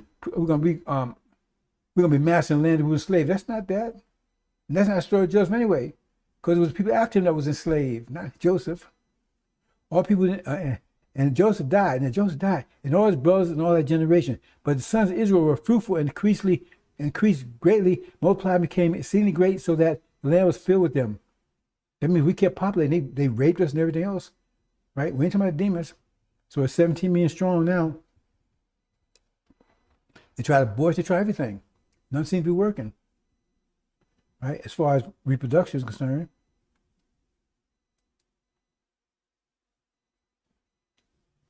Okay. And so it says, new king arose over Egypt. See, who did not know Joseph. He said to the people, listen carefully, behold, the people of sons of Israel are too many and too mighty for us. So you don't even know your strength. He said the man in Mark, he was out of control. Nobody could control him. But he has his mind though. So he's beating against himself. See? And too mighty for us. And caused too much problem for them, right? Come, let us deal shrewdly with them again, right? Otherwise, they will multiply. In the event of war, they will join those who hate us and fight against us and depart from the land. See, they're afraid that if the war comes, that you're going to go inside the enemies, right? And then you're going to escape the land. They want you to leave here because you're hostage, basically. See? Okay. And they appoint taskmasters over them to oppress them with hard labor. Right? They oppressed us, especially so-called not so-called, but hard costs, right? And they built for Pharaoh storage cities, Peninnah and Ramses. And the more they oppressed them, the more they would multiply. That means they'd be oppressed. That's what said in Abraham covenant, right? Not only would they enslave us, but they oppress us, they afflict us. That doesn't happen to false Israel 4,000 years ago. And then oppress them, and the more they multiply, and the more they spread out, so that they dread. In other words, they hated you more. They're trying to do everything to get rid of you. And Democrats, they doing everything they can to stop you from procreating. They put you in prison for long sentences, 3 strikes out. You can't procreate there, can you? And they got all this stuff they're giving you. Some of it take and make you sterile.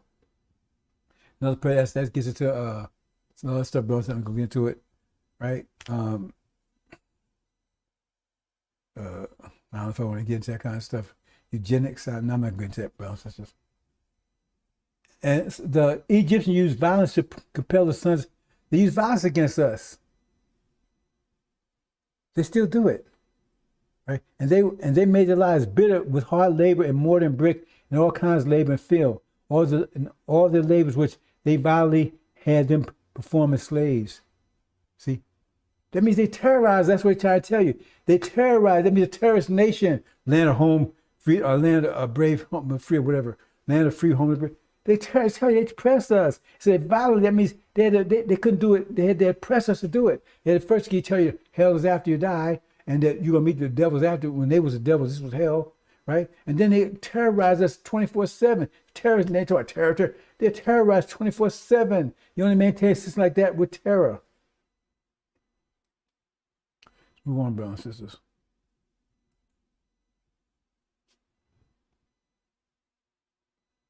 And the king spoke to the Hebrew midwives, whom was named whatever, and the other whose name was, and said, when you are helping Hebrew women to give birth, and said, in other words, we're saying abort them. They're saying abort. That's aborting. That's the Democratic Party again. Abort. Problems don't want you around either. Abort. They tried to abort you. When they couldn't abort you, they throw them into the river. Yeah, I'm saying Injil key for that. See, you see here in the river in the sea. See, that's Injil tell you that's a 200 million man army there. That's the war. That's the goat. That's the war coming up with China. See, they want that war. They want a conventional. And they fight to a point where they got rid of all the people they want to get rid of them. They try to call a stop, try to call a truce. They was talking about brothers and sisters. Throw them in that war. They didn't want to have a war, a conventional war, where they throw you into it and get you all wiped out. Because you ain't procreating in prison, right? And women can't procreate if you just have a man, so the man's in a prison, right? See? Then you got abortion, and now you've got a war, that wipes out. If they got a 2 million army, that means they got to put almost every person in America out there, and they put mostly you. That's get rid of that problem, don't it? Go on, brothers and sisters. A few more things I want to say here, then we'll close out. Oh, let me take that out, brothers and sisters. Listen, that should be there.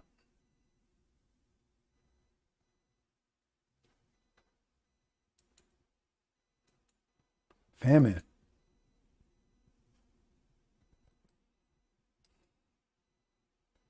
So that's pretty much it, brothers and sisters. Oops.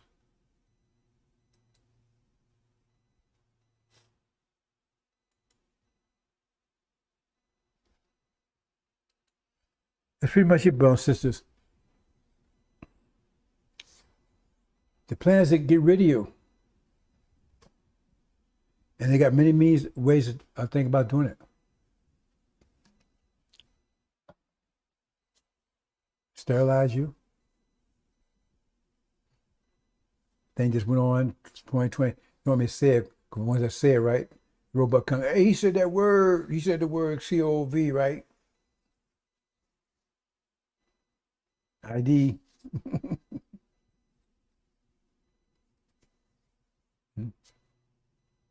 I'm talking about designed to destroy you because it wasn't affecting us.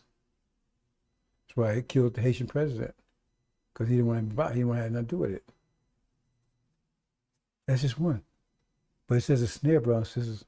They plan to wipe you out, period. So as war starts,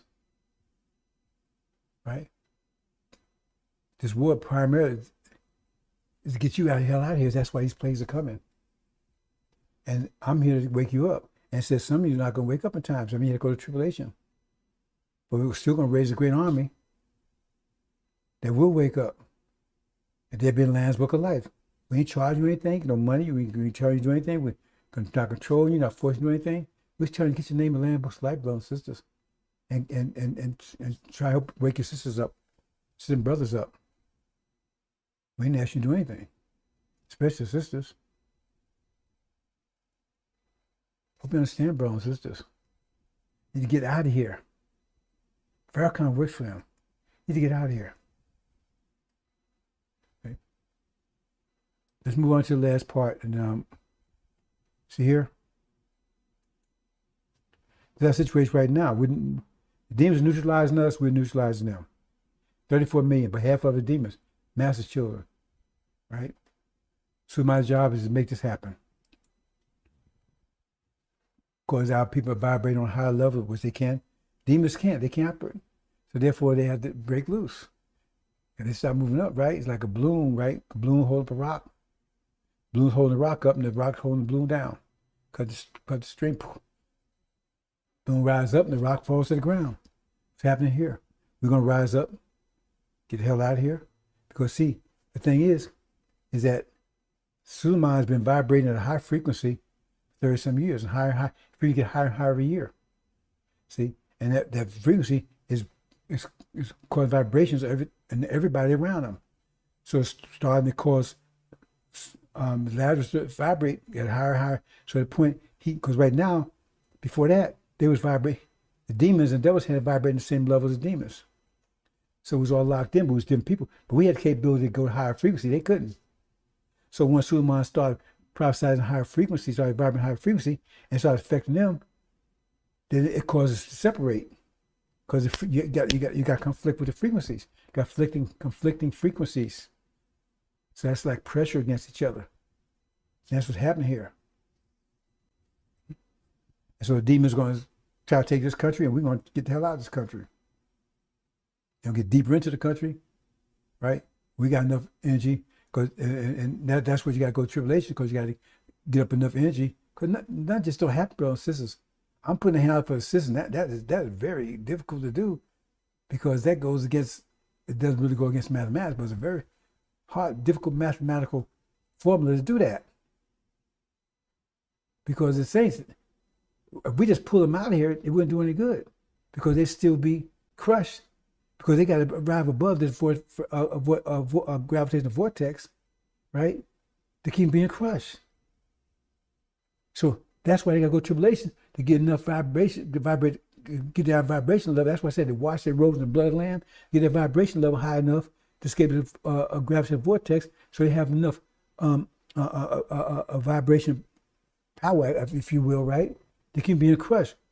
Because anything in gravitational, according to the gravitational vortex, won't have enough structure to withstand the pressures that's coming down. So if they don't do that, they can't get out of here. It wouldn't make sense to them to get out anyway. Still be crushed. So then how you see consistency out then? See? That's special. Oh, it's going to be accomplished. See? And get them time to get their structure up. It'll be accomplished. It's not going to be easy, but it will be accomplished, because I already gave my word. Sisters are going. If they want to go, they're going home. I protect them.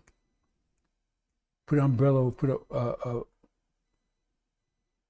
shield over them, keep them being crushed until they can get strong enough to withstand the pressure. Those that are not, those that are, well, they're good. Those not, I have to take and make that happen. Okay, we're going to this, brothers and sisters. The mathematics of deception. Now understand, brothers and sisters, before I close out, I'm going to do this. They're going to attack, right? When the war starts over there, America and Britain, right, cast down, right? That starts a famine. But it's going to be, right, secretive. Be a famine, right? We're going to try to be civil. They'll be sneakers, you know, in the background eating people. See? But Suleiman will have food. Because at that point, he would have got rid of, so I want to make this clear. He would have got, at that point, see, when that war breaks out and they fall, that's when Farrakhan and these people cast down. When thrones are cast down, and the ancient days are set, they're cast down, they cast out. So they forced out of the inner cities. Well, let me back off on that one. They're cast out. Because that's the demon state war, they cast out in the cities. Right? They cast down. So Suleiman has control of all the temples, what they call them mosques right now. And so the manna from heaven will feed us. It says, remember the story about manna from heaven? So we will have food. Those with Suleiman will have food. A demons only can be cast out. They're gonna try to take it back, but they ain't gonna be able to do it. So it'll be a struggle. That's why it'll be a war between us and them. Okay? So at that point in time, right, they're not attacking blacks yet. Not directly. Right? But the demons and the devils are eating the blacks, right? Because most of the blacks out in the suburbs, right, are from Haiti or Africa, whatever. Immigrants. They're out there and they're eating them. They're collaborating together. Oh man, come over here. Right? Zimbabwe or whatever, I'm not trying to make funny names, right? But we don't even know African names anymore. Say Abu, hey Abu, come over here. We got some food, man. We got some food. And so on ahead, he's the food. Then we work until Esau, right, wakes them up to what's going on, right? Then you got Ahmed, right? He's the one that got to release the 4 winds. See? So they together, they alert them what's going on. And that's when they attack. They come together and start attacking because they really been eaten. And they attack. They're attacking everybody. Anybody's black. Anybody's white. They're attacking everybody.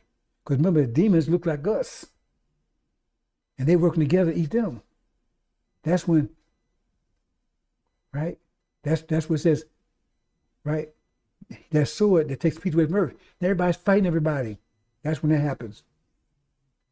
That's Armageddon West. Hope you understand, bro and sisters. That's the attack. See? And that's when you have to flee. That's the resurrection. That one, right, that attacks, that's the first of the 4 winds. When the 4 winds blow, that's when the resurrection takes place. So that's when everybody's fleeing now. Flee to the mountains. Hope I make this clear enough, bro. Everybody's flee at that point. See? Because who's attacking? The Levites attacking everybody. Right? So you got the blacks and you got the demons. They attacking, right? They're attacking anybody. It's not them. So they stand down there in full fight, right? Where everybody's fleeing to in the cities. They still in the suburbs, still fighting. See? Open warfare between the African blacks and Haitians, all of them over here. Open warfare out in the suburbs. They're in the cities. And then that's when we take and throw those demons back out to the suburbs. But they don't go to the suburbs. They're in between the suburbs and us. So now you got suburbs out there where devils are. They're fighting the Levites. You got us in the cities. You got demons in the middle. And they're united, and we're united. No, I showed you, right? When they separate, they're united, and we're united. See, but they have to, that's a demon war, locust war, right? So now they fighting with them out in the suburbs. That goes on 5 months, open warfare.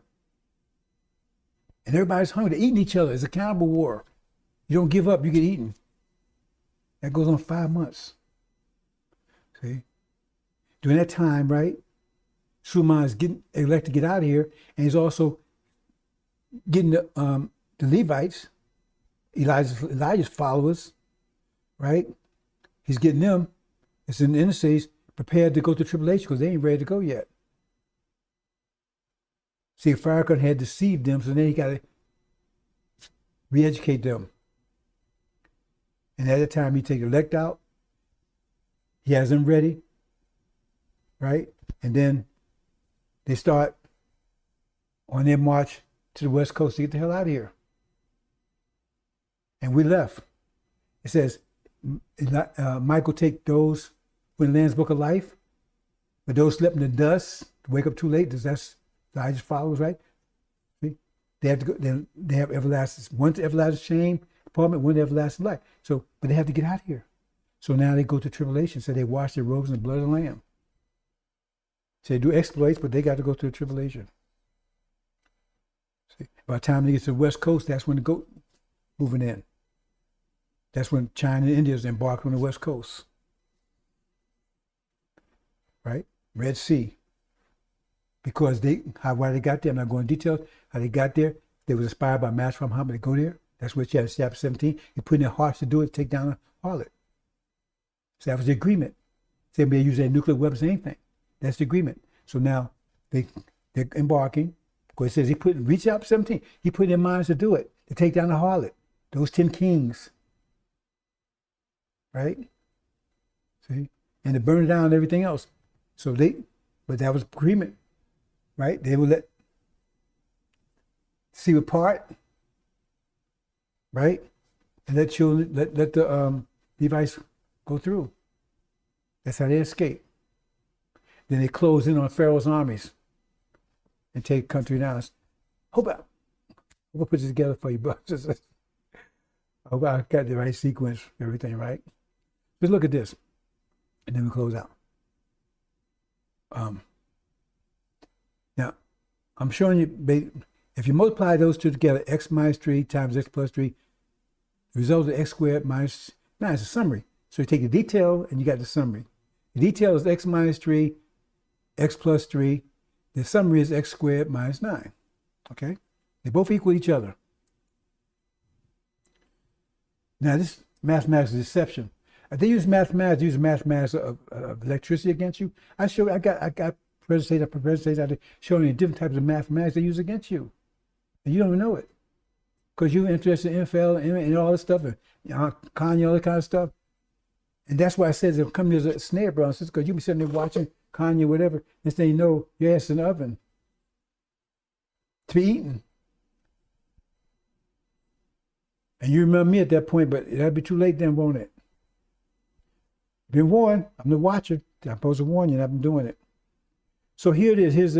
See, both sides equal, right? Both sides equal, right? So we're going to say X for, you know, some of you probably know more algebra and carrying on, right? So I hope you can understand. We go X is a variable, T is a variable. So we say T represents the time of a certain event. Say this event is going to take place in 2023. So we're going to say, right? Says 3 years from now, right? So we can put 3 there. We have event takes place from the time where you are. Say the event is going to take place 3 years from now, right? So you put 3 there and 10. Got 3 years to get there. So T represents 3. X is the time you are right now. So if you're in the first year, if it's 3 years out and you're in the first year, then you put 1 there. Second year, you put 2 there. Third year, you put 3 there because now you're at the same time, right? Okay? So that's what happens here. Right. So T represents the event. So we're going to say the event is 2003, and we say we're in 2001, we're at 2020. 2023 is the event. 2021 is where we are right now. So you put a 1, the first year towards it in X, and you put 3 in the T. So when you do that, right, would you get this? So you put 1 there. Now 3 is going to remain the same because the event ain't going to change. It's going to be 2023, right? See, but the time has changed because first year is going to be 1, next year is going to be 2, then 3, right? So you put 1 there, so as you get, so you got 1 squared, right? So that comes out to 4. Oh, so I come out 4. They're both equal because remember they're both equal, right? So in 2001, 2021, you put 1 there. So what happens in 2022? You're 2 years out now, right? So they put 2 in there. Okay, now remember the T doesn't change because the event is not going to change. It's still by 2023. So now you got first you had 4. Now you got 5. Everybody's got 5. This information. Let me explain this here. We're talking about one is detailed information and one is summary information. One is general information. One is like I say, watch the weather. That's general. It's going to be a hurricane coming in Wednesday, coming in 50 miles an hour from at 10 o'clock. That's detail. Both of them telling you about the weather. One's giving you a summary. Watch a hurricane's coming, right? Another one telling you details. One says hurricane's coming. Both of them are the truth. But one's detailed and one's just summary. Understand that. That's happening over here. So the one on the left is a summary. Hey, hurricane's coming. One right is details. Because it's coming at 50 miles an hour. Well, if you run away from it at 50 miles an hour, then it's not going to bother you. Because you moving as fast away from it as moving towards you. But let's go to the actual year of the event, the next year. What happened here? Uh-oh. The people that had the summary, they got nothing. They got nothing. The ones on the other, they got something, they got 6. See, they got the information profited them. If they do something, they build the ark. Say, oh, flood's coming, that's true. But what to do? Build an ark. Need to build like this. Can't build any ark, has to be built this way. Right? So now they got the ark, they got something. They got nothing. They got the flood. But they're gonna die because they had nothing. They had information, but it was no value because it was just a flood coming in, so what? See what I'm saying? Both told you the truth. But one deceived you by thinking you had something, you had nothing. Why I love devil was to give them nothing. You had nothing, you thought you had something. Oh man, a flood's coming in. Oh man, hurricanes coming in. Oh yeah, look, man. That's truth. It won't save your life, will you? You have nothing. Right? So you drown or you get blown away or whatever. Right? So say it's a trap. So now you're caught in the trap. The other one, he got out of the trap. Right? So now you got caught in the trap.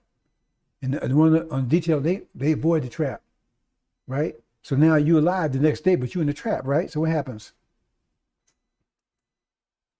This whole formula here, right? So you walk through the whole thing, but go to the next one. So what happens here? The next day, 4, the day after. Now you got something, they got something, both equal again. But you in the trap. They out the trap. See, you got as much information, you know everything they know now, you know. So you need to have art, you know everything, you got all the information they may have, but you in it, there's no doubt you're not doing any good. Now you know who the devil is, you know who Satan is, you know the angels are, you know hell, you know all that. But it's too late for you. You got this much information to have. But you're caught in a trap. You got caught in the snare. You know all about the snare now. You know it's just my snare as that one does. But you inside of it and they outside. You understand, brothers and sisters? It's all kinds of deception. You have deception, just total lies. That's the devil. You have deception of falsehood. That's demons. Then you got deception just telling you the truth. Like Farrakhan, he's the chief demon. He's doing this one. He's telling the truth. Yeah, Armageddon, all this stuff. Or the plague, he tells you 7 months late. See? But no details. He's never getting details. So he said, I'm telling you the truth. But he's not getting details.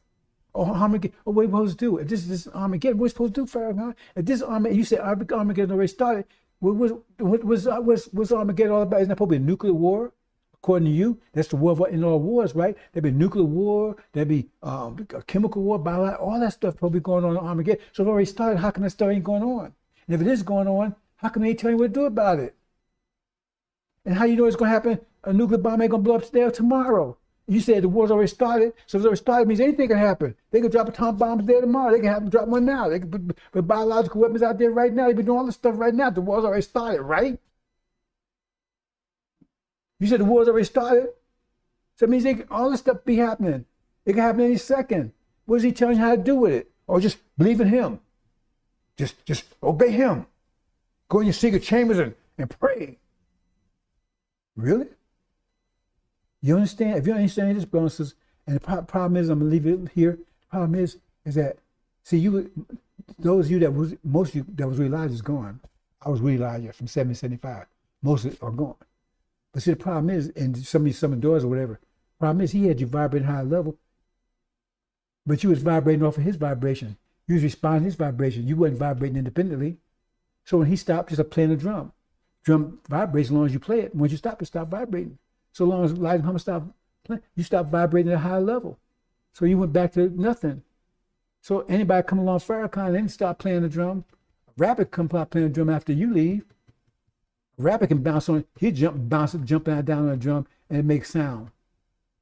So then that's why you on his frequency now. Why you listen to him? He's leading you to destruction, son of perdition. Suleiman's here trying to raise you up. He's not trying, he is raising you up to high, but some of you not going to raise up fast enough. People lost for lack of knowledge. So if you don't wake up too late, you're going to have to go to tribulation. Hope you understand, brothers and sisters. I'm going to leave it there. Leave it there, brothers and sisters. Hope you understand. Part 8 coming up. Perhaps it'll be next week because I got a lot of things I have to do in a couple of days, brothers and sisters. You might hear from me.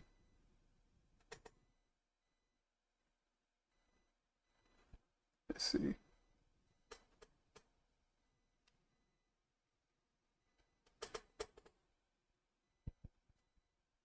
Okay, brothers and sisters, I slap.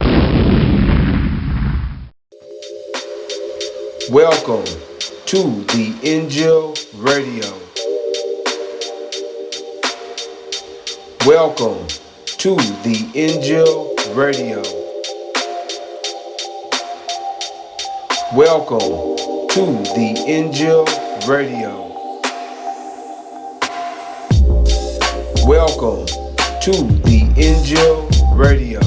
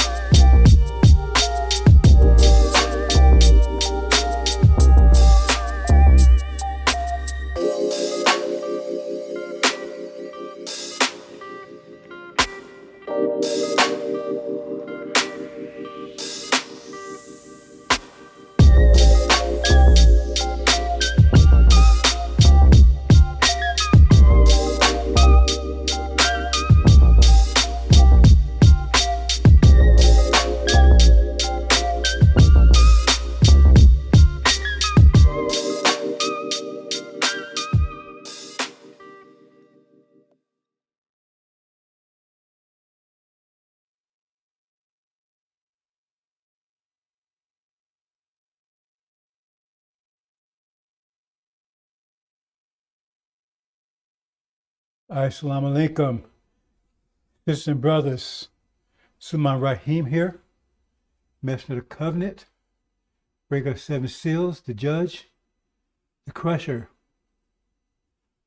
Welcome, brothers and sisters.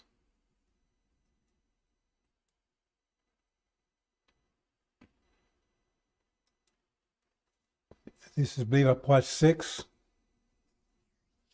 Apocalypse series. Armageddon West. We have again, Armageddon East. Excuse me, Armageddon West. Armageddon West, brothers and sisters. Armageddon West.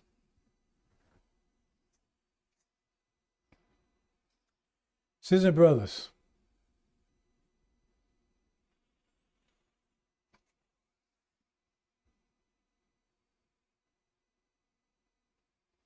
Apocalypse. The apocalypse is a total global conflagration. One reality has been taken out, another reality is coming in. 1 second, brother and sister here. 1 second here. 1 second.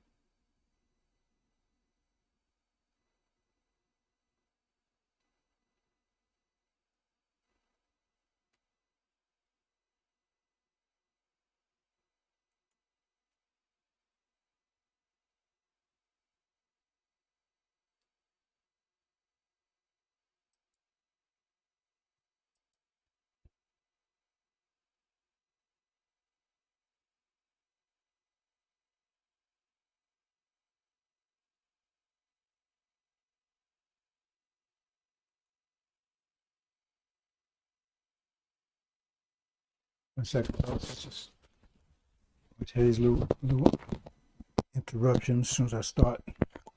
1 second.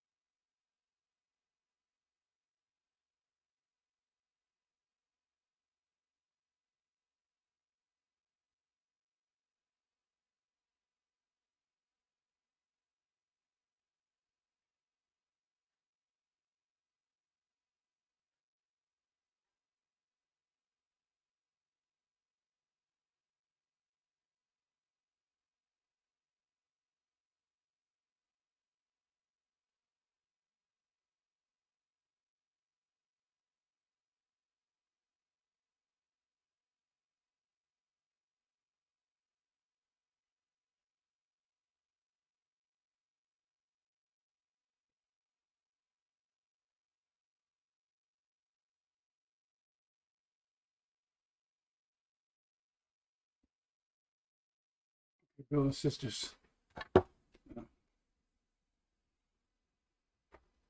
it's resolved. Hopefully, no more interruptions.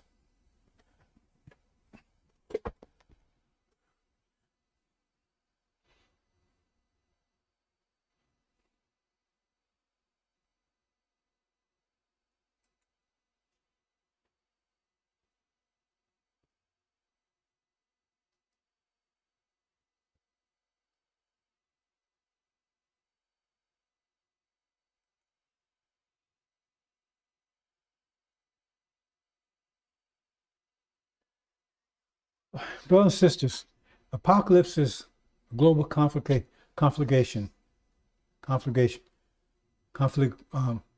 and global war. Okay? There's two targets.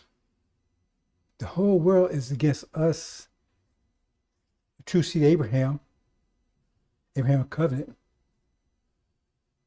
But the target of God's wrath is our oppressors. So that's the target, that's the focus of the war. But it's going to drag everybody into it. That's the focus. This whole entire world is against us rising back to power, right? But the chief enemy been oppressing us, crucifying us last 500 years. They're talking of God's wrath, talking of the Lamb's wrath, talking of Master Muhammad's wrath. So we won't go into it, brothers and sisters. Like I said, this is 14 and 15 part series. Now, this is 2 parts here, Armageddon East and Armageddon West. Now, I'm going to cover more on this side the day before because I said, well, some of these things could have been covered in Armageddon East. But I said, when I do Armageddon West, right, so I just put all there instead of breaking up 2 parts like that. So we'll see. Let's proceed and see what we get here, brothers and sisters. See, this is the crucifixion, brothers and sisters. We've been crucified. That's what Scripture talking about, crucifixion. We were crucified. It wasn't no crucifixion to save the world. It says he was crucified for the sins of the world. In other words, the world was so simple. It was righteous person, right? If you compass by a world of sinners, you're going to be crucified. He didn't get crucified to save them. He was crucified by them on the banner of the cross with their fake Jesus, right? He doesn't have bronze skin or woolly hair. It's a fake. It says Satan can appear masquerade as an angel of light.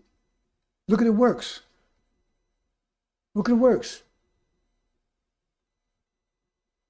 Theft in this land, genocide of his inhabitants, dragging us over here for no reason. We didn't do anything to them, right? Women, men, women, and children,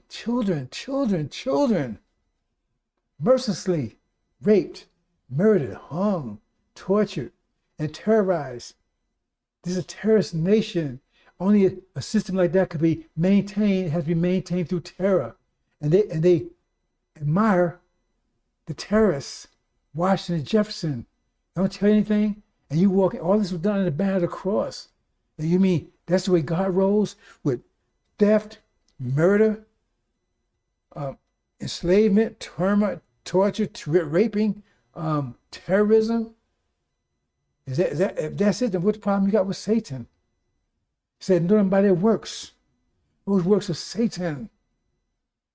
But they said they're going to try to make evil good and good evil. That's them. Everything they've done is evil. We should know by now. That's crucifixion. Took everything and for it. Took everything, nothing. Left us nothing. Our names, our identity, right? They got false Israel, pretend to be us. Our culture, our language, our land, everything. They left us with nothing but our ability to continue to be tormented and terrorized by them. And said they would trick us into thinking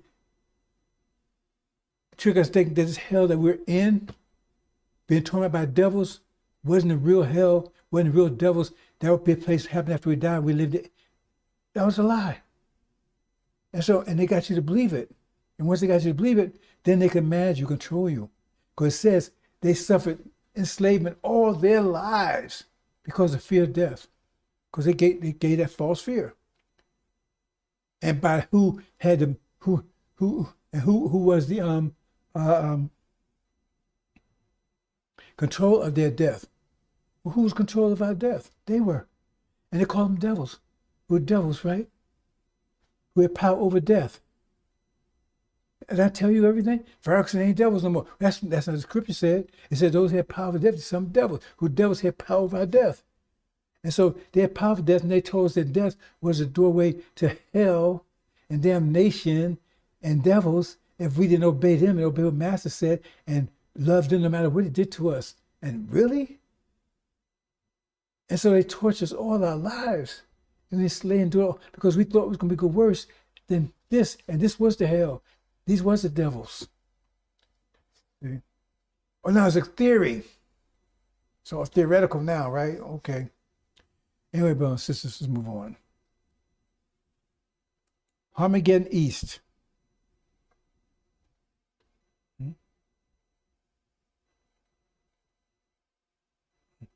Armageddon East. Okay. I said, I might have misspoke. East. I spoke West already, but I said East, right? So it all happened pretty much simultaneously. So I reserved, right, the top, my main bullets for this one, right? Main arrows for this one. Because they both of them are Armageddon. You got Armageddon East, Armageddon West. They talk about Armageddon in Revelations, they only talk about that one place. Right? And you got to understand, you got Armageddon East and Armageddon West. See, because Armageddon is a European war. But America is a European country. Right? They're taking this country, but so you have Armageddon both. Maybe you'll understand, maybe you won't. But see, we give you details, and so you know what to do. Pharaoh could say, he called Armageddon. Armageddon started. Really? Well, why did you tell us before it got started? Now it's starting. You telling us now after we're in it? So we're supposed to do, Farrakhan. Tell me, oh, it's a flood after it starts raining. What we're going to do? Oh, now you know, right? Okay. Just talking about Babylon. Something you can read your own leisure, brothers and sisters. It's chapter 18. Babylon fell, Babylon fell. But the thing is, admonish you, says, it really commands you, say, get the hell out. Get out of here. Farrakhan trying to trick you. Say, no, that means get our cultures, got religion, what kind of stuff. No, it means get the hell out of here. This place is about to blow. So you be taking her plagues, right? But you not share her sins or plagues, right? Okay, you stay if you want. Get out, brothers and sisters. This place is about to blow. If you can afford it, get the hell out of here. Take a couple of months off. You don't want to be hearing the blows, brother and sister. Get out, get out, get out of her. Who's instead of voice be telling you that? Who's the only voice telling you that? Who's the only voice telling you that, brothers and sisters? Get the hell out of here.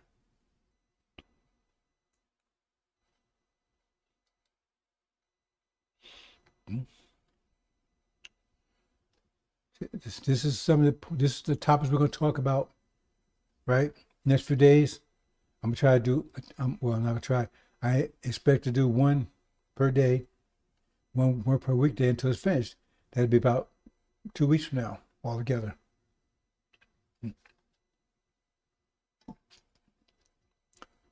Euro collapse. Populous 5, part 5. Armageddon East. Armageddon West.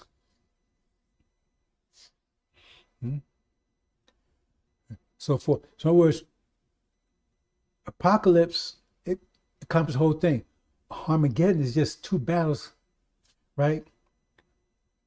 Within apocalypse. Apocalypse covers the whole thing. So we lead you up to when apocalypse starts and its duration, everything happens in between. See, we give you details here, not watch the weather. So we're going to bring you, the apocalypse hasn't started yet, but it will start once that war takes place in the Middle East. That will ignite apocalypse. And then once that ignites, right, so it's going to kick off Armageddon and other wars, demon war, demon devil war, the goat war, many, right? And the war of the last days. All that's under the umbrella of apocalypse. So, goat and the bear. Then finally, the lion versus the bear, that's the war of the latter days, the God against real true Israel.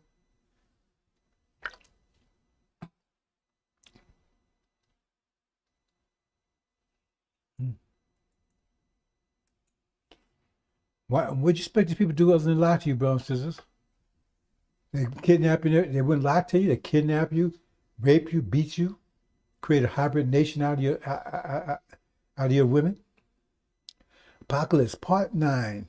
Part 6. Part 6. It was part 6. Okay. Now it says Armageddon East, right? Now see, Armageddon it tells you that it's a European war. So Armageddon West is the place going to take place here. Armageddon East will take over in Europe. Both devastating, both target of America. Both target of America. One externally, one internally. Sword within, sword without. Right? So we're going to talk about both of them really. Right? Like I said, I saved some of my ammunition from the previous one because both of these they work together. This is what Angel Key looks like. Right? At the time of Obama's reign. Right? When riding that white horse, brothers and sisters. So we're going to start here, right? 1948, the witnesses, now Elijah, Massif, and Farrakhan. The 2 witnesses, right, they prophesied for 42 years, from 1948 to 1990, right, being against false Israel. And then we're going to take step by step, brothers, because chapter 11 is the timeline. And then it says the beast that came out of the abyss, right, attacked them beast came out of the abyss, attacked them, right? So you got to ask yourself a question, because we told that that's not going to happen to 1,000 years from now, the millennia. But if you understand it's happening now, it means the millennium has already happened, because it says the beast come out of the abyss. And that's what it says here. It says, and whenever they shall finish to witness them, the wild beast stepping out of the abyss or the bottomless pit. That should be a red flag right there. That the millennia, if you believe this is happening now or before the millennia has already passed, because the beast only comes out of the abyss but once, right? So that's a telltale right there. So these people tell me that stuff, oh, they're bliss is not. No. The reason they tell you that, because they don't want you to know that's European history. Pure that's European history. They was in dark age for 1,000 years, all of them, right? And during that time, they was in dark ages. That's what the rise of the Islamic Empire. Abraham's resurrected empire. That was Abraham's seed. That's Ishmael. They declined, and he resurrected them. That's the resurrection took place that held the Europeans down for 1,000 years with the Quran and so forth. See? So they come out after, they break loose, as the Quran said, they break loose after 1,000 years, and they cover the whole earth, and that's exactly what American Britain has done. There are two main powers. There's the goat, there's the ram in Daniel with the two horns. The greatest one can't last, that's America. Okay. So here we go.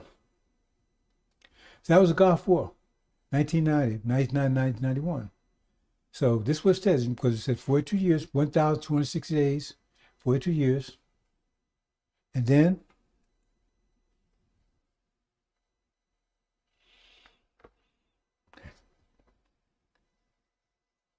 then they would be, I missed, back up a second here, brothers and sisters. I missed something. Okay, okay, I went too fast here. So then they went in, they pushed them down. American Britain and false Israel, for the most part, took control in the Middle East, right? They said they had been in this position for 24 years. And they were up until, right, 2014, was they began to talk to JCPOA, right? And JCPOA ratified and put in effect. So those they've been in JCPOA, right? I mean, they'd be on the foot of nations. So they'd be in that position, then they'd be going to foot of the nation for 3.5 years. Altogether 7 years. 7 years from this time, 3.5 years, then those 3.5 years, right? But anyways, 3.5 years, they've been on the foot of the nation, 42 months. As that says right there, right? Okay. Then in the middle of the week, remember that 7 again? And you have to send Daniel for that. In the middle of the week, the treaty will be broken. Right? So 7 years altogether. And then they had that 3.5 years, right? They rise to the Spirit of God. Well, the demons, they're unclean spirits of the God. In this case, Satan. Okay? Understand, brothers and sisters? So in this case, right? So okay, that's right. So they rise up. Spirit of God came in. That's right there. Moved them up this position, and then they move up this position, where they go within a conflict with America, and Britain falls Israel, and they've been in conflict with them for the last 6 months, because remember 7 years. 7 years, then 3 years for the nation, 3 years in negotiations trying to revive the JCPOA. That's 7 years. So that puts you January 2015 to 1 January 2023, over 7 years, right? So after 7 years, then it said to be silence in heaven for about 6 months, or half an hour, 6 months. Okay, so that's what it's talking about here. Because you see right here where you got a blinking one on the right there.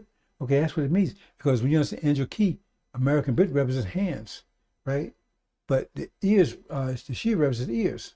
And so they're covering their, that's why they can't anybody hear anything, because they're covering their ears. You have to understand your key, brothers and sisters. Okay? Understand that. That's a solace. So that puts you somewhere between May, June, July. So between May, June, and July. See, then what happens?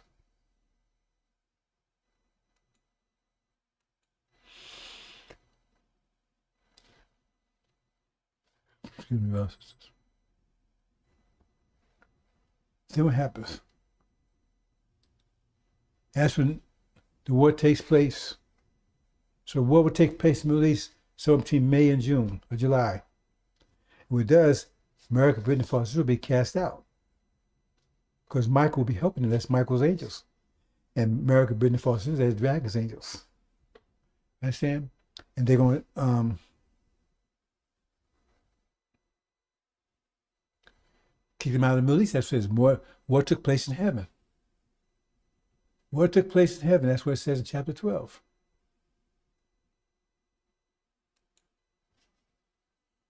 We understand, brothers and sisters.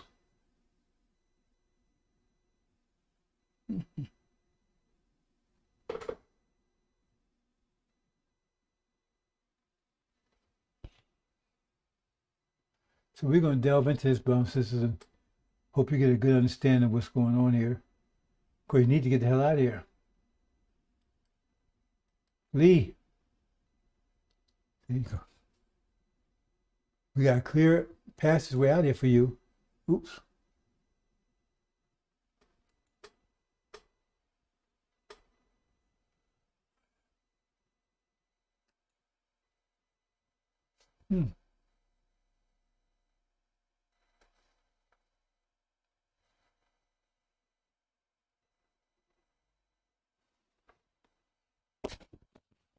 You have another interruption, boss. It's just pardon me for about a minute, maybe two.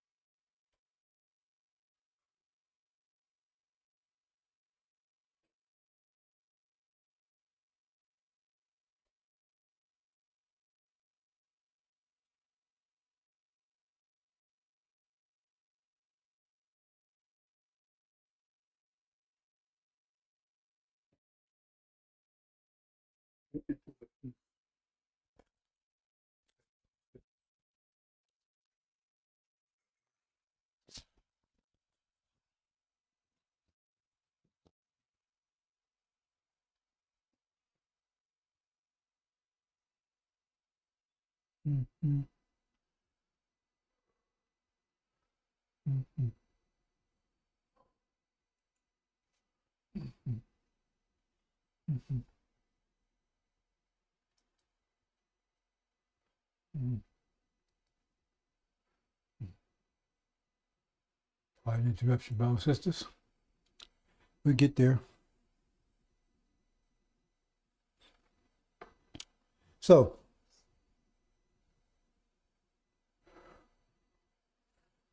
and that's when it occurred a war in heaven. That's chapter 12, occurred a war in heaven after 6 months. So we're giving details, brothers and sisters. So we're saying this war will take place sometime between May and June, July. Say May and July, okay? Which May is next month, a few days. Then the war will take place. and American Britain will be defeated, and false Israel. And on top of that, it's like this is Michael's angels go to war with the devil's dragon's angels. The Master Muhammad would participate in this. So they tell you about these so-called UFOs, right? Well, at that point, right, he's going to show power, but they would never tell him over here what happened because they will come after their first attack is going to be with their air forces, which would be annihilated. They never reach Iran, and they can't explain it. That's one of the things that we say. Oh, with Russia, they're going to have to blame it on Russia, have to blame on somebody. What happened to their planes? They can't tell people what really happened. Hold on your seatbelts, brother, because that's what everything's about to blow. Move on to the next one here. And then when that happens, right, this is Babylon's falling, because they was defeated, and now they kicked out of the Middle East altogether. They forced Israel to fend for itself with its nuclear capability, eliminated, neutralized. They would not be able to use it. They tell these so-called planes, UFOs, are buzzing all their nuclear sites, and when they leave, things don't work. Anyway, it'll be that they try to use to be a blank. So that means now they got to fight a ground war. We got a number like 50, 100 to 1. Anyway, that's the situation. So they say we see Jerusalem surrounded by armies. Notice destruction is near. They're trying to tell, oh, he's going to be redeemed. Jesus is going to show up. That's not what the scripture says. It said, when you see Jerusalem, who's the capital of Jerusalem? Who controls Jerusalem? It's not the Sunnis. It's not the Jordanians. So it said, when you see it surrounded armies, no destruction. All of it. And that's what happened. They're isolated. They can't receive any help from American Britain because they have their own issues. And they're isolated, right? They're under siege. No food coming in and out, right? So, and they will suffer, right? Cannibalism. They have no food. And the world will see it and vivid. They cast pictures all over Hollywood and everything about us now. Everybody gonna see them. And then what? See, when you see Jerusalem, so they're taken down. You see Jerusalem surrounded by armies, notice destruction is near. And tell you to flee. See, telling you to flee, brother. Now I'm telling you, get out. You don't want to be here when this happens. Because then you have to admit that you're true to Abraham. That means they're the devils. Elijah Muhammad said they were. And the only option they have is to get rid of you. They got their hands on you. Get rid of you and hope for the best. They can't let you out of here. That was their greatest fear. That you multiply, right, and unite. And if there's war broke out, you unite against them with the enemy, and you flee the country. Because they know if you flee, see, some of us still got our right minds, right? We're going to want revenge for 400 years of abject terror. And they don't want you to leave with that on your mind because it's just. What they did to us is unconscionable. So they're going to attack you. We're going to talk about those things, brothers and sisters. I'm just trying to lead you up to the apocalypse. See, now, that's the first apocalypse of war in heaven. That's what ignites the apocalypse. So I didn't say earlier, that's what ignites the apocalypse. When Master Muhammad goes to war, that ignites the apocalypse. Now we're in apocalypse when that happens. Now we're in apocalypse. False Israel was taken out. The evangelicals that went crazy over here because they knew when they set false Israel to begin with, it was a lie. They was put to counter the fact that Elijah Muhammad said we're true to Abraham, and we had the facts. So they had to set them over there, set them up and everything else to convince everybody because they couldn't have the people believing that we're true to Abraham. What does that mean? Hell, damnation's on the way for them. Okay? So now false Israel was taken out and no more. So now they have to come to the fact that we must be true to Abraham. Because if they were true to Abraham, they wouldn't be taken out. It says they would not be vanquished again. And so, I didn't actually show that, but anyway, there's final, now look, put this together now. The Shia has total control of the Middle East now. Total. They defeated the dragon, House of Saud, American Britain, false Israel. Total control. Now Europe is totally dependent upon oil from the Middle East and Russia, but they're in conflict with Russia right now. There's conflagration with them, confrontation. So any source of oil is Middle East now has been cut off. So chapter 80 says a total economic collapse, immediately, bam, because they're having reserves over there, and the war is just suddenly cut off. Because when that war is won, you think, well, I'm not going to help them. They help attack us, right? So now they right here, they're totally right, all cut off. So Europe right now at that point, right, all kind of collapse here, right behind it. See, and since in America, the only source of oil is primarily here, and they've capped their wells and got rid of the strategic petroleum reserves. So now they have to prioritize their oil, because this happens here.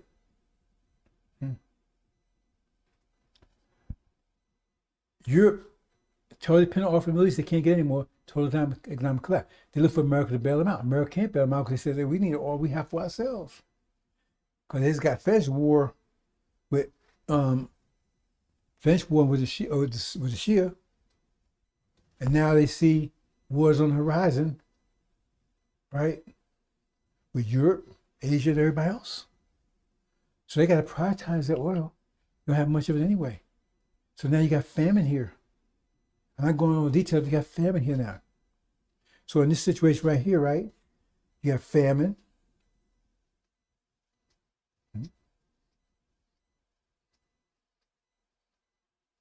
You got defeat. American Britain's been defeated and kicked out. While Israel's gone. That's the situation you are at this point in time. See? And this still talking about economic collapse in Europe. Now, economic collapse in Europe, right? The only source of oil cut off. They can't get off in the United States because, I mean, they could get it, but if it goes by ship, it will take too long. If they're in dire need of it now, they can't ship by airplane. Okay, so the economy collapses. Economy here collapses also. And then right here, now this is the, it's a greenish yellow. It's really greenish yellow. It's not pale. King James Version is a bad translation. It's greenish yellow, and that's important that you leave it like that. So don't mess it up, chapter 22. But he did so. And set upon the name of his death and Hades would follow him. He was given them authority upon, this is, pay attention to this. It was given them, remember, one authority. I mean, this is, look, horse, yellow, and set upon them name is him, death, whatever follow. And the bottom line is, was given to them, that's the first three seals, was given them authority, because the first had authority, the second one, right, upon the fourth of the earth, right? Who's the fourth? Earth represents America, Britain, America, Britain, Europe, and Russia. That's what represents, right, the earth. But it says 1/4 of them, so 1/4 of his target, so one of his target, all of his target, only one of his target, right? To kill in his long sword and in famine and in death by the wild beasts of the earth. Now, in famine, I mean, I told you, famine's already kicked in at this point. Famine's already kicked in because they ran out of oil, right? See, so that'd be in America here. That's talking about America here, right? That's fourth earth is America, right? To kill a long sword, see? This will trigger, it says, this will take peace away from the earth. That's what's happening here. Got a long sword, take peace away from the earth. So that means, up to that point, right, everybody was trying to figure out what to do. Now, it's open warfare. And in famine, right, because now everybody's hungry, so that's going to drive the war. Hunger, right? Cannibalism, right? And by the wild beast earth. Wild beast represents China, represents Europe and Russia. So it means America is going to be attacked, right? On both sides. Because it says it was given authority, to kill the fourth earth, right? To kill in long sword. So now America, that's internally. Internally, right, there's a war, and externally, the wild beast earth between Russia and EU. You understand, brothers and sisters? That's why it says double Babylon fallen, because it's double. Babylon's getting double.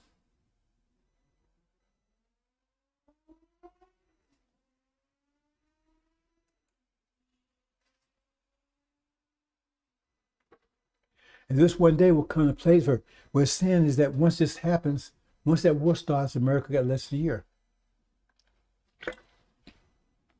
Less than a year, right?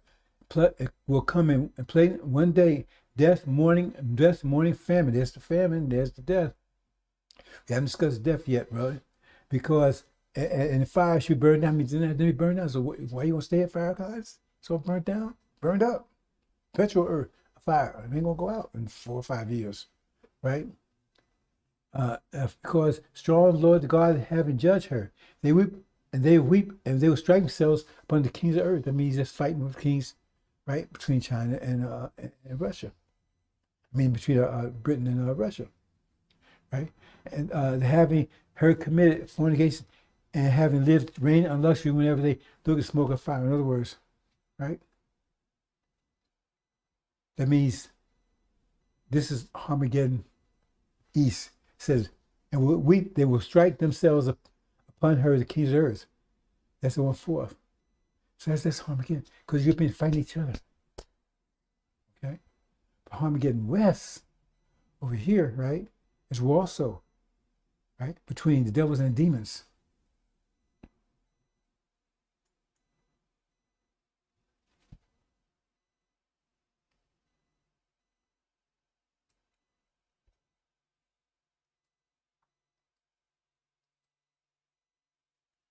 So, again, Armageddon East.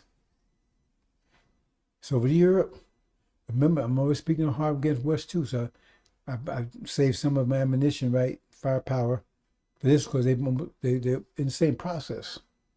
But Armageddon East, Armageddon West, right? So Armageddon East, okay. That's over Russia.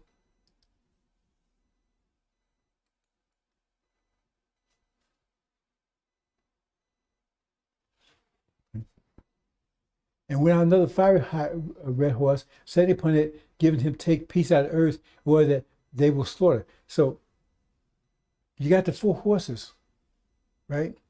Now the first horse is down there where America is. Second one is down there where you see China, right? Third one would be where you see the rivers where the demon is. And fifth one was the top demon, Legion, who's the green browns, right? Okay. So it says, when another, see that right there, it says, and giving him take peace out of earth, in order that they will slaughter. So that's the sword they're talking about right there. So it was giving him a sword, right? That's a sword. I show it right there. Now that's the first of the 4 winds. So what it's telling you is, what you understand is, that the war Armageddon don't start until that wind blows. That's when it starts. See? That means Farrakhan knows how you're talking about. He don't know any of this. He's guessing. He pulls stuff out of his ass, calling honey. Oh, did I mess something here? Then it says, and greenish yellow set atop him, naming death and haze will follow with him. So that means death and haze represents the goat or the leopard brown spot. They represent that in Daniel. Because remember, Daniel's supplement to this at the chapter 13, they intersect, right? And greenish yellow, right? Because that's what it is. It wasn't pale. That's what they say. Anyway, and with look, horse greenish yellow, setting upon it name to him death, and haze will follow him. It was given them authority upon the 4th of the earth again, the 4th of the earth, right? To kill a long sword. See, that's that demon.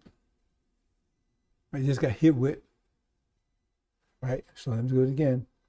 Authority upon the 4th earth to kill long sword and famine and death. So it's saying that this thing's happened to 4th earth America, right? Authority upon the 4th earth to kill long sword. Remember, that's the one that's going to take peace from the earth, right? And famine. There'll be famine during that time. And death and wild beast earth. So that what that means, wild beasts of earth is Armageddon that's going to take place. See, but when it says it here, right? It says, and the wild beasts of earth. That means that's war over there, not here, right? Because here's the famine and everything else. Over there, it's a kinetic war. They fight, is shooting and killing each other, right? That's what it says.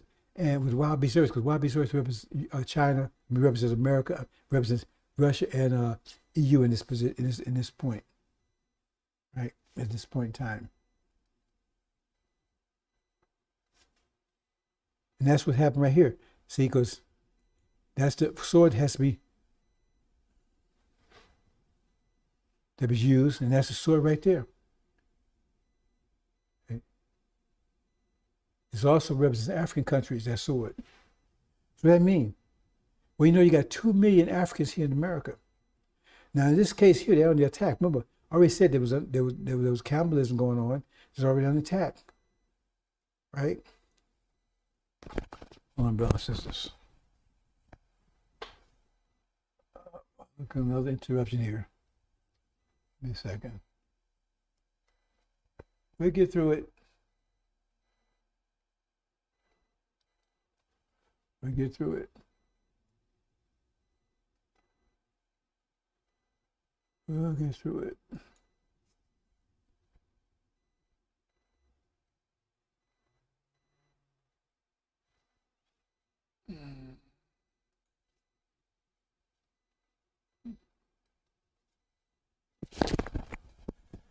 We'll get through it.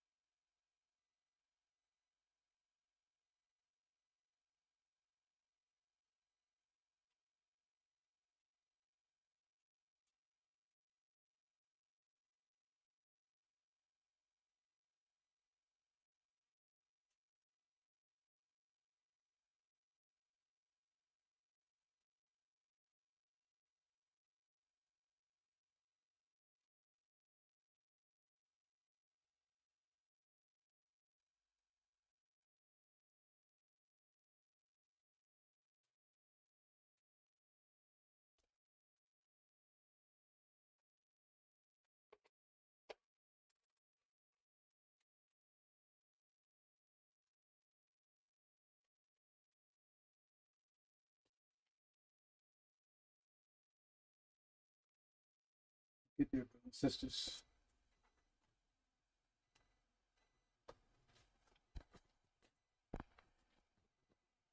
You need to know what to do, brothers and sisters.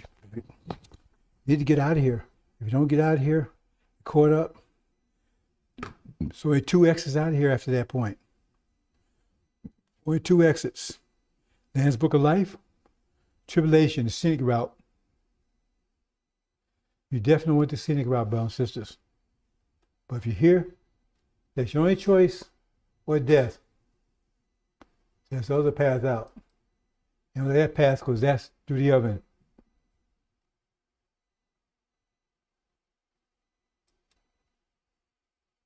You want that path, brothers and sisters, believe me. You don't want that path.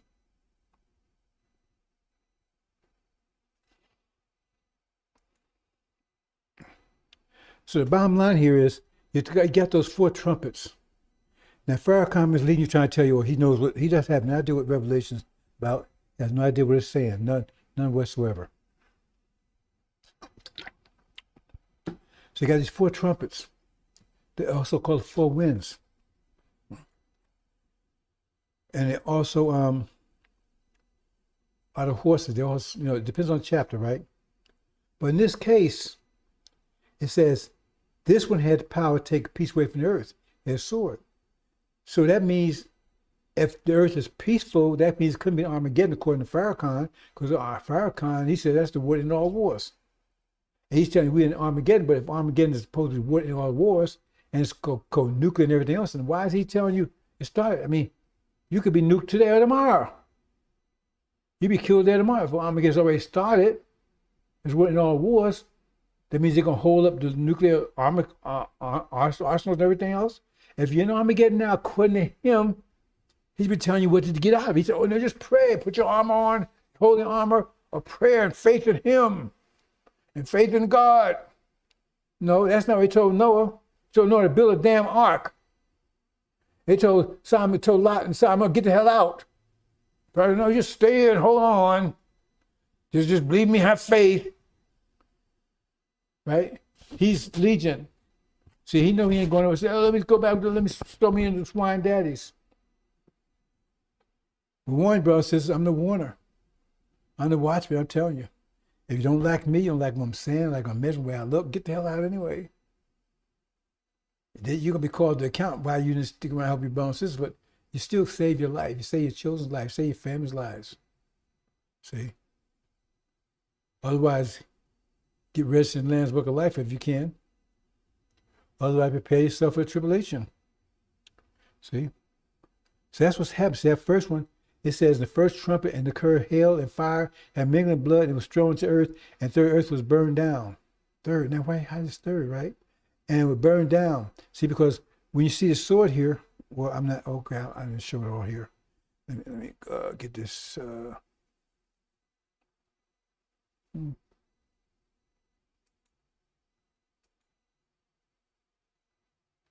So that sword is, right?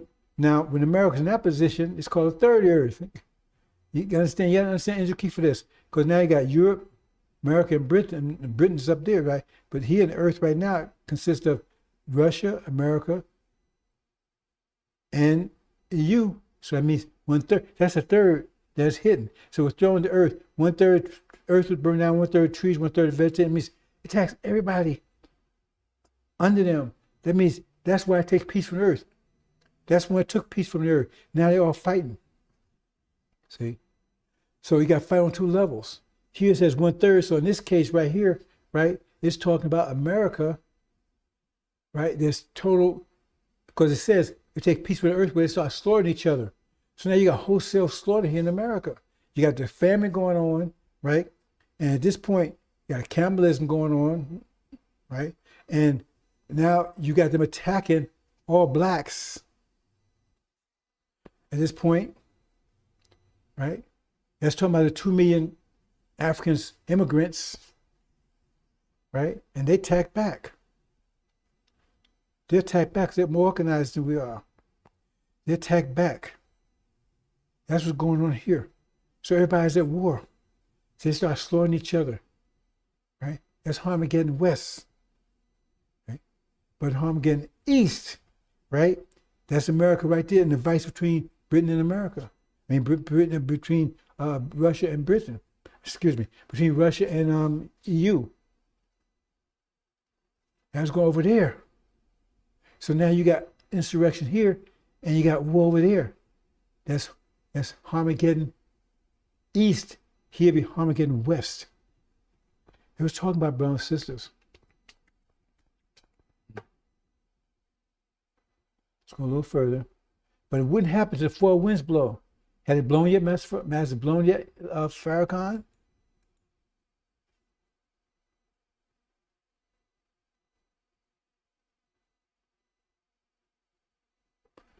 See? So now all the rest of the winds are blowing. And it said when the four winds blow in Ezekiel, that's when the resurrection takes place. I'm trying to pull this together for you, brothers and sisters. Okay? But see here, they're at war. At the bottom, they're at war.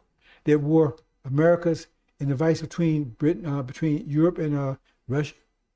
Because see, Europe has betrayed America at that point. Because remember, couldn't get off from the Middle East. They couldn't get from America because they were starving, right? And the whole economy collapsed. So they turned on America and backed Russia. They turned on America and backed Russia. Right? So that ignites Armageddon East, because America has a multitude of bases there, with thousands, tens of thousands of military. And once Europe sides with Russia, and Russia's at war with America, right? Then the first thing they're going to do,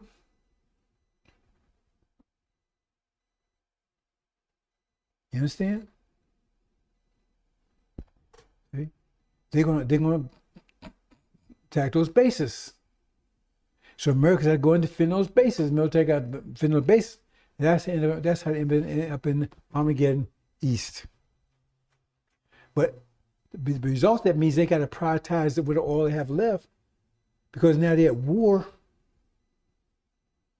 right? Over in Europe. So they got to prioritize what all they have. So it means total economic collapse here, because they're already a famine, eating each other, or cannibalism during this time. So all is going simultaneously. So, and the demons, right?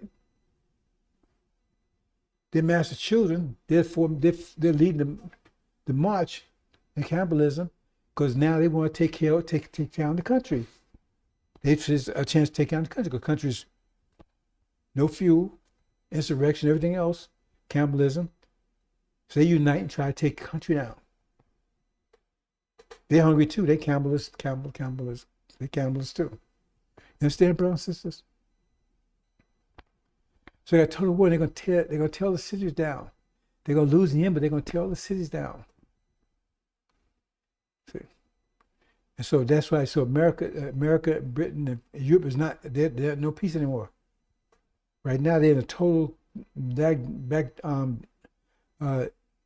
knockdown, drag out battle over Europe right now. America's in a vice between Europe, his former friend, and Russia. See? Okay.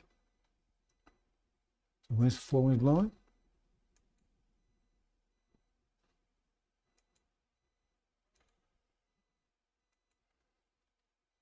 Okay. Oof.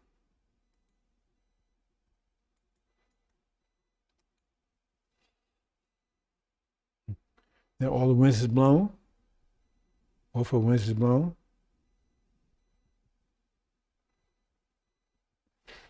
Okay. Now four winds blow, that causes the resurrection. But remember, they're at war. Armageddon East, Armageddon West. They destroyed each other. Said one another that's when she leased it. Right? When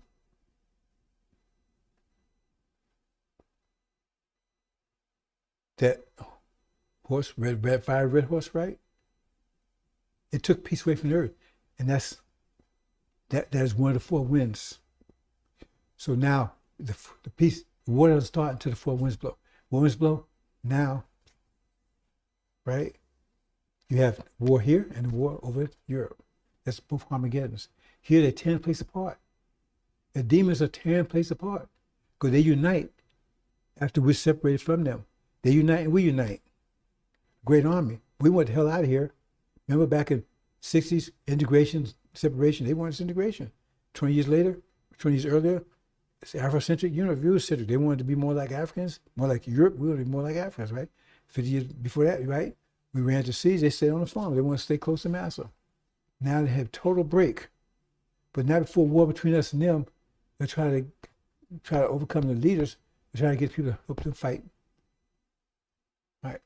So we'll talk about that, maybe not today.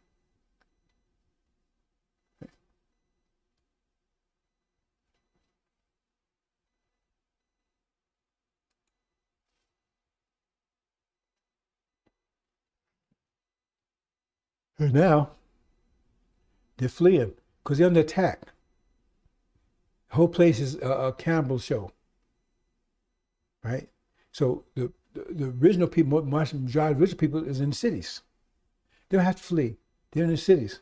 But it's mostly it's the demons and our people, right, that's lost, lack of knowledge and, betrayers or whatever. They're still out in the suburbs. And they have to flee. Because remember, there's no food, there's no water. Because they need all that oil, they had to prioritize it towards the military. And so they don't have enough. And they can't pump it out fast enough to make a difference. So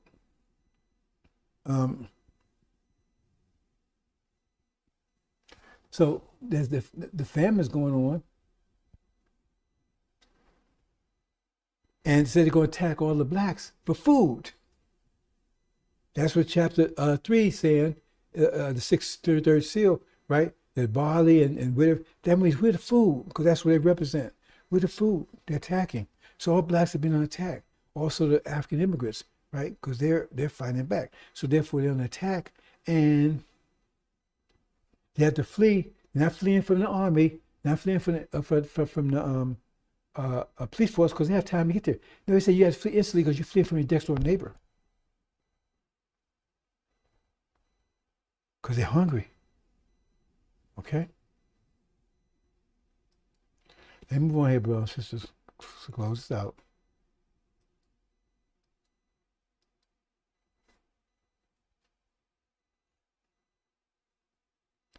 This way, all come together. That's the harvest, chaff and the wheat. They separate out. The wheat is bone to put on in the barn, and chaff is thrown back, right? And it gets marked, right? They throw them back to the devil dad. Is what they want to go back to the swine, right? And what this happens. Remember, we're talking about Armageddon, east and west, right? So in this case, we primarily talking about Armageddon west, because that's the 1/4, right, and 1/3 and all that stuff. They're really talking about that one.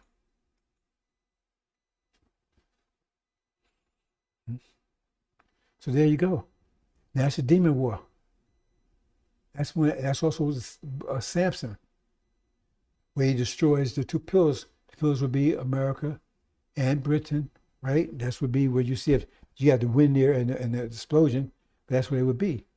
And he'd be that demon, because Samson was a demon. He'd be a demon post between there to bring the whole thing down himself in the process. But the thing is that this locust war happens, right, as a result of the conflict between us and the demon. Once we come together, we kick them out. We don't want them. We purge them round out. See? Because they're devil's children, not ours. And so therefore what happens, right?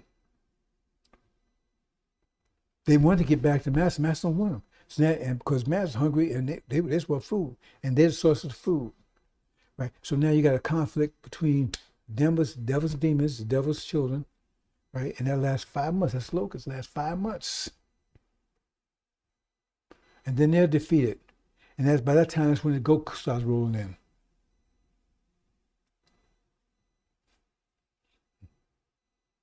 Total chaos.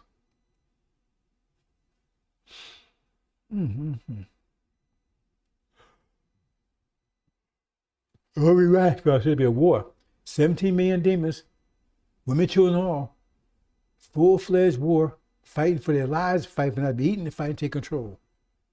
Because if you lose, you're eating. There's no giving up. Children or whatever. Children is better because they eat, softer meat. That's what's happening, brothers and sisters. Full-fledged war. See, that's a demon war, full-fledged war. So now they can't reconcile with Master.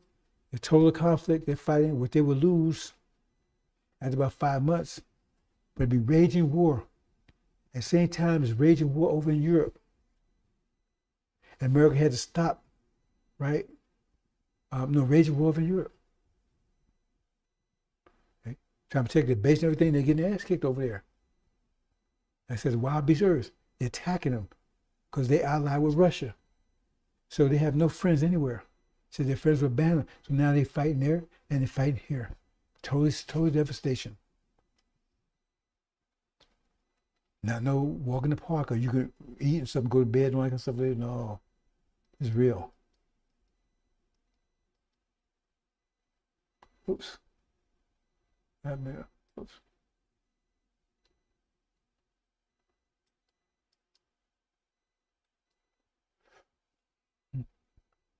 It's just the famine's going on.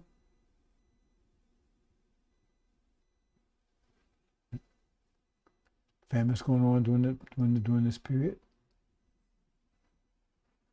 Farrakhan is cast out at this period. Why is he cast out? Because total war, the demons against the devils, right? But before that happens, Suleiman had to come back, right? Before the actual war breaks out.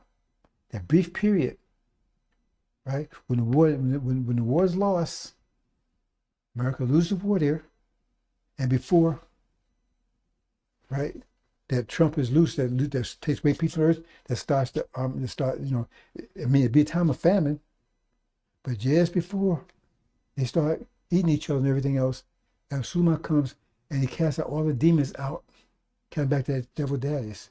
That's part of what I just showed you, the harvest. He casts them out. So when he comes in, right, because at that time, Suleiman will have control of all the temples in America, because Farrakhan's Eden was thrown out. And we will have food, because read by Exodus, food appeared every morning from the clouds, from Master Muhammad. Hope you understand, brothers and sisters. So they got rid of demons here, so now we can unite, because they was keeping us from uniting, because it was operating on two different wavelengths. Once we operate on lower wavelength, that means they control us. We operate on the same wavelength, that means they keep us neutralized, because, right? Because they think one way, think another way. So if we think this way up and they think down, that means it's neutralized. Nobody's going anywhere.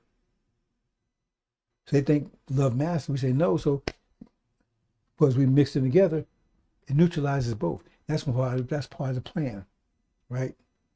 See, but Suleiman, right, and perhaps those that has books, right? They're vibrating at a high level, which causes our people to vibrate.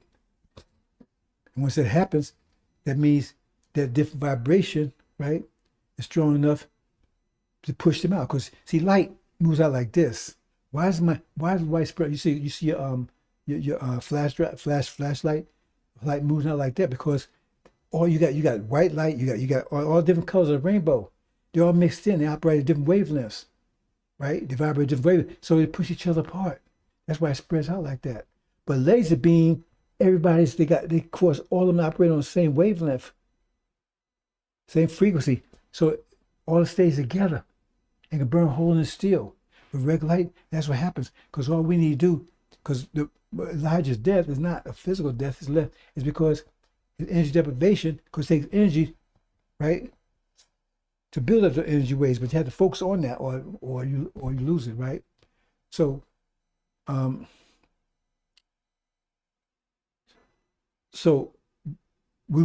energy level is low, and so our frequency, our mental frequency, and our vibration level was low, and theirs was higher now. Is because we was like Lamborghinis, it was Volkswagen Weasels. But if you make the same amount of money, they're gonna be very quiet and everything else. But you in the garage. So they had control. That's why Adam had control for 6,000 years, because he was a Volkswagen Beetle. He didn't need much energy, right? Because he's operating lower wavelength. But we needed enough to operate on our normal wavelength, so we was operating lower than him, so he had control of us. But now we're moving up, and you see right now the youth and everything not afraid of them anymore. They can't control the youth anymore.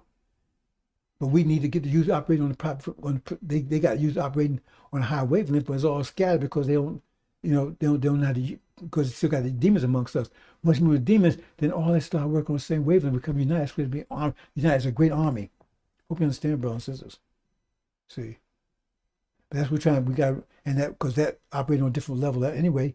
That's forced the demons away from us, and now they all operate on the same wavelength. That means they become a solid army, and we operate on the same wavelength. On our wavelength, we become a solid army, even though we operate on different wavelengths. But we separate because now we have enough energy to operate on a higher wavelength.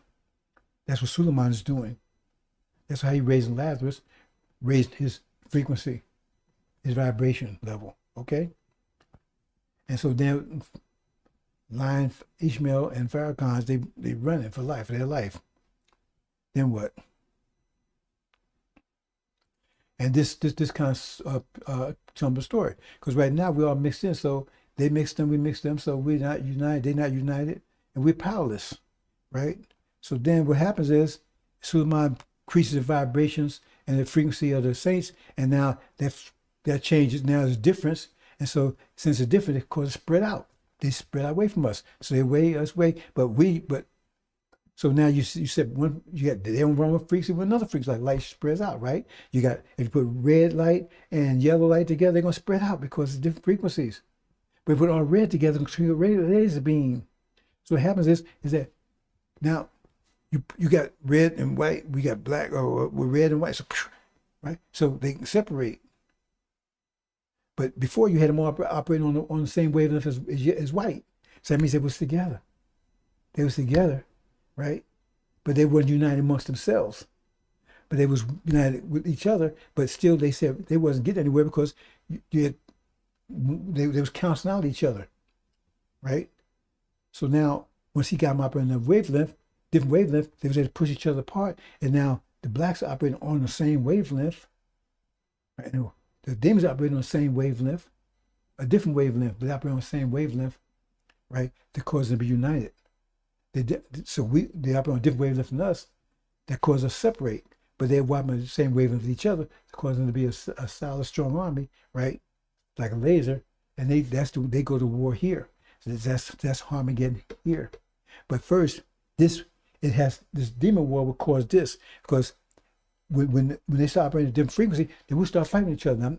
And I'm talking about another presentation, right? But that's a conflict right there. I'm not talking about today. That's a war right there between us and them. That's the war you see in Exodus between those that was with Elijah and those stay with Aaron, right? Farrakhan, those stay with when Elijah showed back up, right? Those that stayed with him and those stayed with Farrakhan, right? And they went to war with each other, and they was defeated, right? So, and that's what happens there, brothers and sisters. Okay, and then what? Okay, we're going to deal with this for a minute, and then we're going to close out, brothers and sisters. I keep dealing with this. Now, this is the science of the master of deception. There's two ways of deception that you're probably aware of: outright lies, and what they call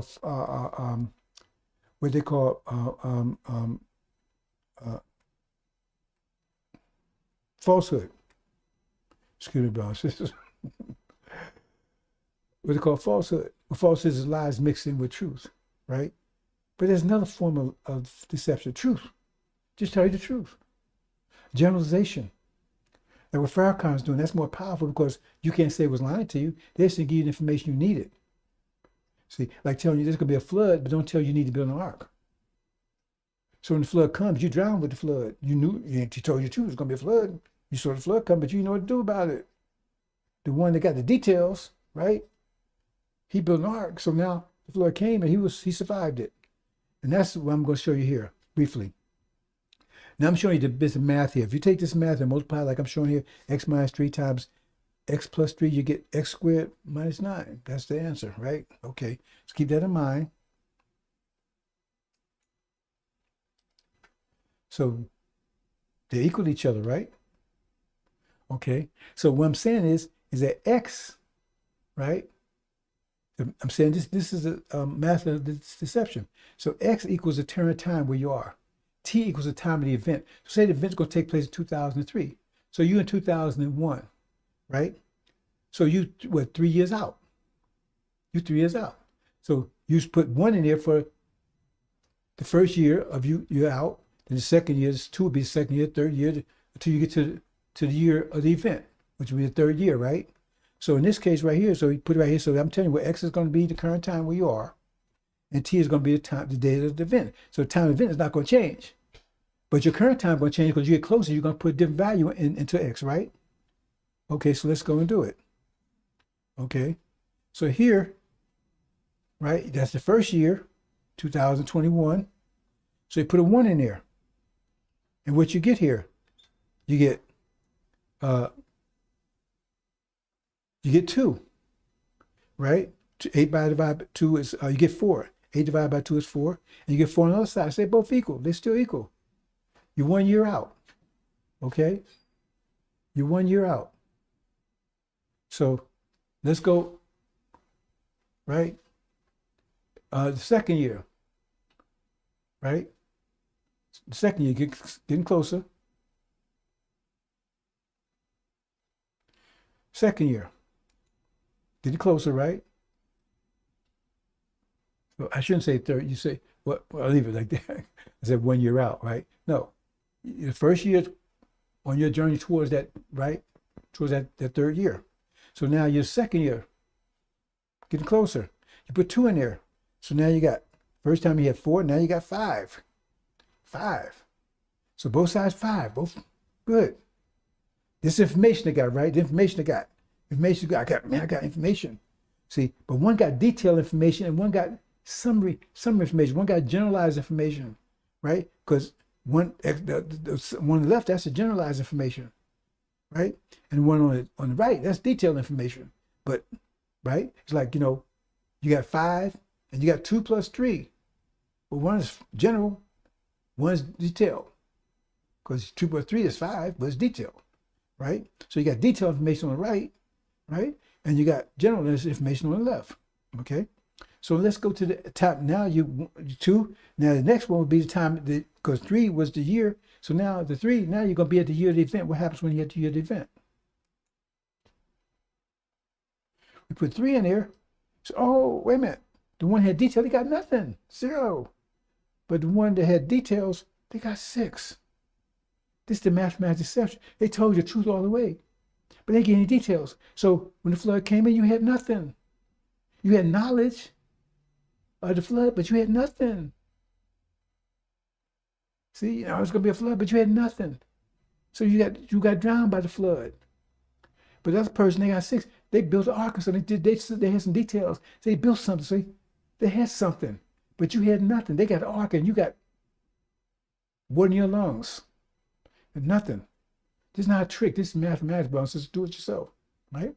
And then what if you survive and you go to the next level? Say you're in a snare, you get caught in a trap.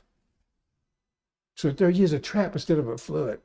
You know there's a traps out there. Okay, I know it's a trap, right? But you didn't know details. We didn't know where the trap was or anything else, right? But you got caught in it, right? And the other person had details. Man, the trap is over here. Don't go down this road, whatever, right? But you know it's going to be a trap. Watch the weather. Oh, you know it's going to be bad weather, but you didn't know what kind of bad weather. Watch the weather. What's going to be a tornado? Is it going to be a hurricane? Is it going to come in Wednesday? Is it coming from the west, coming south? I mean, what is it going to be? But all you know is watch the weather. But I haven't got details. So he said, hey, it's coming from the north, man. It's coming from the east, man, at 50 miles an hour. It's coming from the east, right? It's going west. So if you start traveling west, right, then at 50 miles an hour, then you be ahead of it. You never touch you, because you got that details. It's coming. Hey, it's coming from the west, right? 50 miles an hour. So, right. So you travel east. It's coming from the west east to the east, right? So you travel to east at 50 miles an hour. It's traveling towards you. So hey, it's a wash. But you didn't know that. So you sat there, and next thing you know, you caught up in it. So what if you go to next year? This is the math of it, brothers and sisters. I hope I didn't lose that again. This is the math. This is the basic math, right? So what happens if you go to the next year? There you go. Now, what if you get to the next year of it? Right? Now, you got all the information the other person got, but you in it. Because now you in jail, or you in the trap, or you whatever. Now you got as much information, but you in it. Because you got details now. You in the tribulation. You know all about tribulation. You know who the devil is. You know who the jinn is. You know who Satan is. Right? You know you're tribulation. You see it up front, personal, but you in it. The other person, they got all the information too, but they out of it. See the difference between having information? One deceived you. That's Farrakhan. Because you thought you had something until the real Armageddon comes in, the real plague comes in, whatever, and now you're undone by it, you're destroyed by it, and the one had details like I'm giving you, specific details, get the hell out and everything else, you were saved. But now you both have the same amount of knowledge. In detail, you see it right there, but you're in it. The other one's out of it. It's a difference. Hope you understand, brothers and sisters. I'm going to leave it there. I'm going to leave it there, brothers and sisters. So, hope you understand, brothers and sisters. See? So, hope you leave there, so. Welcome to the Injil Radio. Welcome to the Injil Radio. Welcome to the Injil Radio. Welcome to the Injil Radio.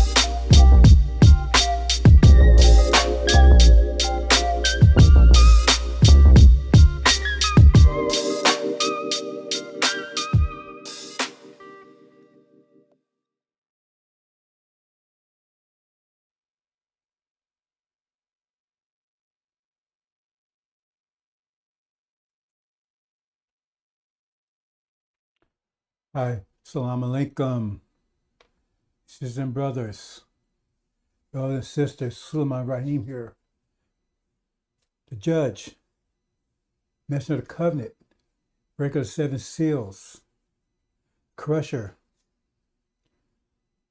Sisters and brothers, next episode in the series, Countdown to Apocalypse. Countdown to Apocalypse. This series gives you the countdown to apocalypse and then gives you details of events, the major events that will take place during the apocalypse. And apocalypse is the comprehensive war against this reality, not Armageddon. Armageddon is just one phase, one battle, one major battle in it. So when Louis Farrakhan is telling you his generalities, we're in Armageddon. First of all, we're not in Armageddon yet. He called it Armageddon. We're not in it yet. We're approaching it quickly. We're not in it. See? And we're not in the apocalypse yet, but we're close to it. See? By my calculations, right, the apocalypse shall start within the next 3 to 4 months, sometime between May and July. So we'll see. There's details. Let's put it on the line, Farrakhan. See, you missed the 1619, 2019. You missed that one. That was an easy call. 1619, 2019, 40 years. 2020 be a plague that would start the process of our going home, Abrahamic covenant. It would start with a plague that would kill the firstborn, it means elderly, and pass over us. And that's exactly what was happening. It wasn't passing over you because you're a black-faced devil. See, it's not going to pass over it's not going to pass over the devils. If all Israel get harder than anybody else, so that proves they're not who they claim they are. So there's another calculation, brothers and sisters. sometime between May and July, apocalypse will start. I gave a countdown up to the apocalypse. That was the first episode in this series. Now I believe this is series 5. I believe it's the 5th one, 4th or 5th one. I'll see if we get into it. But this is Armageddon West. Armageddon West. It's 2 Armageddons. Armageddon is a European war. East is over in Europe, and West over here. But the European war is a war between Europeans. See? No matter what their skin tone is, whether it's white or black, right? It's a war between the Europeans. Because the demons, right? That's their children.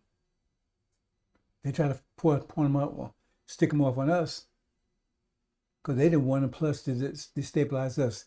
We get into that, brothers and sisters. Countdown to apocalypse.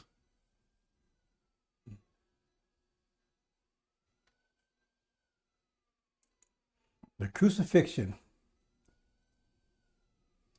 They crucified us 500 years ago, brothers and sisters. Took everything from us. Everything. Left us nothing. Completely naked.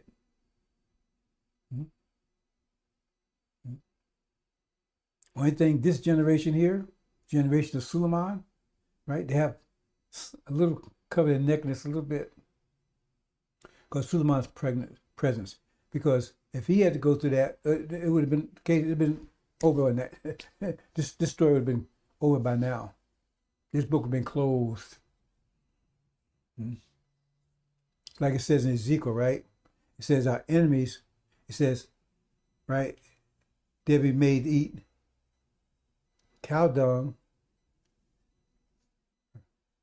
right? And even human. And that was a sign that Suleiman would have to eat that as a sign to us. People have to go through because they would make us eat chitlins, cow dung. That's where the word chips come from, cow chips. That's why we use so much spices. They don't do that stuff now. I've called it spicy stuff. They cover it up. They force us to eat it. I may have misspoken initially, but they were talking about us. See? So he was supposed to eat as a sign that he would have to go through that too. See?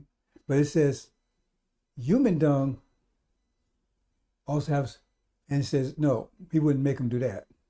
He said, no, it'll be a sign, but you won't have to, but you will have to eat the cow dung. Because if Suleiman was made to eat the human dung, then that would have been another them case closed, been over with. See, over with. That's why you see one on the right got little clothes on, one on the left none, because we went to 40 years just like that. But in time of Suleiman, right, have just a little bit to cover his nakedness. Have Elijah to cover his nakedness.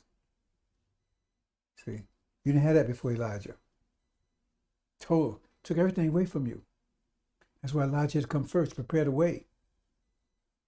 Okay? That's why you see all these things going on right now. They had to prepare the way for Suleiman because they had to make his way as straight as possible. Because if he had to go through the same thing that we went through before the 40s and 30s and lynching, all that kind of stuff, no, this would have came, scorched, reaching up. Then that's why it says, I'll have my message prepared away before me. We are talking, read that carefully. Read that carefully. I mean, see, you get things mixed up. It says, okay, the messenger of the covenant suddenly come to his temple. Now, if it's his temple, it couldn't be Elijah Muhammad because he come to his own temple. Suddenly comes to his own temple. Right? So you get the pronouns stuff. You know, these are riddles. I mean, these are sealed books. And it says, but who's coming after Elijah? Elijah prepared the way for the messenger of the covenant. So that's who's talking, the messenger of the covenant. I'll send my messenger to prepare the way before me. Elijah's way, it was prepared the way before the messenger of the covenant. But you had intervention in there we're the one that was robbing God, robbing this whole nation. I mean, how can it clear be? You're robbing the whole nation. What nation are you talking about robbing? Who's robbing God? The mess of cover, clean up the mess. He gonna say clean up Elijah's mess? No, he clean up Farrakhan, the demon's mess. Read that carefully, brothers and sisters, if you will. Anyway, we're gonna move on, brothers and sisters, but the crucifixion, nothing's changed. Those are our crucifiers. They're still crucifying us. Economically, socially, religiously, in every way you can think of. False Israel over there, identity. See? They're robbers of our identity. See? God, America, robs us of our wealth. See? They all have a part in it. But that's about to come a screeching halt, brothers and sisters. A screeching halt. Come quick. Armageddon West.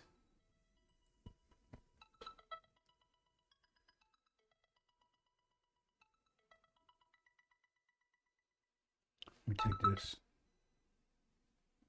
Hello?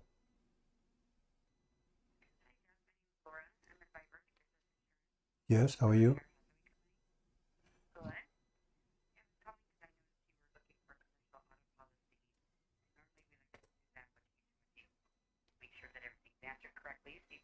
Now I talked to someone everywhere. They gave me a quote of $1,000 a month.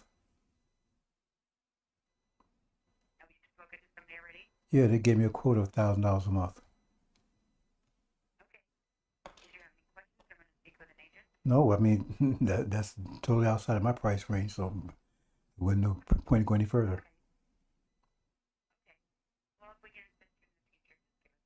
Thank you.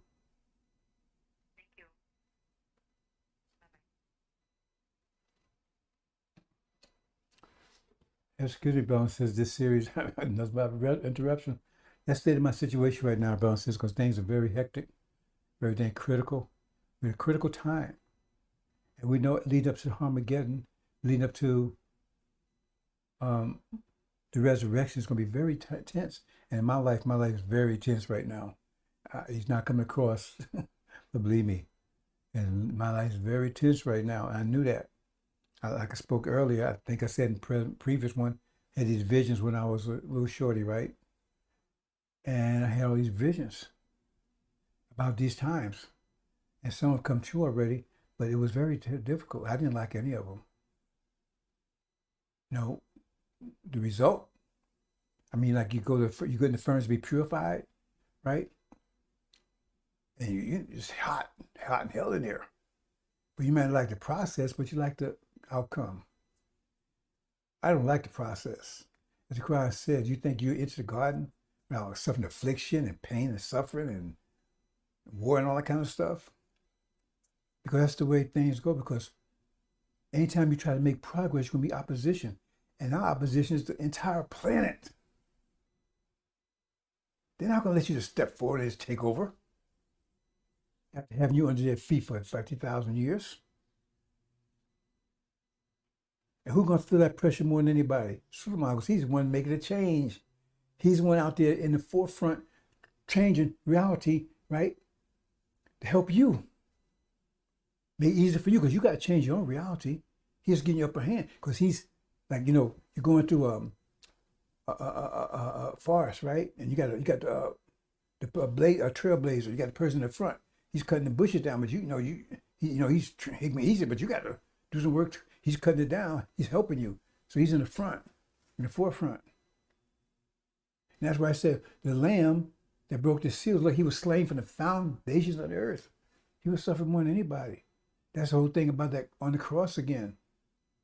Say he was suffering the sins of the whole world. Not he was saving people from sin. He suffered the sins of the whole world. That means the whole world is sinners and all the evil that they're doing is on him. He's suffering the sin. Remember the sins, right? The sins is against this reality. The new reality is coming in. And this whole world's against it. And he's the only one in the forefront trying to change it other than Master Muhammad. He's trying to change it from a different level. See, but Suleiman's changing it from the thought level. See, he's on the ground, right? Leading that fight on that level. If you read Exodus, the God in the sky was just gave support.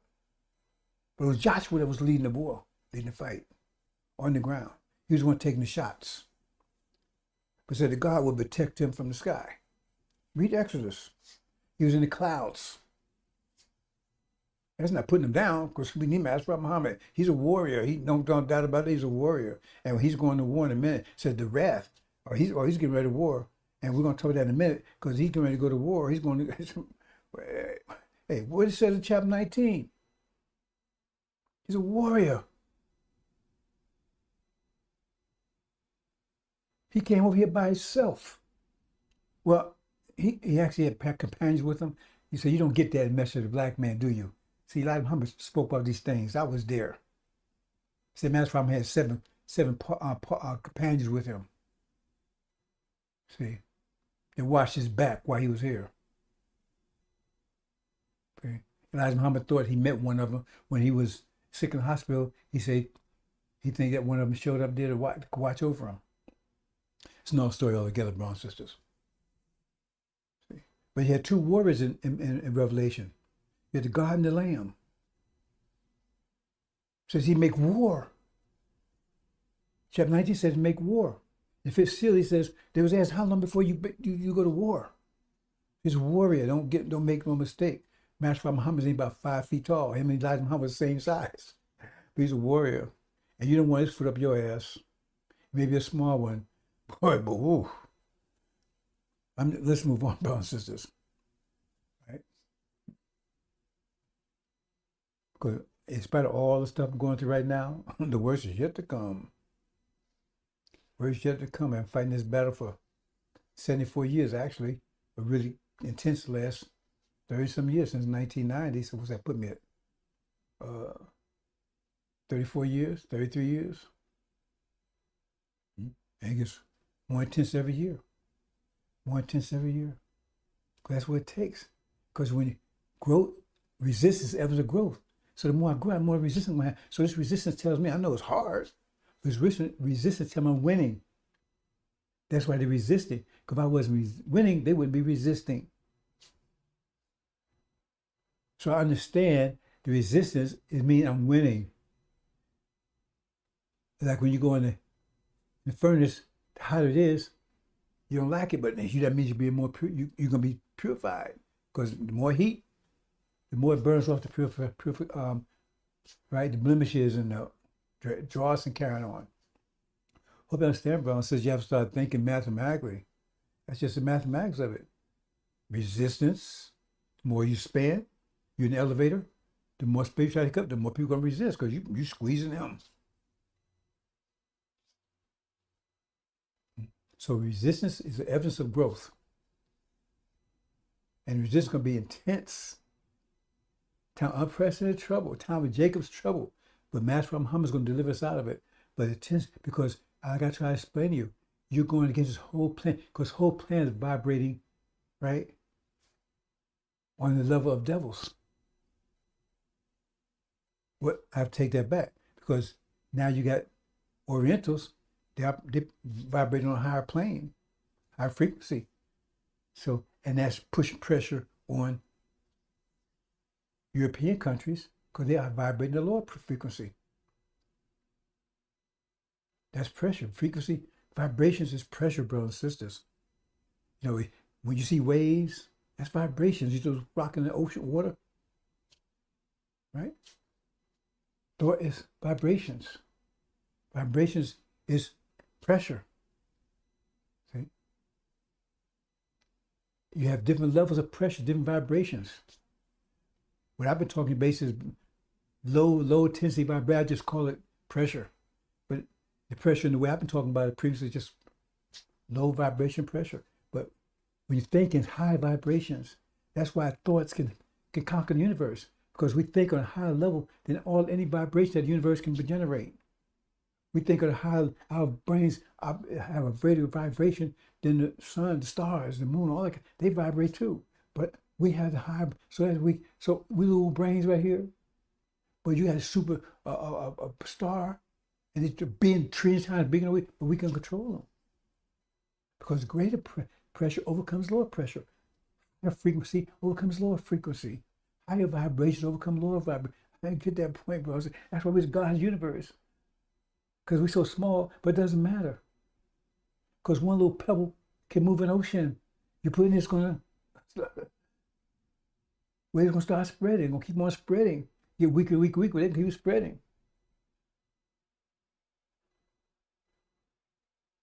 So yeah, we like a speck in the universe, but higher vibrations.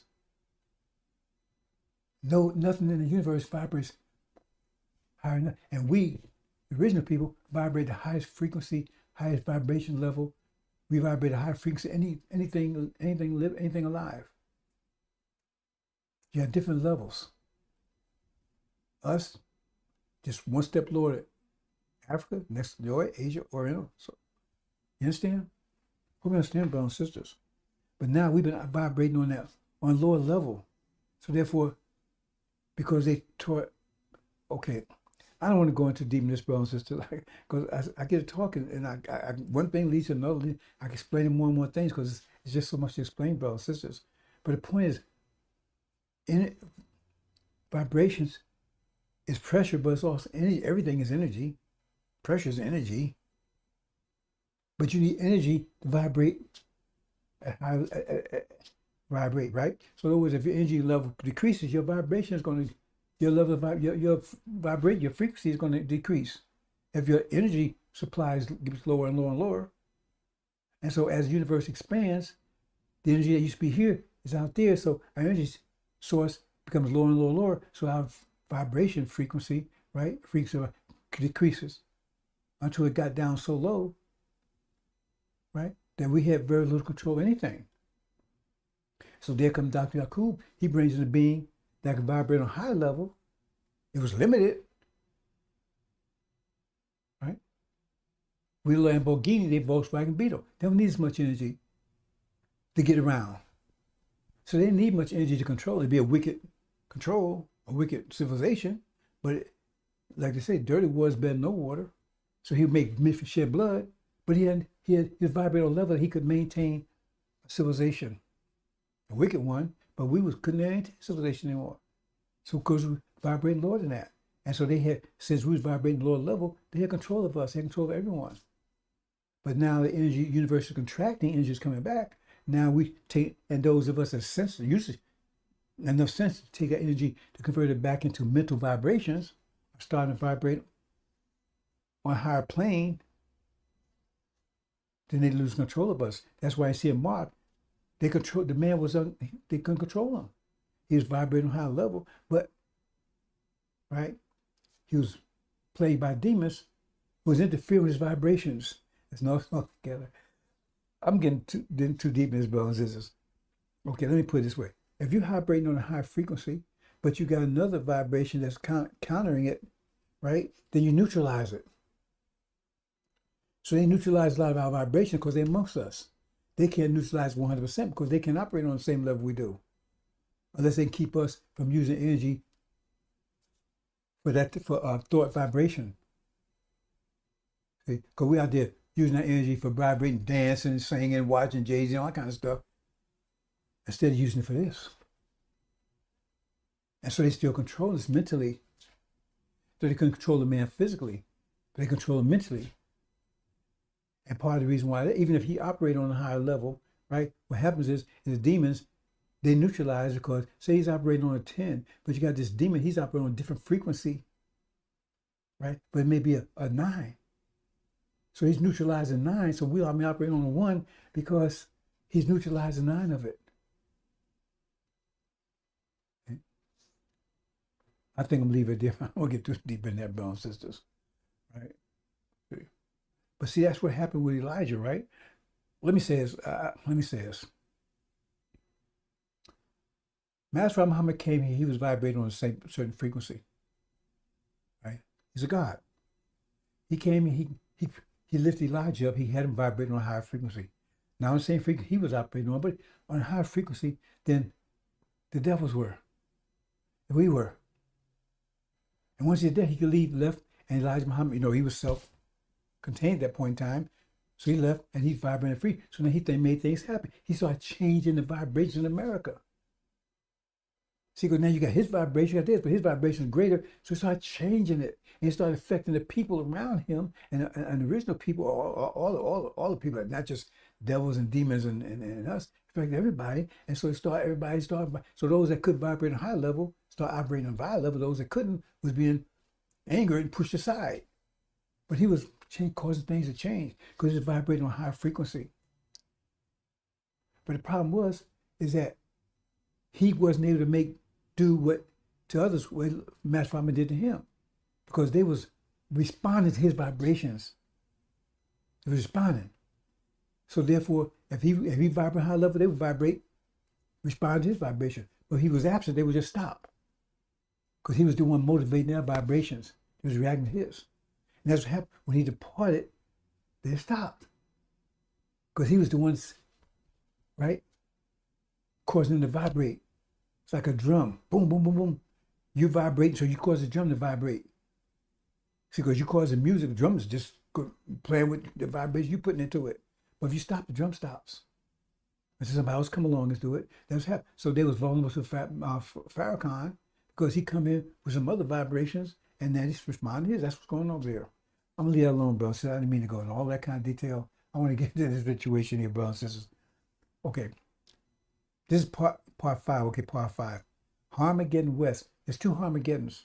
I'm not going into all the details, but it's Armageddon East, Armageddon West. Armageddon West is, remember, it's Armageddon, what they call Armageddon, is a European war. And that's affecting Europeans here. Armageddon East is over in Europe, physically in Europe. See, Armageddon West affecting Europeans, right? Armageddon East, right? That's Europe. Okay, I hope you understand the distinction. Part 5.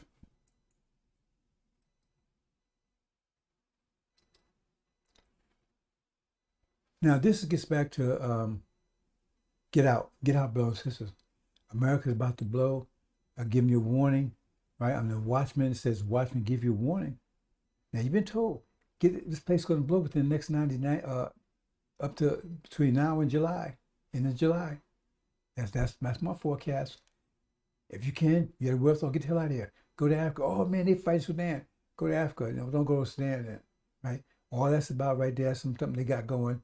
But Africa is about to unite, right? And at least it's 2 parts. It's not going to be a whole bunch of countries anymore. They might call themselves states, but Africa is about to split into 2 parts. And that's going to happen this year, right? Anyway, that's no story altogether, brothers and sisters. I'm trying to bring you up to speed about all the things that happen, because once apocalypse start, it's only going to last, well, the Armageddon part of it, Armageddon East part of it, right, it's only going to last for a year. That's for a year. So let's start. All this is going to be gone. A new reality going to roll in, right? Okay, we're just talking about right here. It says, I'm going to read some of it. And after I saw another angel stepping down in heaven, this chapter 18, authority great, earth was lighting out glory of him. He cried out strong in voice, she fell, Babylon fell the great. That's talking about America, right? As you came to dwell in the place of demons, that means they're real people. Farrakhan tell you demons are headaches, anxieties, dispositions, right? Memories. No, those don't dwell anywhere and dwell in your mind, I guess. But he says Babylon became a dwelling place. I mean, it's people. So you keep listening to Farrakhan. The reason why he's telling that, because he's a demon. You don't know who a demon is? They used to call him, house Negro butts. You used to call them house Negroes. Master's children. They're the ones loud in the house. They're us. They're them. Wool and sheep clothing. Anyway, in prison, every unclean spirit unclean, prison, every bird unclean, having hated, because the wine, anger, and fornication have fallen all nations. Who's influenced all the nations? It's not China. It's not America. I mean, it's not France. It's not. It's not Australia. It's America. That's what he's talking about. That's what Babylon is, right? And the kings of earth have committed fornication, traveling merchants, capitalism, right? And how the unreigned, I'm going to say it became rich. Remember, it's supposed to be the richest country on the planet. That's what I'm saying, right? So anyway, it says, get the hell out of here. says, get the hell out. See, because the plagues, the judgment started 2020. That was the first of it. It's going to get 9 more. The 9 plagues you're talking about, that was Armageddon plagues. And this is one of them. This Armageddon, East, West is one of the plagues. There's 9 plagues. And all these plagues were designed for us to get out of here. Anyway, you don't want to be here, brothers and sisters. Time unprecedented trouble is going to be like you can't imagine. So I'm going to move on, brothers and sisters. Just get out. If you don't like me, get out. You don't like the way I talk, get out. You don't like the way I look, get out. Just get out. Save your life, brother. Save your children's lives. Save your family's lives. You know, if you can afford it, just take a trip for 2 or 3 months. Go to Africa. Don't go to Europe. Okay. See? This right here is serious. The whole things I'm gonna talk about. Right? Trying to do one daily. So I guess it'll be another week before I finish up. Right? You know, count by count, detailed, right? Blow by blow account of what you can expect in the next few months, in the next year and a half or so. The apocalypse. Now Armageddon, I'm gonna get just one piece in here, and I'm telling you about that part. Have the it's Armageddon East, Armageddon West. I'm gonna tell you about Armageddon West today. Okay. Hope you understand, brothers and sisters. See, details. We're gonna talk about those little pesky details in a minute. So this is Apocalypse, right? 7. Apocalypse 8. Apocalypse 9. Master Prophet Muhammad, 144,000 delivered. Apocalypse 10, part 10. See? Apocalypse 10, right? Apocalypse 11.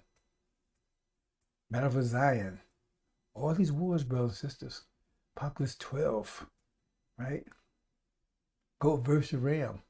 See, if I can tell you, Armageddon's a war in all wars. There's a whole bunch of wars beside Armageddon. The scriptures talk about. What you want to talk about? Farrakhan, lion, demon, devil, silver devil. Apocalypse 14. Lion, that's the last one. That's the last battle. That's one of the worst of them.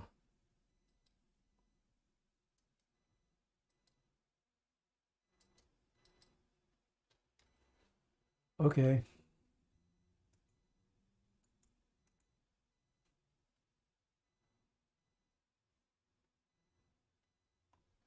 Okay.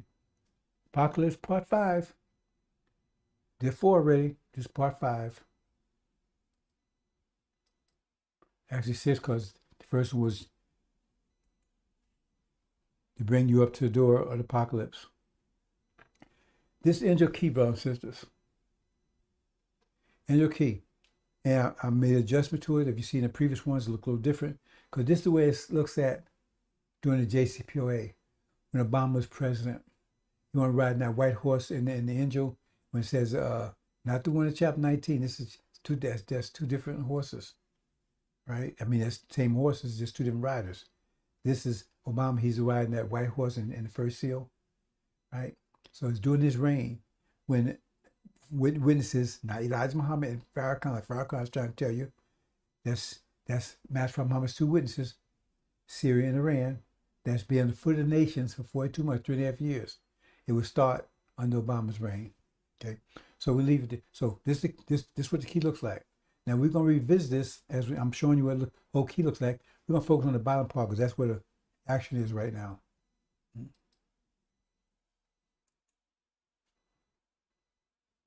Okay, so here, see it says, this is where I got China and Korea there. But let's go back for a minute and show you something real quick.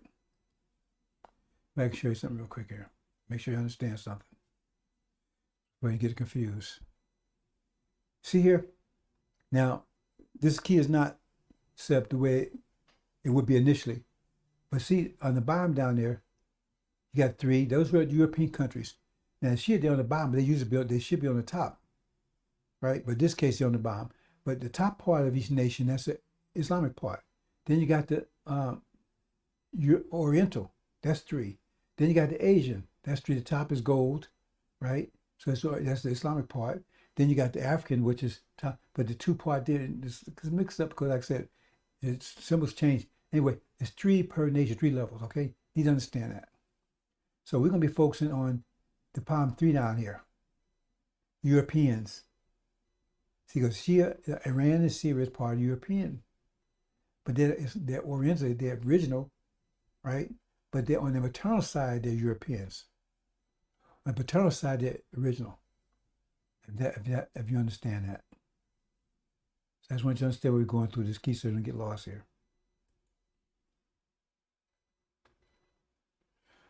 Okay, so at this point in time, this is between 1948 and 1990, says they would be prophesizing for 42 years, 1,260 days, which is 42 months. They're prophesied. So that means they would be prophesizing for 42 years, right? That's their original position, right? They're on top of the European countries because they're the Islamic part. And then it says, then the beast that rises out of the pit or the bottomless pit. Wait a minute, hold it. Where's the bottomless pit? That's talking about in chapter 20. But according to these lying preachers, they don't come out until 1,000 years into the future, the millennia. But here it's saying the beast comes. So that means that has already happened. Unless you're saying this thing they're talking about right here, right, is going to be the witnesses is 1,000 years in the future. If you're saying the story about the witnesses 1,000 years in the future, if it's not, if it's happening now or near now, that means the apocalypse, that chapter 20, them coming out of the pit has already happened in the past. It's a past thing. Because don't say that beast come out of the pit 2 times. Out of the pit or abyss, whatever you want to call it. So that means it's the one that comes out. It makes war against them after they did for it. Look at this legion. I'm not going to read all these things, brother and sister. So that means that happened in the past. So if you understand what happened in the past, that's European history. Because in the Dark Age for 1,000, that's what they try to hide that fact from you. They're the ones that was in the Dark Ages for 1,000 years. And it was kept down by the Islamic Empire. The resurrected empire of Prophet Muhammad. I mean, of resurrected empire of Abraham. Abraham built the Kaaba, Mecca and Medina. Yeah, but they don't want you to know that because they don't want you to associate Abraham with Islam because then that would throw you off, wouldn't it? Throw you for a curve.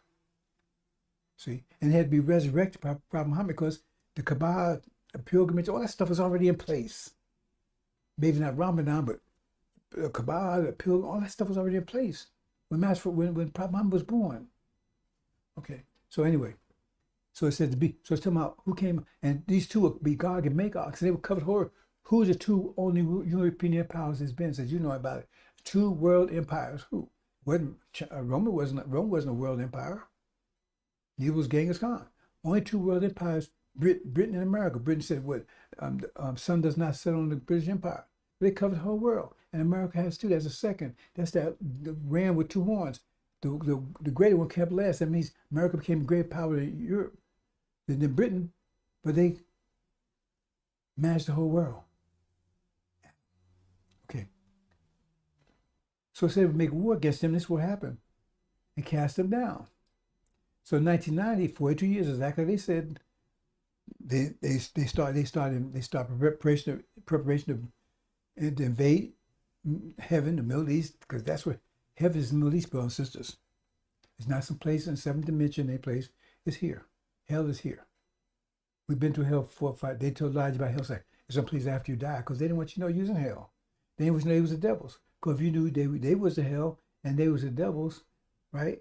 And there was no beyond that, and they wasn't afraid of death when they came over here, they would cut your throat. They would never endure it, like the Bible says. They would never endure that type of slavery, that's bondage, all their lives, if it wasn't for the fear of death. And the devil who had power of death, who was the master. They called him the master devil. Farrakhan, he ain't devils no more. So because they gave us that Christianity has fear of death. Say, oh, hell is after. No, there was hell after you die, right? When you was in hell. And the people that was telling that was the devils that was doing to you. They said, oh no, you're going to be the devil after you die, and it's going to be terrible. Once they convince you that, they had control of you. Because if they did convince you that, then you'd have cut those. You would never spend 40 years in that situation. So he cast them out. And they've been out since for 24 years, which is 3.5, which means half is 4. Remember, 42 years, half, that's what it's half. Half what? Half 42 is 21, and then plus 3, that's 24. 24 years they've been in that position right there, right?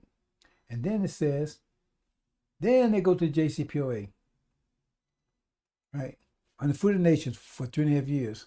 They get back to Daniel's 7-year situation in the middle of 7 years, right? Or 7 weeks, right? The covenant will be broken, the treaty will be broken. That's what. So it'd be a 7-year period. So if you take 70, so JCPOA started in 1/16/16. So 7 years from now would be 1/16/23 this year. 7 years. So but we talking about, but they would be in there for the middle of that for 3.5 years. And then 3.5 years would be another, so 7 years altogether. So we talk about the first 3.5 years right here, right? Because that's just possibly complete after 7 years, which would be January this year. Now the foot of the nations, that's JCPOA, because under UN authority, right? That's what it means. Okay. Then you can read that at your leisure, brothers and sisters.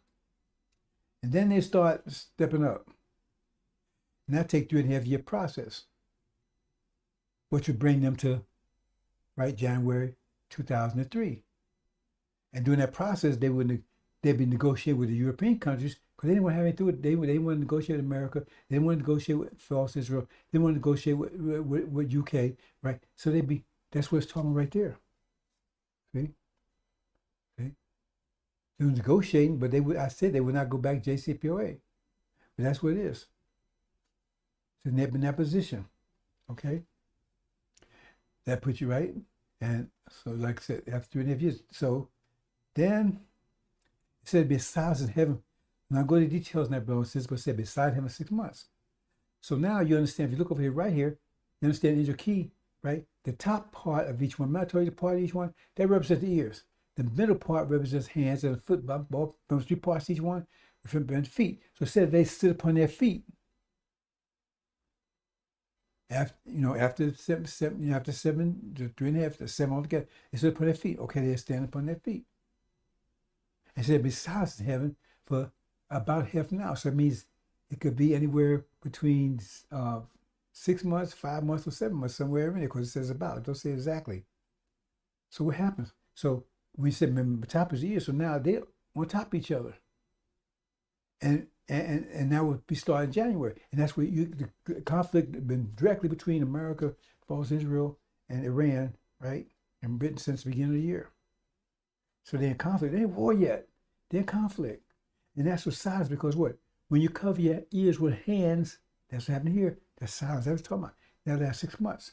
Which if you take January, then January to February to March, April, May, June, July, right? That'd be 6 months. So put on side July, or that could be, wait a minute, January to February, that's 1, to March, April, May, June, July, right? That's 6 months. So I said that wrong. So it could either happen July, August, or June. 6 months would be July, right? So we said about, so don't tell exactly. So I give it a monthly size. That's my calculation. So at that point, the conflict between, because everybody reads the papers, conflict between Iran and false Israel, America is heating up, especially because it's Ukraine thing. They're helping with drones and stuff. It's heating up, and false Israel say we gotta go. We gonna go to war. We gotta go to war because it's an existential threat and so forth. It's heating up, right? So and then what happens?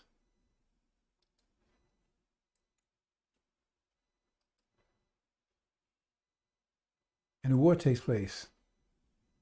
That's Michael's angels now. The Shia of Michael's angels. And so they get kicked out. The Air Force got destroyed. Because remember, Michael and his angels, and Michael will be involved in this match from high. And they're going to come after them with their so-called mighty Air Force. You don't take it out.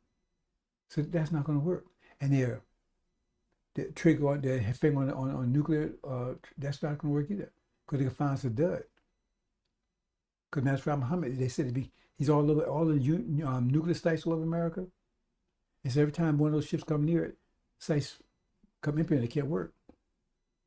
Okay. So that nuclear arsenal that Israel think you have, they're not going to be able to use it.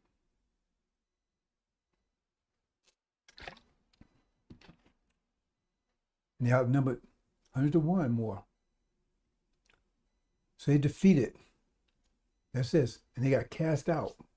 And then, like I said, the Air Force are coming, it's going to be annihilated. But they can't tell American people how it got annihilated. That was not annihilated by so-called UFOs. Russia did it. That's partly what's going to get them in the fight with Russia. Anyway, so they defeat them. They kicked them out. See? You see right here, read chapter 12.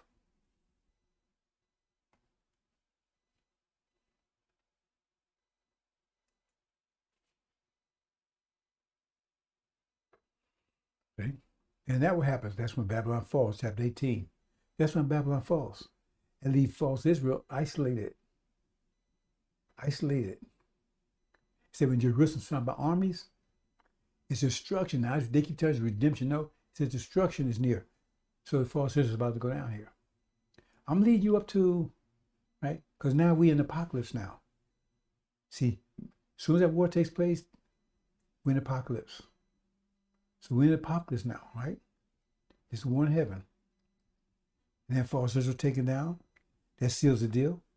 That means we definitely have to be the true seed of Abraham, because that's not supposed to happen if they're true seed of Abraham. So that kicks off the fact that we true. That's causing enough. I'm not against that today. That's going to cause an earthquake in itself all over the planet. That we're true seed of Abraham. All nations have done something else, going to pay in spades.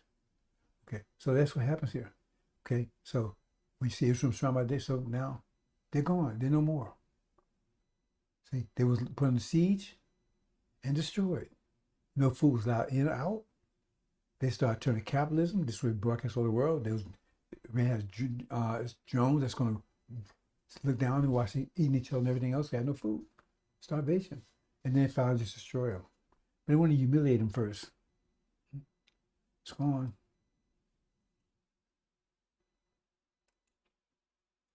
Now,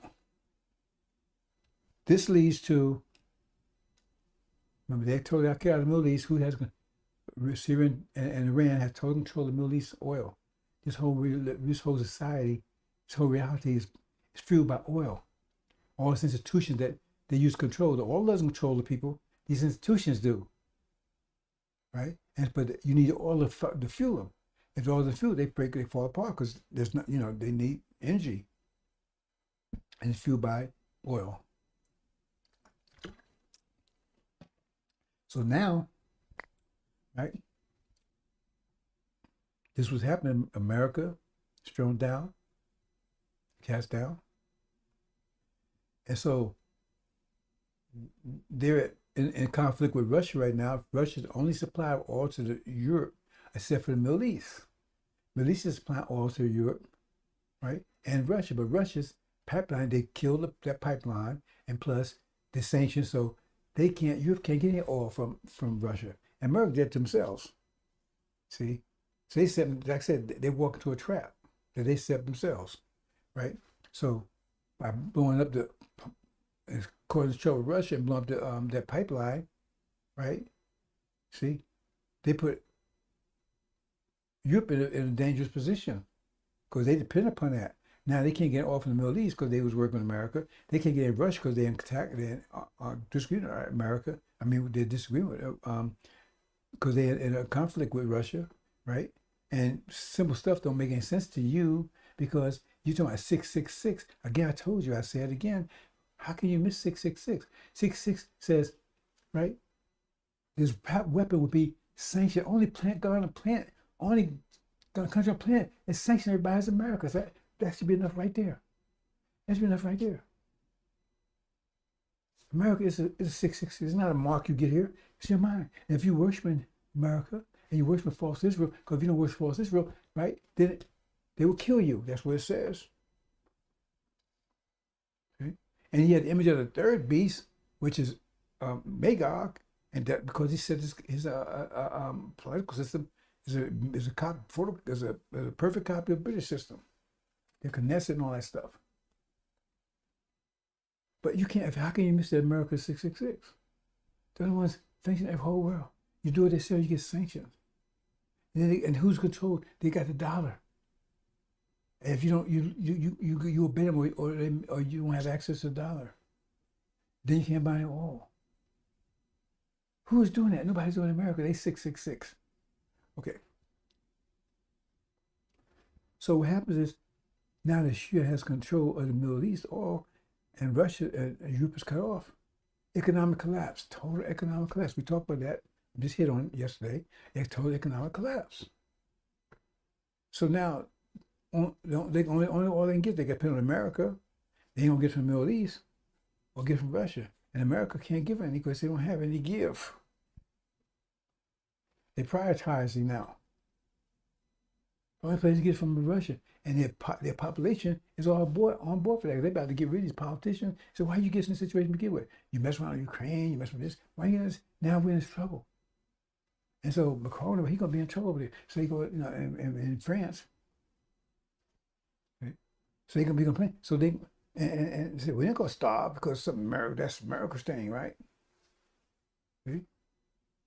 So only source they have is Russia. They have to agree with Russia. They have to go along with Russia and reject America. And that's what they do. That's what this tells you it does, right?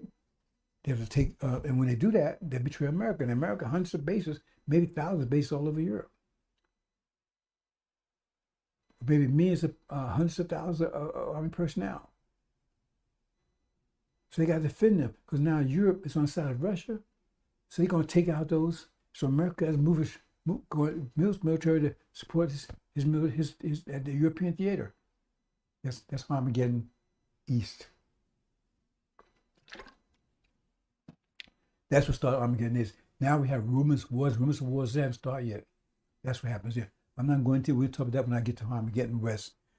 East. I'm talking about Armageddon West right now. So that's what happens.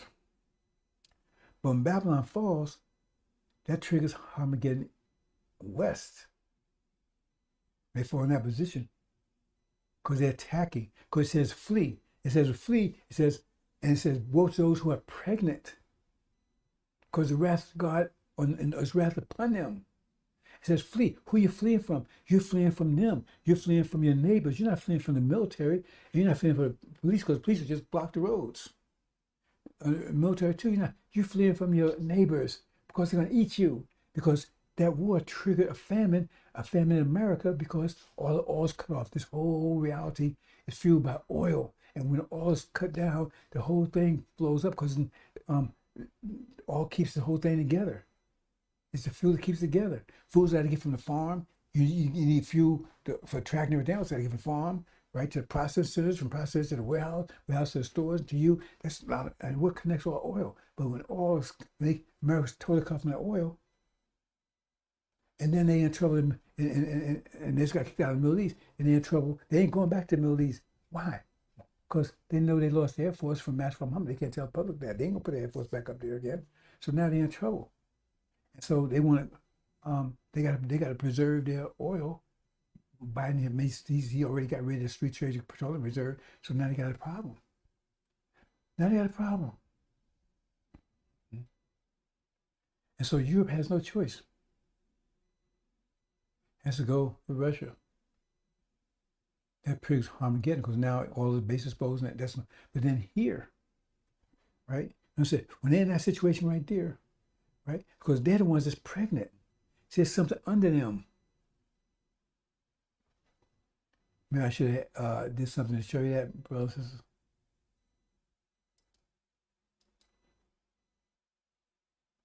I don't go back that far.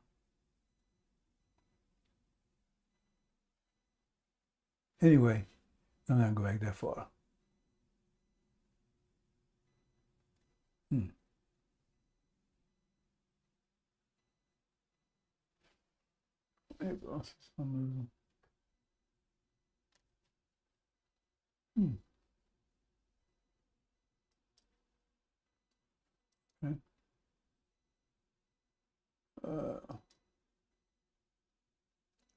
Okay, it's something under them.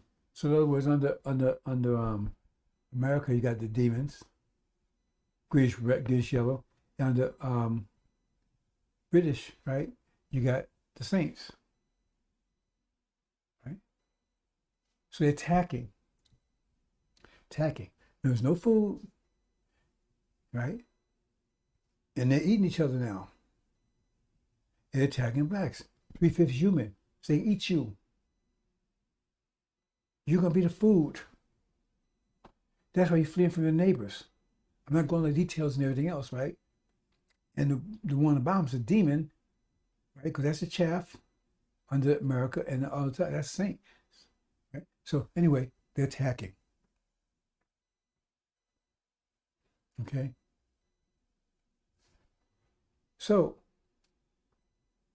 let's, we're gonna get there in a minute.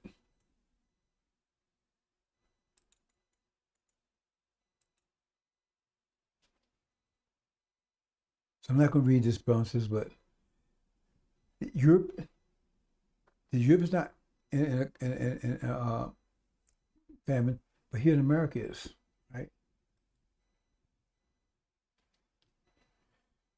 And so Europe right now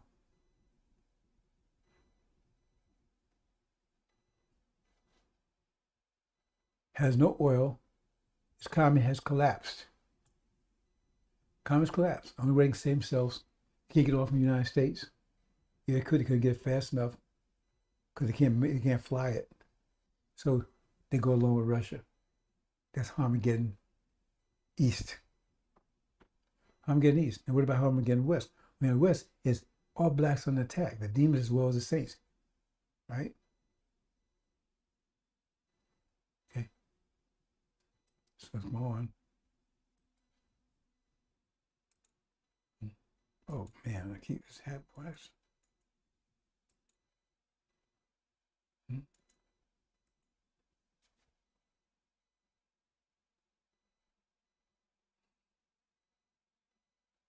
Okay, Armageddon West. Where we are right now, Armageddon West. What does that mean? Okay. Now we're going to show you an expanded version of the Injil key.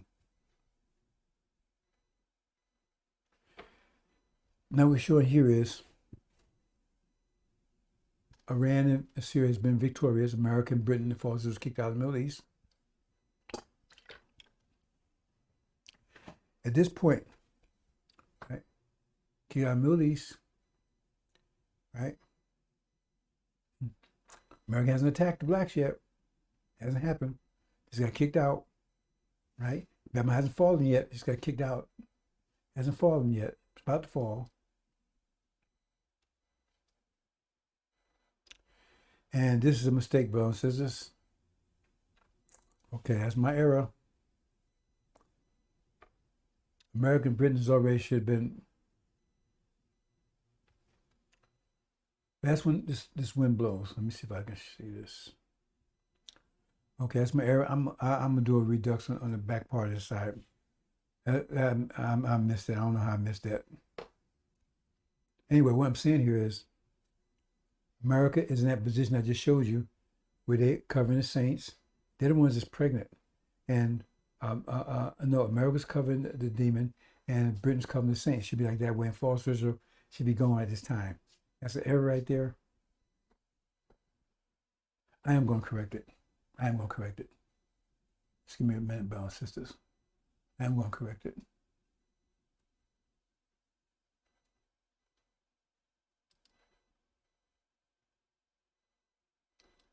I'm going to correct it. See here.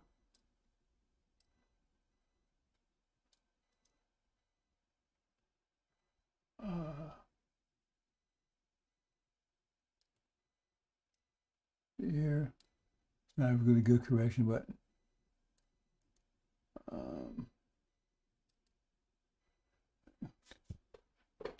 correct them all because this is very important.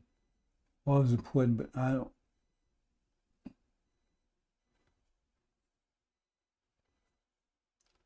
This.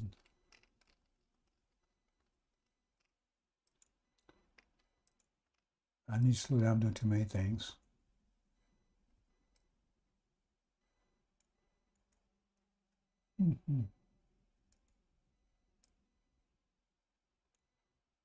It's not a good correction, but it's a correction. So you understand what's going on here.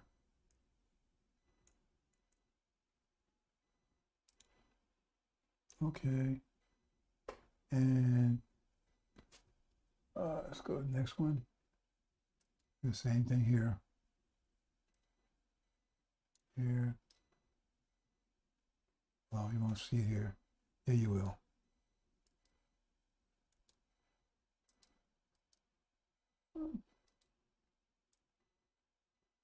Just enough so you can see this balance. It's just okay. I don't know how I missed that. I don't know how I missed that.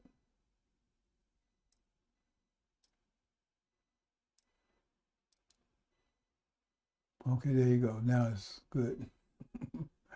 Now it's good. Okay. What was I at here?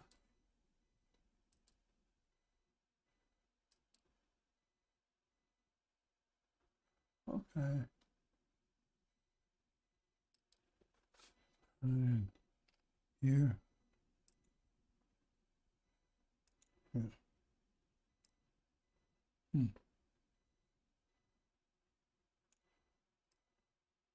Has to be correct, has to be right.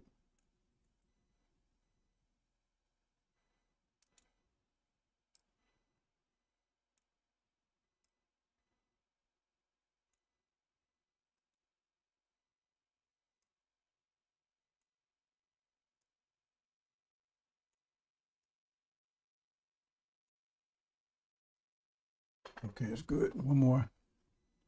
More correction, brothers and sisters. Oops.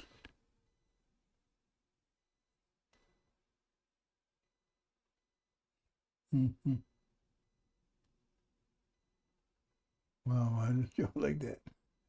Oh, I see. I see.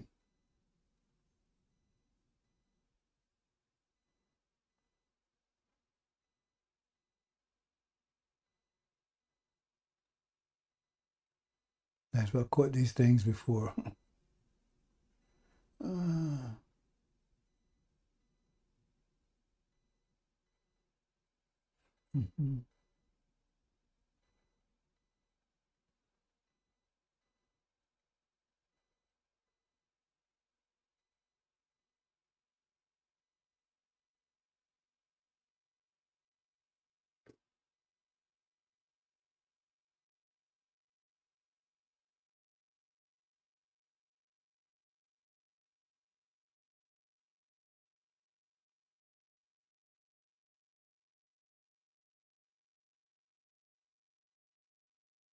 I think that's it. Yep. Okay. Start here. See from. Right. Okay. From the right side. Very it though. All right. And from here. Did I do this? Did I do this one? I did this.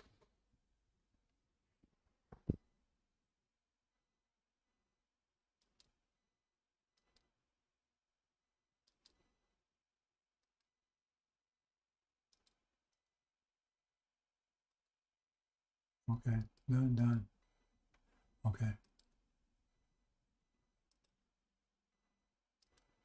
Okay, brothers and sisters. Let's do this again. Okay. So here we go right here. Is that this situation right here, America's kicked out, false Israel's going down, right? They're attacking, see, because under Britain, under America, right? They're the ones that's pregnant. There's wrath upon them. Or those who are pregnant, right? That's the wrath upon them, wrath upon America and Britain. Okay, you got that? Okay. So then it says, this angel, right? He has the key to the abyss. Okay, what's that? Let's go to the next one here.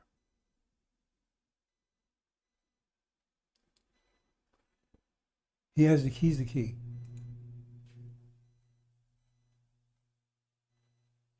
Okay, and he releases the demons. Now remember, everybody's starving at this point. Everybody's starving at this point. Everybody's starving at this point. No food, famine, was cut off, right? See? And so at this point, right, demons released because they're running, because they run for their lives. It says flee, flee, flee. And it says flee. You're not fleeing from the army, not fleeing from the police force, fleeing from your neighbors. Because the army and the police force, they just block the roads and everything else. You run from your neighbors, don't eat you. Okay.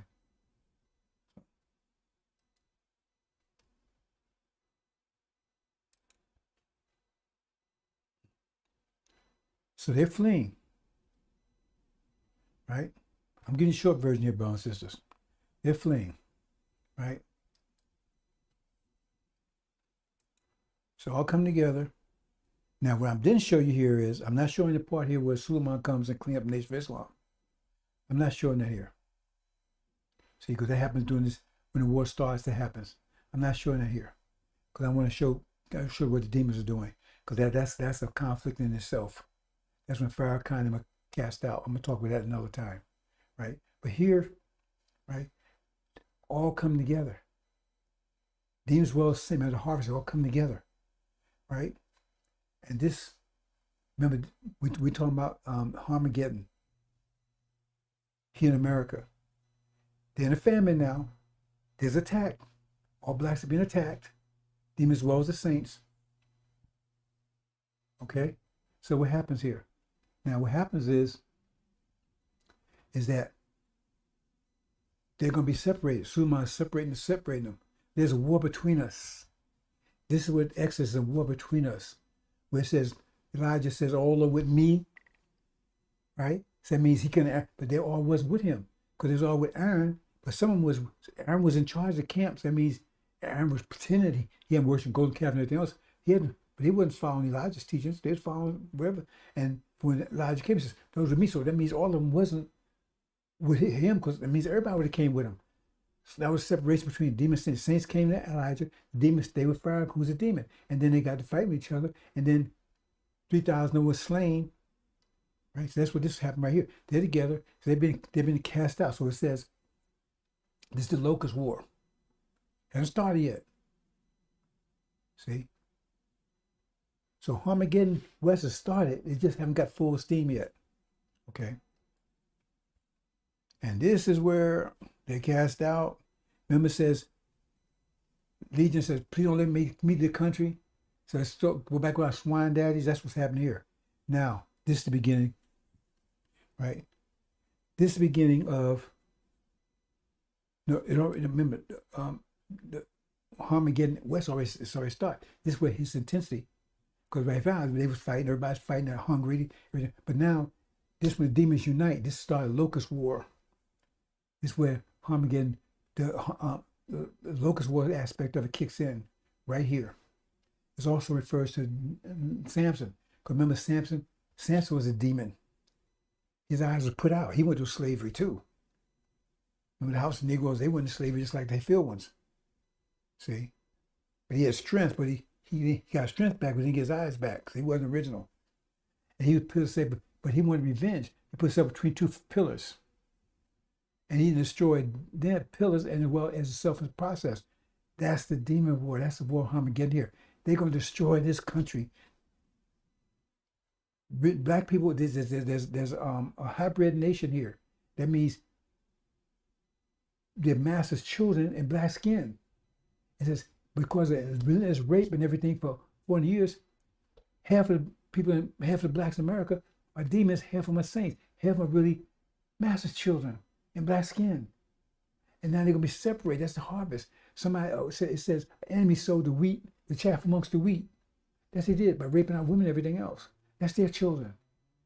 Oprah, Denzel, Spike Lee, because they're still in master's house. It's separated. Okay, so now that's the locust war right here. If you're going to read it, chapter 9 in Revelation, I'm not going to details it. That's the locust war. And that's Samson, the demon right there in the middle. He's the one that's put between the two. And he bring both of them down and kills himself in the process. So he dies in that war. See? And he destroys them too. Because it says they're going to destroy every city and everything. They're going to lose in the end, but they're going to destroy. It's going to be a war here like you never imagined. And remember, it's a cannibalistic war because no more food. So you're fighting to the bitter end. Everybody is a total war. Children, everybody's involved. If you get caught, you get eaten. It's a vicious war. And the demon's going to try to take this country. Only be 17 million strong is not enough.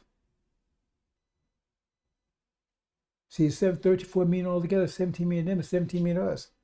And we went out, they went in. Remember during the 660s, they went in, we went out. That's demon war, brothers and sisters. That's Armageddon West. And they're going to destroy this country so thoroughly that the goat China's going to walk right in. That's what this is, bro. Just hope you understand.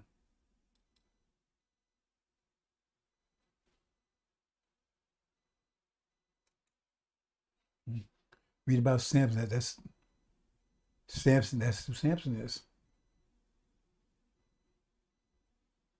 Okay. Oh, I'm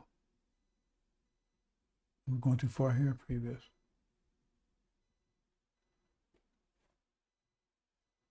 I think I'm not sure where I'm at here. Okay. So, and this is also this is a locust. 5 months this will last. In 5 months they're going to tear this country apart. See, revenge, because Master didn't want him. He attacked him too. He's been treating them bad too. See, they love Master, but Master would disown them. They say, hey, man, I don't want y'all. You're my children, but y'all, I'm like a skin tone. So they get to war with each other. And they destroy this country. That's war. That's the war that's going to take place. Once the apocalypse starts, within a few months, this war will follow right after it. Right after it.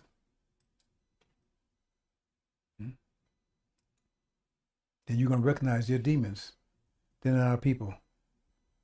So it's European war because you got different complexion Europeans. They fight with each other. White ones and black Europeans. They attack, they fight with each other. Demon war. Okay, brothers and sisters? What's happening here? Okay. Farrakhan's that white demon there. He's going to be a spiritual leader. He's not going to lead it. Someone like going to put Martin Luther King on steroids is going to lead it. Farrakhan's a spiritual advisor. He's that white demon here. Legion. So you can read yourself at your leisure, bro, and says, I'm not going to read all these things. You can read at your leisure. Just scriptures about it. And there's the pill. That's Samson. He says he put his right hand between. You got to understand the angel key. The angel key is beautiful. People understand the angel key, understand why they say that. Because America and Britain are hands. Man, I said one of the middle hands. That's why I make you sure you understand the pillars, because he brings them down. It's the demons that weaken this country so much that China can roll in. Because this country has been total disaster. All the cities will be burnt down, everything else. It's not going to be riots. It's going to be open warfare. Cannibalism war. And all foreigners, they can give it up. And as soon as they're going to attack, they're going to attack. This here. It's not straw together, brothers and sisters. But it says, he said, what he says, then Samson grabs the two middle pillars on which got it?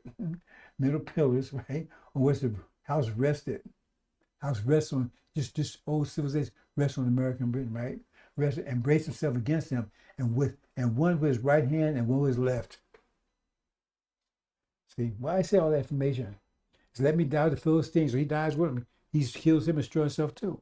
Because they end up, they lose that war. Demons lose that war in the end. After 5 months, they're destroyed and eaten. And that's when the goat rolls in and America goes on the streets, on siege, and the famine is totally locked in at that point.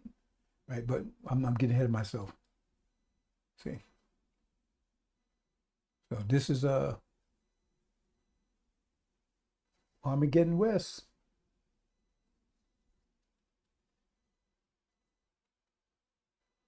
Gonna put America to the fire. Destroy all the cities and everything else. It's not gonna be like any riots or anything. Be total open warfare, cannibalism.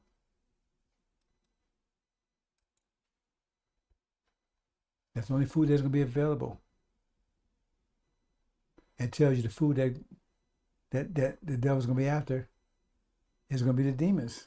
If you understand the fourth seal in Revelations, right? That's the barley, right? I think it was the barley and the wheat. 3 barleys, 1 wheat. That's the demons. Be eating them. They're chasing down to eat them. Now the military is going to be involved in that. They're going to chase down, try to give them help fight that war in Armageddon East. Hope you understand, brothers and sisters. Use your leisure. Okay, this is, you can read this. Actually, create demons. And same thing here. Because that's why he's raping our women and everything else. He was trying to produce a hybrid nation that looked like the original people, look like Israel, trying to fool God when he came in. So he could ease into paradise undercover. They wanted to breed out the original from them. And the same thing here with the eugenics program. That's another story. That's another story together. I'm just trying to tell you, everybody's against you, brothers and sisters. They try to